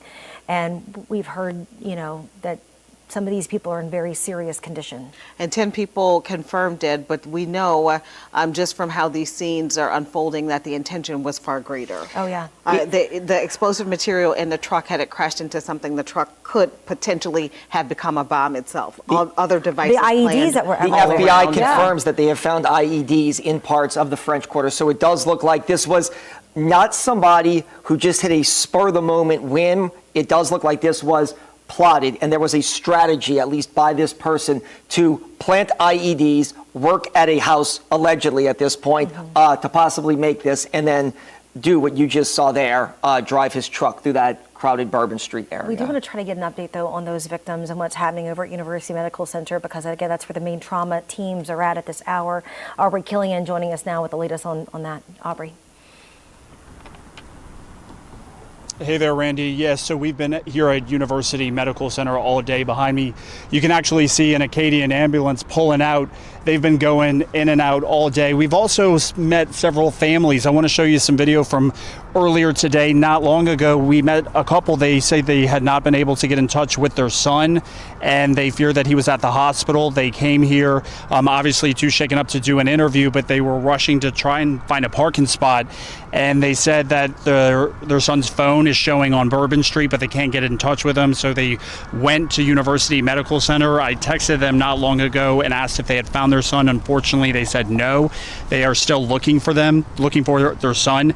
EMS, again, I spoke with them earlier today. They said 10 dead, dozens injured. 2 police officers were shot. From speaking with a lot of people, they say that they are okay. And there is a number you can call if you are looking for a family member. That is 539-3266. I just spoke with a source of mine as well. They are saying, I asked, what is it like right now in the hospital? They said, oddly quiet in the hospital. And they said, hopefully that's a good thing. They were meeting with family members that were looking for people that were in search of family. So it does appear that situation could be improving. And we spoke with, though, a lot of people today and asked what needs to change to make sure this never happens again. Take a listen. You know, I'm not going to, after the fact, quarterback about what should have happened. What I'm concerned about is what did, but what I can say is this. To prevent it from future instances. It's a different world and a different environment. As one of the most visited cities in the world per capita, we're going to have to assess what we do and how we do it moving forward. And of course, moving forward, we do know the Super Bowl is happening. I asked Council President Helena Moreno directly, I said, is New Orleans ready for an event of that magnitude after this unfolded today? She said yes, but there's definitely going to need to be some changes happening following this. Again, you can see an ambulance up there. We don't know the circumstances behind them pulling up, but no question, it's been a very busy day here at University Medical Center. Back to you. All right, Aubrey Killian reporting from University Medical Center, where it is still a very fluid situation there. He said that, hospital workers are saying that it is oddly quiet. Perhaps that is a good sign, but we do know that they have been talking to the families of the loved ones who are confirmed there, who are being treated. We do have team coverage for you as we have been continuing to follow this breaking news situation since early this morning. We have crews set up. We just talked to Aubrey Killian. Cassie Sherm is also down in the mix of things, as well as Fletcher Mackle. We're trying to cover this story from all angles, but here is what we know right now. Just about 3:15 this morning, we did receive calls, or police did start to investigate a situation where a driver made his way around a police officer that was stationed at Canal and Bourbon. The driver made their way around in this white vehicle you're looking at right here. We have to warn you, it's hard to watch, but at that moment that we stopped the video, that freeze frame is where that truck made contact with a crowd of people, plowing over several of them, unfortunately, to their death.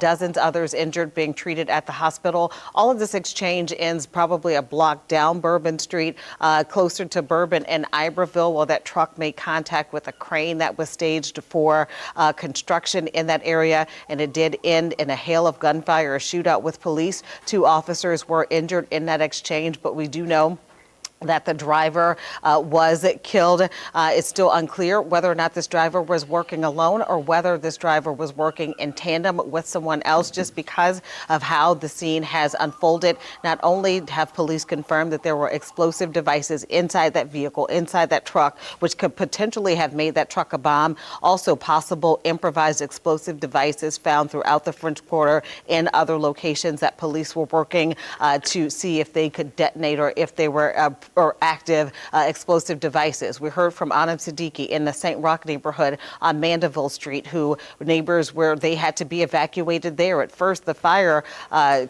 crews were there because of a reported fire at a home there, but neighbors say after that, they were evacuated by police because they do believe that that home has some connection to the terror attack that unfolded here this morning. But again, the FBI leading the investigation, confirming that this is a terror attack, and they are investigating all possible angles. We want to check in with our team coverage right now. Cassie Sherm has been monitoring the situation. Cassie, you talked to people. We talked recently about the Sugar Bowl in the last half hour being postponed until tomorrow, and you said that some people are actually making their way home because of that. Yeah, unfortunately, I think when you have something like this, leaves a really bad taste in your mouth, and I think a lot of people are just heartbroken. And I think that, Almost time for the press they came conference. for the game, they were really excited, but something like this, I think, just kind of defeats all of that. And so that's going on right now. I think this whole area, so I'm right in the middle of Canal Street, Bourbon Street, right back behind me here on this corner here. We've been here all day. There are less officers than there were earlier today, but it's completely closed off. And what we're being told by businesses in the area, the FBI agents have told these business owners to expect to be closed at least 1 or 2 more days because they need to investigate. They're pulling video right now. I mean, you can even see on the corner there, we do have crime cameras on the corner. So this is an area that obviously has a lot of video surveillance. I mean, everyone knows Bourbon is very heavily videoed at this time. And you guys here at WDSU, we received that video as well. I mean, so I think police, FBI, they're all going to be able to basically piece together the situation. Now, I did reach out to Homeland Security, who is also involved in working on the case. And so it will be interesting to see all of these different law enforcement work. You missed the truck going in on video on the right. Really? Truck going in?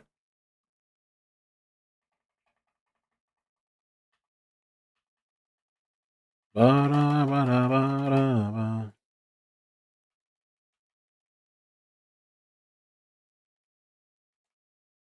Oh, I guess I missed it. I don't know. Man, this is crazy. This is crazy. The turnout of the situation, the first day of the new year. That's how we're starting 2025, man. 2025. Let's see.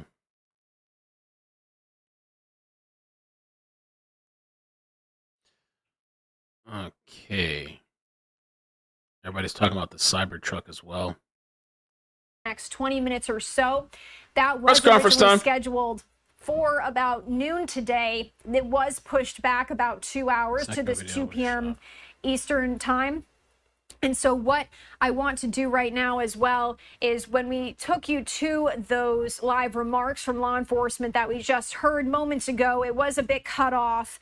We do have those statements in full. It's just about 5 minutes or so in length. So I did want to pivot over there and listen in to law enforcement as they are speaking with our Fox 8 New Orleans team about the latest on this. To all of them personally. They're up all night, right? Some of them are trying to get some sleep right now because they were up all night and just exhausted trying to keep the community safe.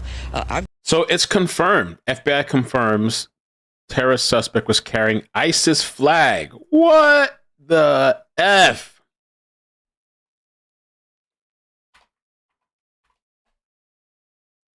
What in the hell? What in the hell?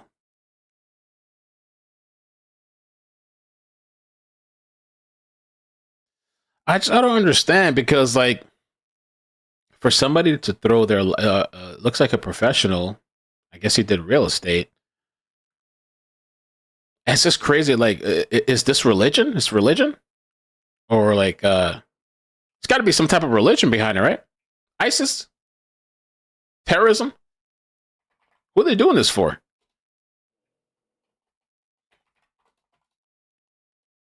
Their objective is just to kill people?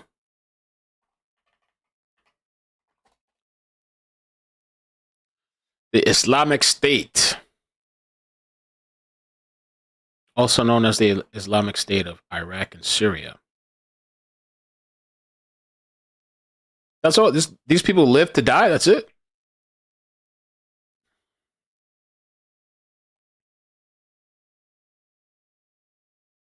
Like, what is the point? You think I'm going to kill myself for religion and shit, or an ideology? I'm going to kill myself for this shit? What's the point of it? I don't understand. The press conference is happening in 20 minutes, Lynn. We want our community to know that, and all our visitors here as well.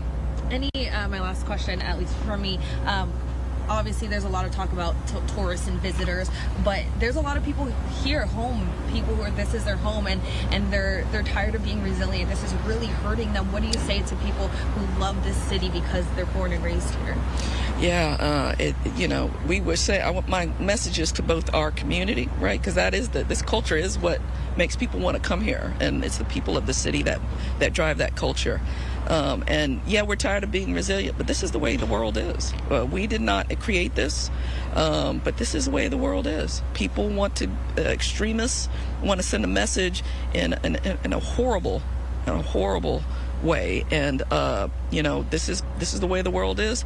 That doesn't mean we're going to give in to them, and we are going to fight back with everything we have. Thank you so much. Thank you.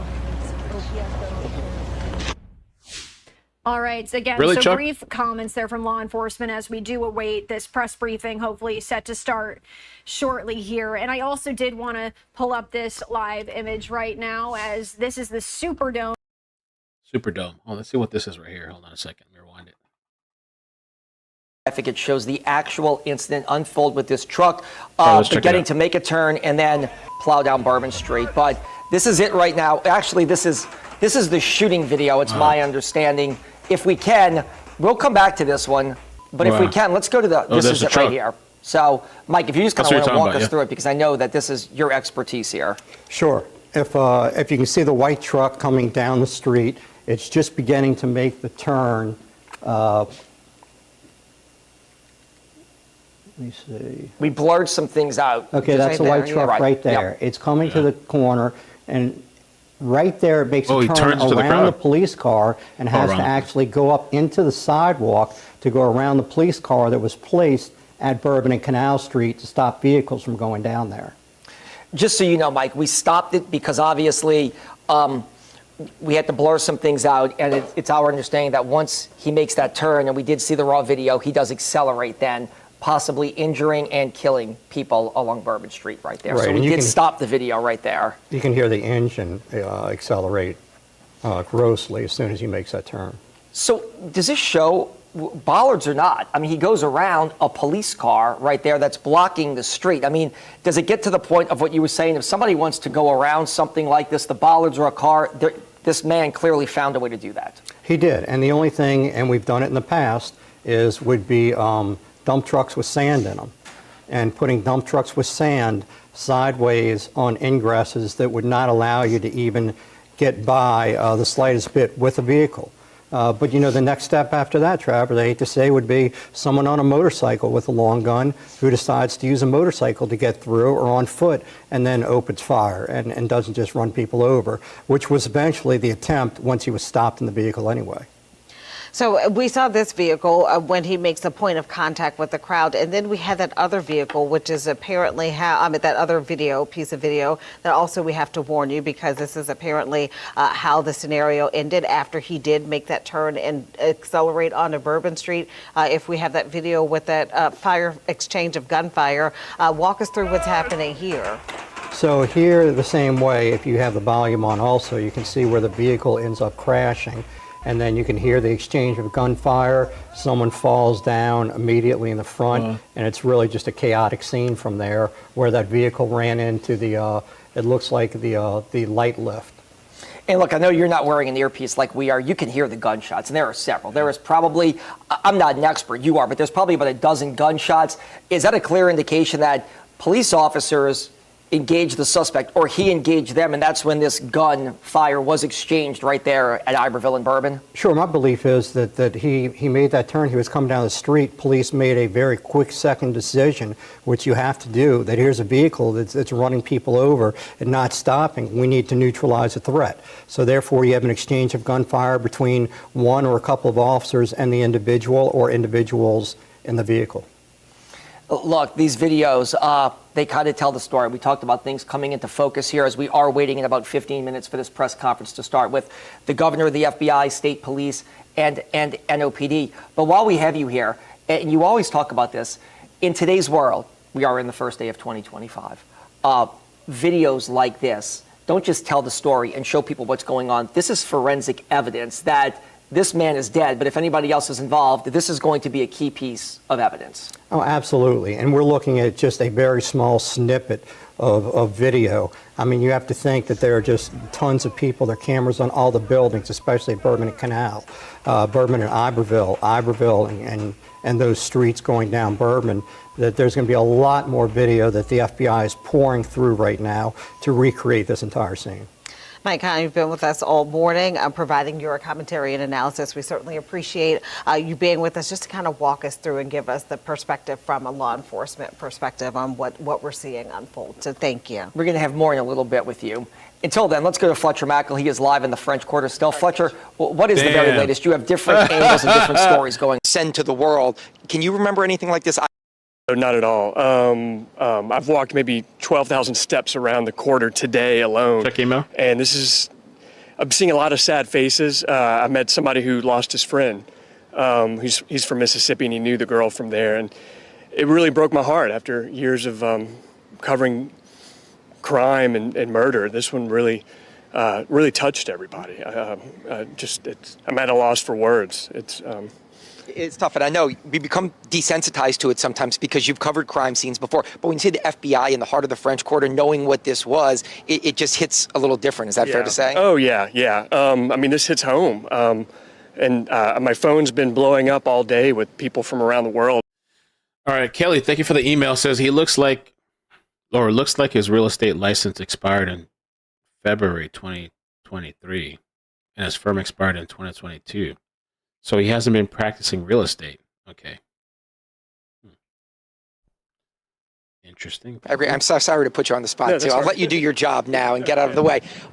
Also, Stefan Cage, our photojournalist who's behind the camera, is going to get some video of you for you. And this is obviously, the most iconic building in our city, the St. Louis Cathedral, something we all celebrate and cherish and love as an iconic landmark.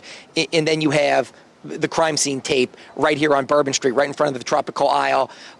There's FBI forensics units out here. And the reason they're all here is because at about 6 a.m. this morning, a state police trooper discovered what he felt like was an unusual package. And we're told it may have even been an ice chest. So they sent out the NOPD special unit. And we believe they detonated it because we heard, or at least they did a controlled detonation to make sure it was nothing that could have been more extreme. And when I say they detonated it, I want to be very clear because we keep saying that this wasn't like a reverberating boom where buildings shook. It sounded more like a firecracker. We heard, some.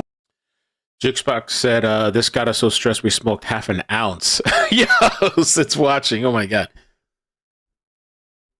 Possible the driver of the Tesla died. No, really? TY Sticks? There's Biden. Do you understand that the person crossed the border? I'm not going to comment on any specific edible. What's your favorite ice cream flavor, Mr. Biden? I've contacted every agency in the federal government as well as the state. We're all coordinating to get to. Thank you for that incisive commentary. All right, and that was Mr. President Biden. Joe Biden a little bit earlier today as he gave those very brief remarks. But again, we did hear from the White House. All right, so we're 9 minutes out. Let's see. What do we got? Anything else on Twitter? Man, this is crazy. Crazy. Shamsud bin Jabbar. So his work history includes Army Reserves, real estate, and IT. Okay, he stopped updating it in 2020. What happened? I don't know how people like this get radicalized or whatever. You think I'm going to throw my life away for some religion? Does he have kids? Does he have a family? What? How does this happen? Is it almost like a cult? Like, how do people get sucked in? Okay, somebody got another. So I wonder, because earlier in the stream I said that he had a couple of driving with a suspended license infractions. It looks like they pulled up like a mugshot or something. Wow. Gets even stranger. He was employed at Ernst & Young in London most recently. Lots of radicals in the UK. Bro, you couldn't convince me. You're going to go to heaven if you kill people? What?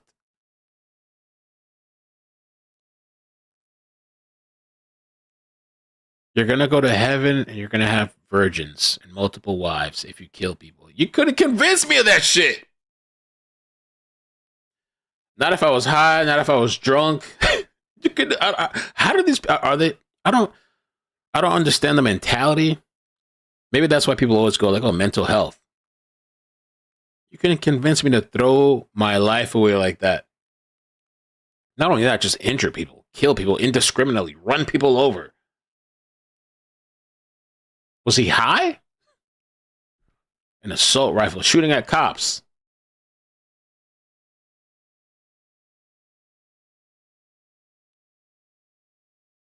ISIS, the religion of peace and prosperity.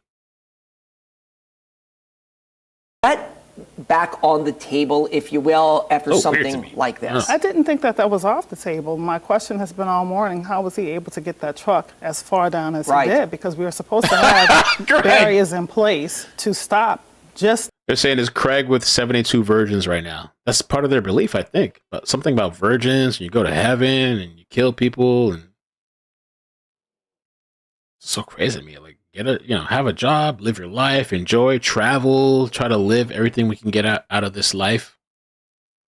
You know, he's over here benefiting. I mean, I guess he was born here. Let me see the background check. What did it say? This dude was born here. Let me see. Oh, there's his Facebook. Hold on. I don't know. Is that it? Let me see if this works. Oh, it's taken down. That doesn't work. Pinterest, Twitter? They got a Twitter? Hold on. Oh, that doesn't work either. MySpace?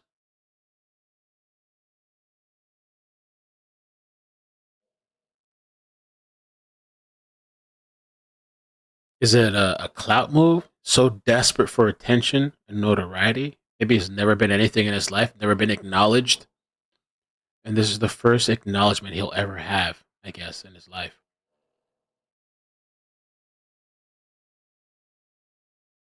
And his family is in Texas. He has a lot of family in Texas. Houston, Texas, Dime Box, Texas, Fresno, Texas. Somebody in Shreveport, Louisiana, family member. Fresno, Cypress, Beaumont, Thompson.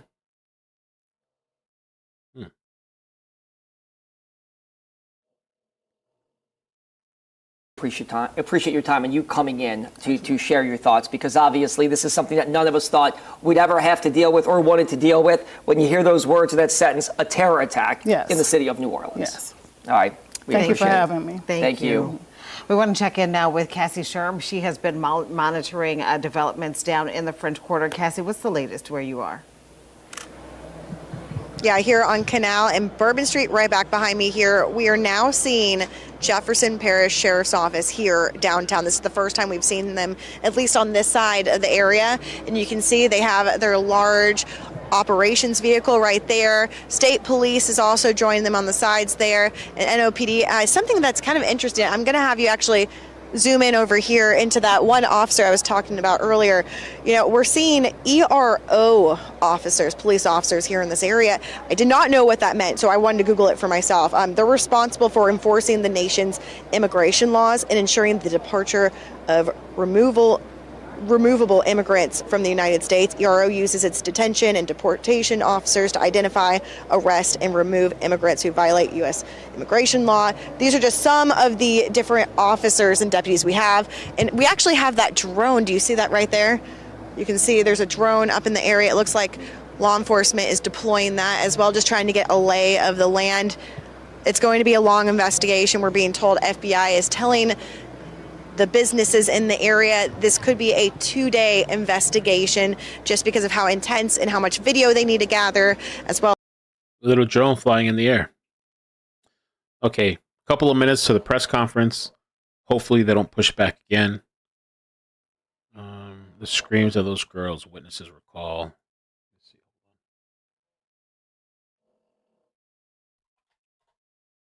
Event started at day. Described that it was mass chaos. What did it sound like?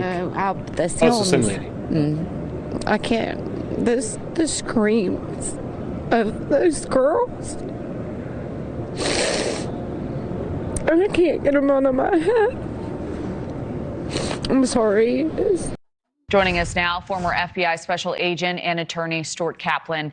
Stuart, thank you so much for being here this morning. This information continues to flood into the newsroom. We now know authorities are looking into the identity of this suspect, the driver, who is now deceased. How are they digging? Where are they digging specifically, Stuart, to reveal a potential? So AP News pushed it back 15 minutes. Is there another delay? I don't know. Come out with the information already. I don't know. They pushed it back to 2:15. We'll see. Potential motive in this case? Good morning, Kelly, and thank you for having me. And just so your viewers know, I'm very familiar with New Orleans. I spent the best part of my life, 4 years there. Still very tied into that community, as well as the local and state and federal law enforcement. What I can tell you is because the bad actor was shot and killed, what they're doing right now and very hastily and very quickly is to work backwards. There is some information out there, and I will say to your viewing audience, if you are planning to attend any additional celebrations today, if you see something, say something. I'm gonna give this Maddie a may big hug. be a bigger, larger plot, a more coordinated effort towards other venues. This was a very well thought out and planned act. This is an act of terrorism. That is the use of violence to create fear. Fortunately, New Orleans, which has the best preparation with respect to large venues such as this, because they do this all the time, fortunately, they were able to neutralize this threat very quickly, notwithstanding 10 people and many others were killed and injured. But we need to be very vigilant right now, today, because there may be other attacks that are coming our way. We know even after authorities make connections, begin to put the pieces of this puzzle together, there is information they keep under wraps until they're ready to release it. As we await a press conference at 11 a.m. Central Time, would you mind providing some context for us? What sort of information falls under that category and why? Well, let me first just say it is impossible in 2024, now 2025, to go unidentified with respect to not being able to quickly identify people such as who carry out these type of horrendous acts. And so it is my understanding this individual has already been identified as much as what or how he or where he came from. I will suggest this may be a byproduct of our unfortunate open border policies, perhaps coming through our southern border not too long ago, within the last week.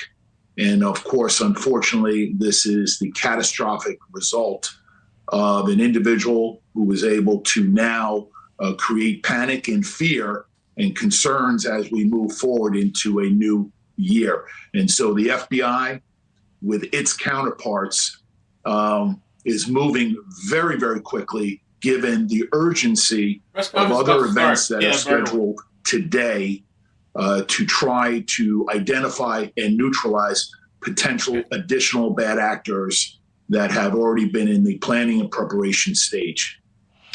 Well, that sounds like a very specific assessment of this situation. May I ask you what leads you to that assessment? Is there any additional information you may be able to share? Well, let me just say this. The individual who carried out this attack in New Orleans was very heavily armed. He was wearing body armor. True. He had improvised explosive devices. There is information to suggest that he had assistants and others. Assistants, like some of you guys have said, jukebox and others. Probably so, especially that now they're saying confirmed he had an ISIS flag and he's a terrorist and all this stuff. Yeah. He didn't act alone. They should pull in all those fucking people. Who aided and abetted. And like I said, it is impossible. And do what they used to do. Go after terrorists. Target these I don't know, these regimes or whatever. Fucking lock them up, whatever. Find these terrorist cells. You know, they're so focused on politics and censoring and demonetizing. Go move on to the terrorists. They're fucking murdering and killing people. Enough of this harassment shit. Who's the president and all this other bullshit and spying, whatever, and sending money here and there. How about focus on the country and America and the homeless people and the citizens that live here and they want to feel safe. To carry out your private life in public, meaning that all of us are under constant scrutiny and surveillance. And certainly this individual now coming into contact with the FBI, federal, state, and local law enforcement and other assets that are available to our federal law enforcement partners will be able to easily backtrack and identify who this individual is, where he was just prior to last night's event and several days following. Thank you for watching. Go to News Nation. Okay. All right, so we're still waiting for an official press conference update. They haven't started yet. Pushing back again. Oh, here we got some live feed. Okay, there we go.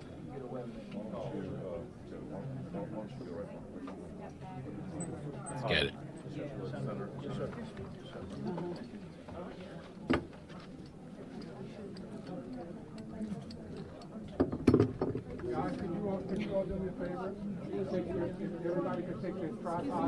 Oh, thank you, Mindy.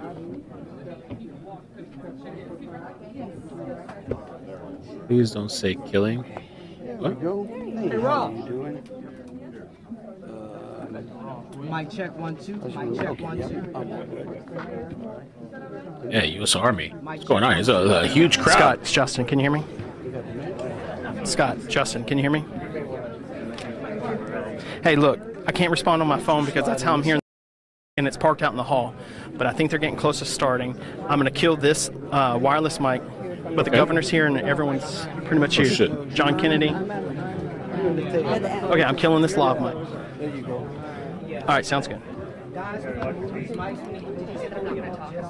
Yeah. Okay, good. We need y'all help with that. Come and grab real quick. The mayor's speaking right now. I'm sure she's. Dublin, thank you. Happy New Year's. Appreciate that.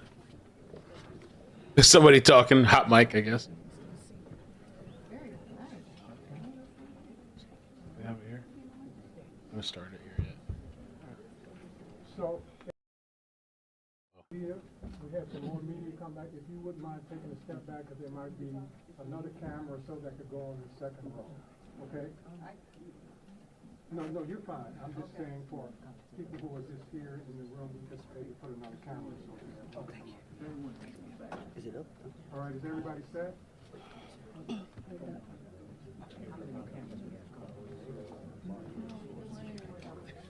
Good thing that everybody's watching out. It was Kyle, by the way. All right. Is everybody set? Everybody set? Is there more people coming? No.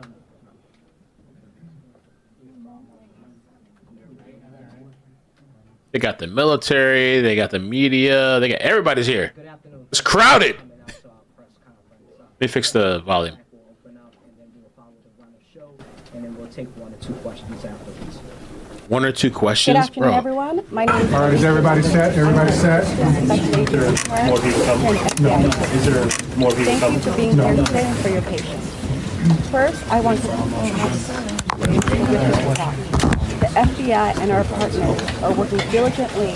All right. Good afternoon. Thank you all for coming out. On behalf of the victims, the citizens and residents of Louisiana, and everyone visiting the city. I'm going to provide you some facts and information about what we do know. I know that all of you will have questions, and we will try to provide some answers. But this is an ongoing investigation that's rapidly evolving. So there are some questions I will be unable to answer at this time. The FBI is the lead investigative agency, and we're investigating this as an attack of terrorism along with our partners. I have to pause for a second. Look what YouTube did. That's how you know it's confirmed. I went back to the shooter's video. This video is no longer available because YouTube account associated with this video has been terminated. Amazing.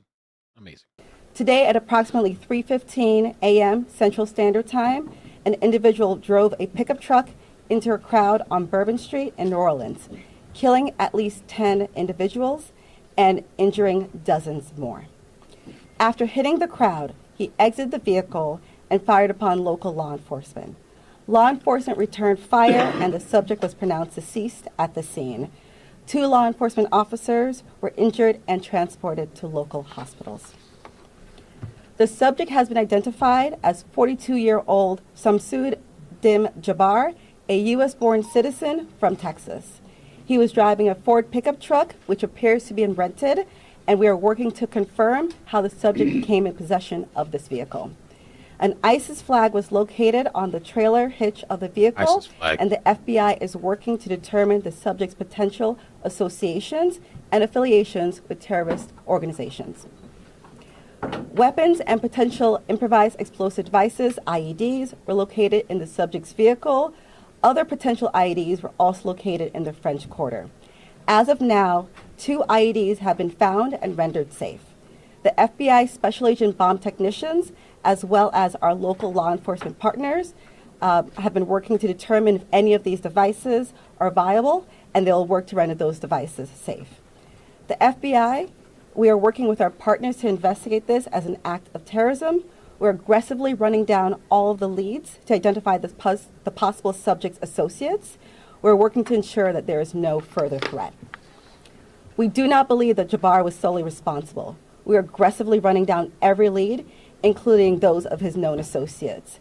That's why we need the public's help.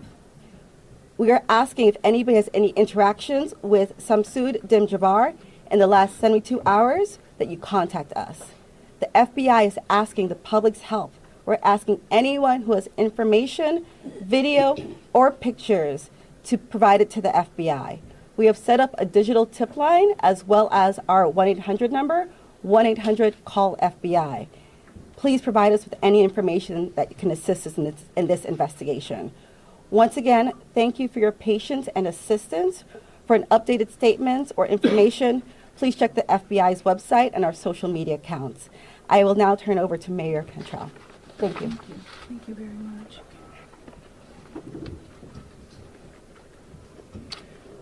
Thank you, Agent Duncan, for your leadership and the full support of the FBI.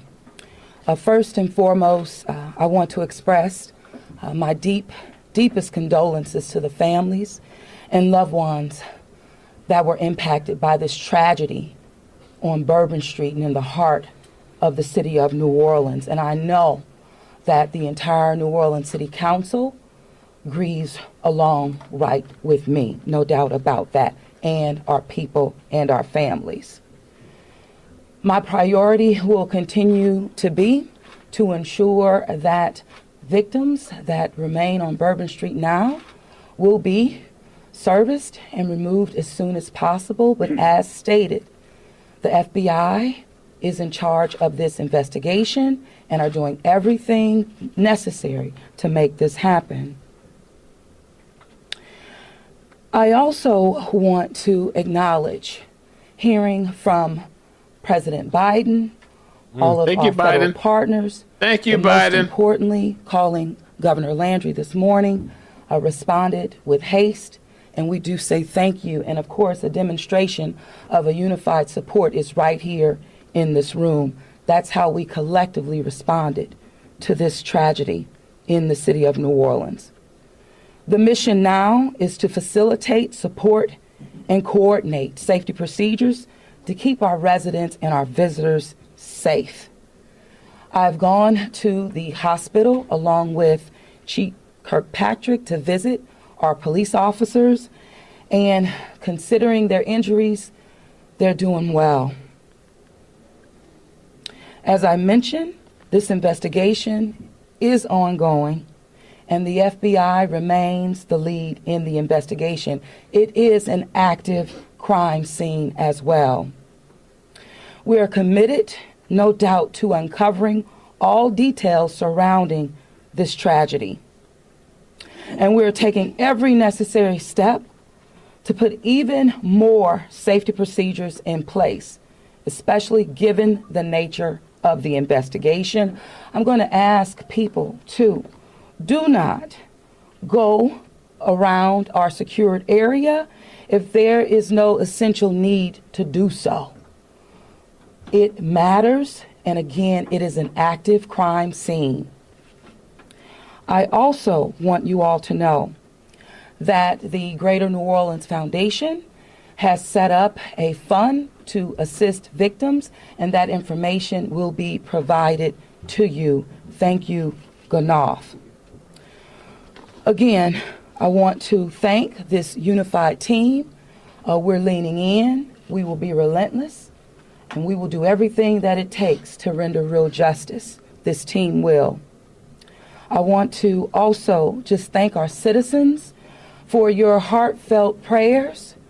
New Orleans is a world-class city, and I can say that I've heard from world leaders all this morning and up until now, in addition to my brother and sister mayors across this country. They're calling, they're responding, and they're standing with the city of New Orleans. And what they always say and want me to reiterate, they understand the resilience of this community. And we're strong in that regard, and I will say second to none. So with that, I'm going to turn it over to our governor, and as I mentioned, who has not wavered any in leaning in, providing the necessary support, and standing right here with me, and I say thank you, Governor. And I know the First Lady is standing with us as well. Thank you, Madam Mayor. Thank you. Again, I want to thank the Mayor. Since about 3:45 this morning, when she called me, we have all been working. We'll get to the details of the story. Around the clock to both secure the city and to solve this act. You know, again, I want to reiterate that our prayers go out with all of those who have been affected by this tragedy. I want to thank our law enforcement officers. I want to thank our medical personnel. I want to thank our first responders. And most importantly, I want to thank the two New Orleans police officers who not only laid their life on the line, but were able to eliminate the threat this morning. Let me say, we have made public safety a state priority from day one. And I think that if you look around me today, right now, and you look at the people who are standing around, that is their commitment as well. We intend to be transparent in assessing any defects that may have existed in the system so that we can address them. It's the only way to ensure that any mistakes that were made are corrected. Specifically, we have been trying and working very diligently to address security concerns in preparation for the Super Bowl since October. And it's interesting because, ironically, in preparation for the Super Bowl, I had intended to issue an emergency declaration tomorrow so that we could bring all of our federal, state, and local agencies to bear in preparation for the Super Bowl and Mardi Gras. But because of the events today, I have amended that emergency declaration and issued it today. So again, that declaration will allow our federal, state, and local partners to bring all of the resources necessary to get this city safe. In light of that executive order, I have also ordered the mobilization of a military police company. I've asked General Freelou to mobilize a military police company to assist both New Orleans Police and LSP and the FBI. It is important for our citizens and guests of this state to know that we are doing everything we can to secure them. Why didn't you have these people mobilized before? It's New Year's Eve. You knew New Year's Eve, New Year's Day. You've had terroristic attacks before. It's the same BS with these people, the same bullshit. We're gonna do this, we're gonna do that, and you guys do nothing. It's the same bullshit every year, every month. You guys do nothing. It's all the same song and dance. We're tired of this bull. We're tired of hearing about it. Do something. Do something about it. We're tired of the talk. That's why people switch so much with the voting. You know, that's what. If you've been alive for a couple of years and they tell you the same shit over and over and nothing's happening, you know what I'm saying? You get tired of it. You guys have been saying the same bullshit forever. We don't want to hear what the fuck you have to say. We don't want to hear the pats on your back. Do something. Do something about it. Their safety. It's crazy. City. We want to make it clear. The Superdome and the surrounding area is safe. But I've always said that the safety of this entire city is something that is always paramount to me. With that, I would like to turn it over to Jeff with the Super Bowl. We got so many people on the stage. Nobody knows. All they do is talk. All these people, somebody in the military uniform too.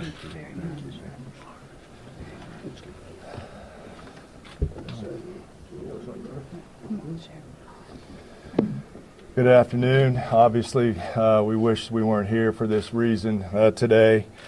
The Sugar Bowl Committee has a 90-year history of being a good corporate citizen for the city of New Orleans, and that's why this tragedy hurts us as much as anybody right now. So our condolences, thoughts, and prayers go out to the victims and their families as we all work through this.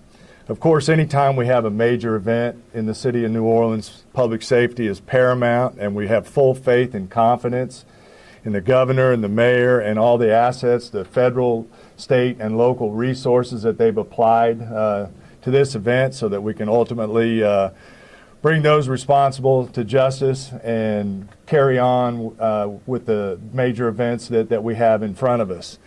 Speaking of which, we were scheduled this evening to have a CFP quarterfinal played in the Superdome at 7:45. We have been in consultation with ESPN, with the College Football Playoff, with the Southeastern Conference, with the University of Georgia, with Notre Dame. All parties and all agree that it's in the best interest of everybody and public safety that we postpone the game for 24 hours.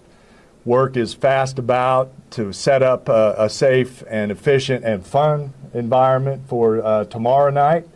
There'll be more details on that in the coming hours, but for now, that's the plan, that we're going to move forward and play the game. And again, we reiterate our thanks to everyone up here for the important work they're doing. We live in the fun and games world with what we do, but we certainly recognize the importance of this, and we're going to support it 100%. So thank you. Thank you. I'd like to bring up Senator Kennedy.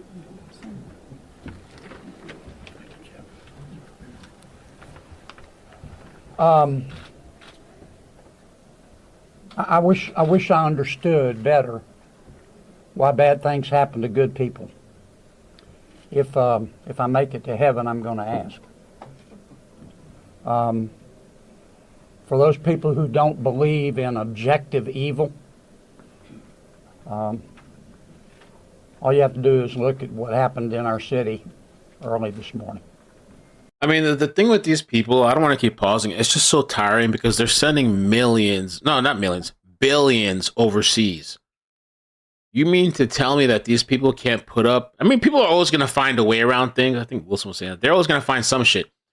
But people are witnesses on the scene. They're saying that there wasn't barricades up. There was some flimsy fucking orange thing.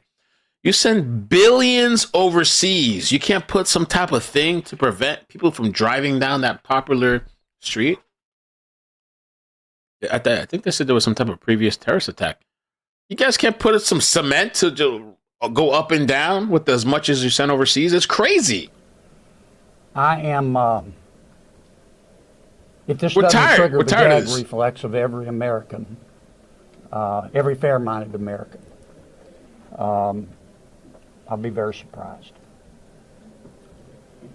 I'm here because these are my people. I'm here because these are my people's friends. Tired of this shit, man. I'm here because there are a lot of Louisianians that are scared tonight. I don't want them to be. There's a lot of information going around. Some of it is actually true. Some of it isn't. Some of it is true, some of it isn't. The federal government is now in charge of this investigation. By that I mean the White House, the FBI, the Department of Homeland Security, and the Department of Justice. I have not talked to the FBI. Maybe they've talked to my staff. I don't know. I did talk to the Secretary of Homeland Security a little while ago. And I told him that with all the respect I could muster, that we expect to put the full force and resources of the federal government behind this investigation. Our state troopers, our local police departments, our sheriffs, we've got many sheriffs here today, have been terrific so far. The federal government is cooperating with them. I hope that will continue. Here's what I want to ask from the federal government. Catch these people. Catch these people. And then tell the American people the truth. Now, I don't want you to tell us yet anything that's going to interfere with your investigation. And there are things that I've been told that I think are true that I'm not sharing with you today because it could interfere with their investigation. But after we get to the bottom of this, he's dead. I need to tell them. Well, maybe there's others that assisted, so yeah, maybe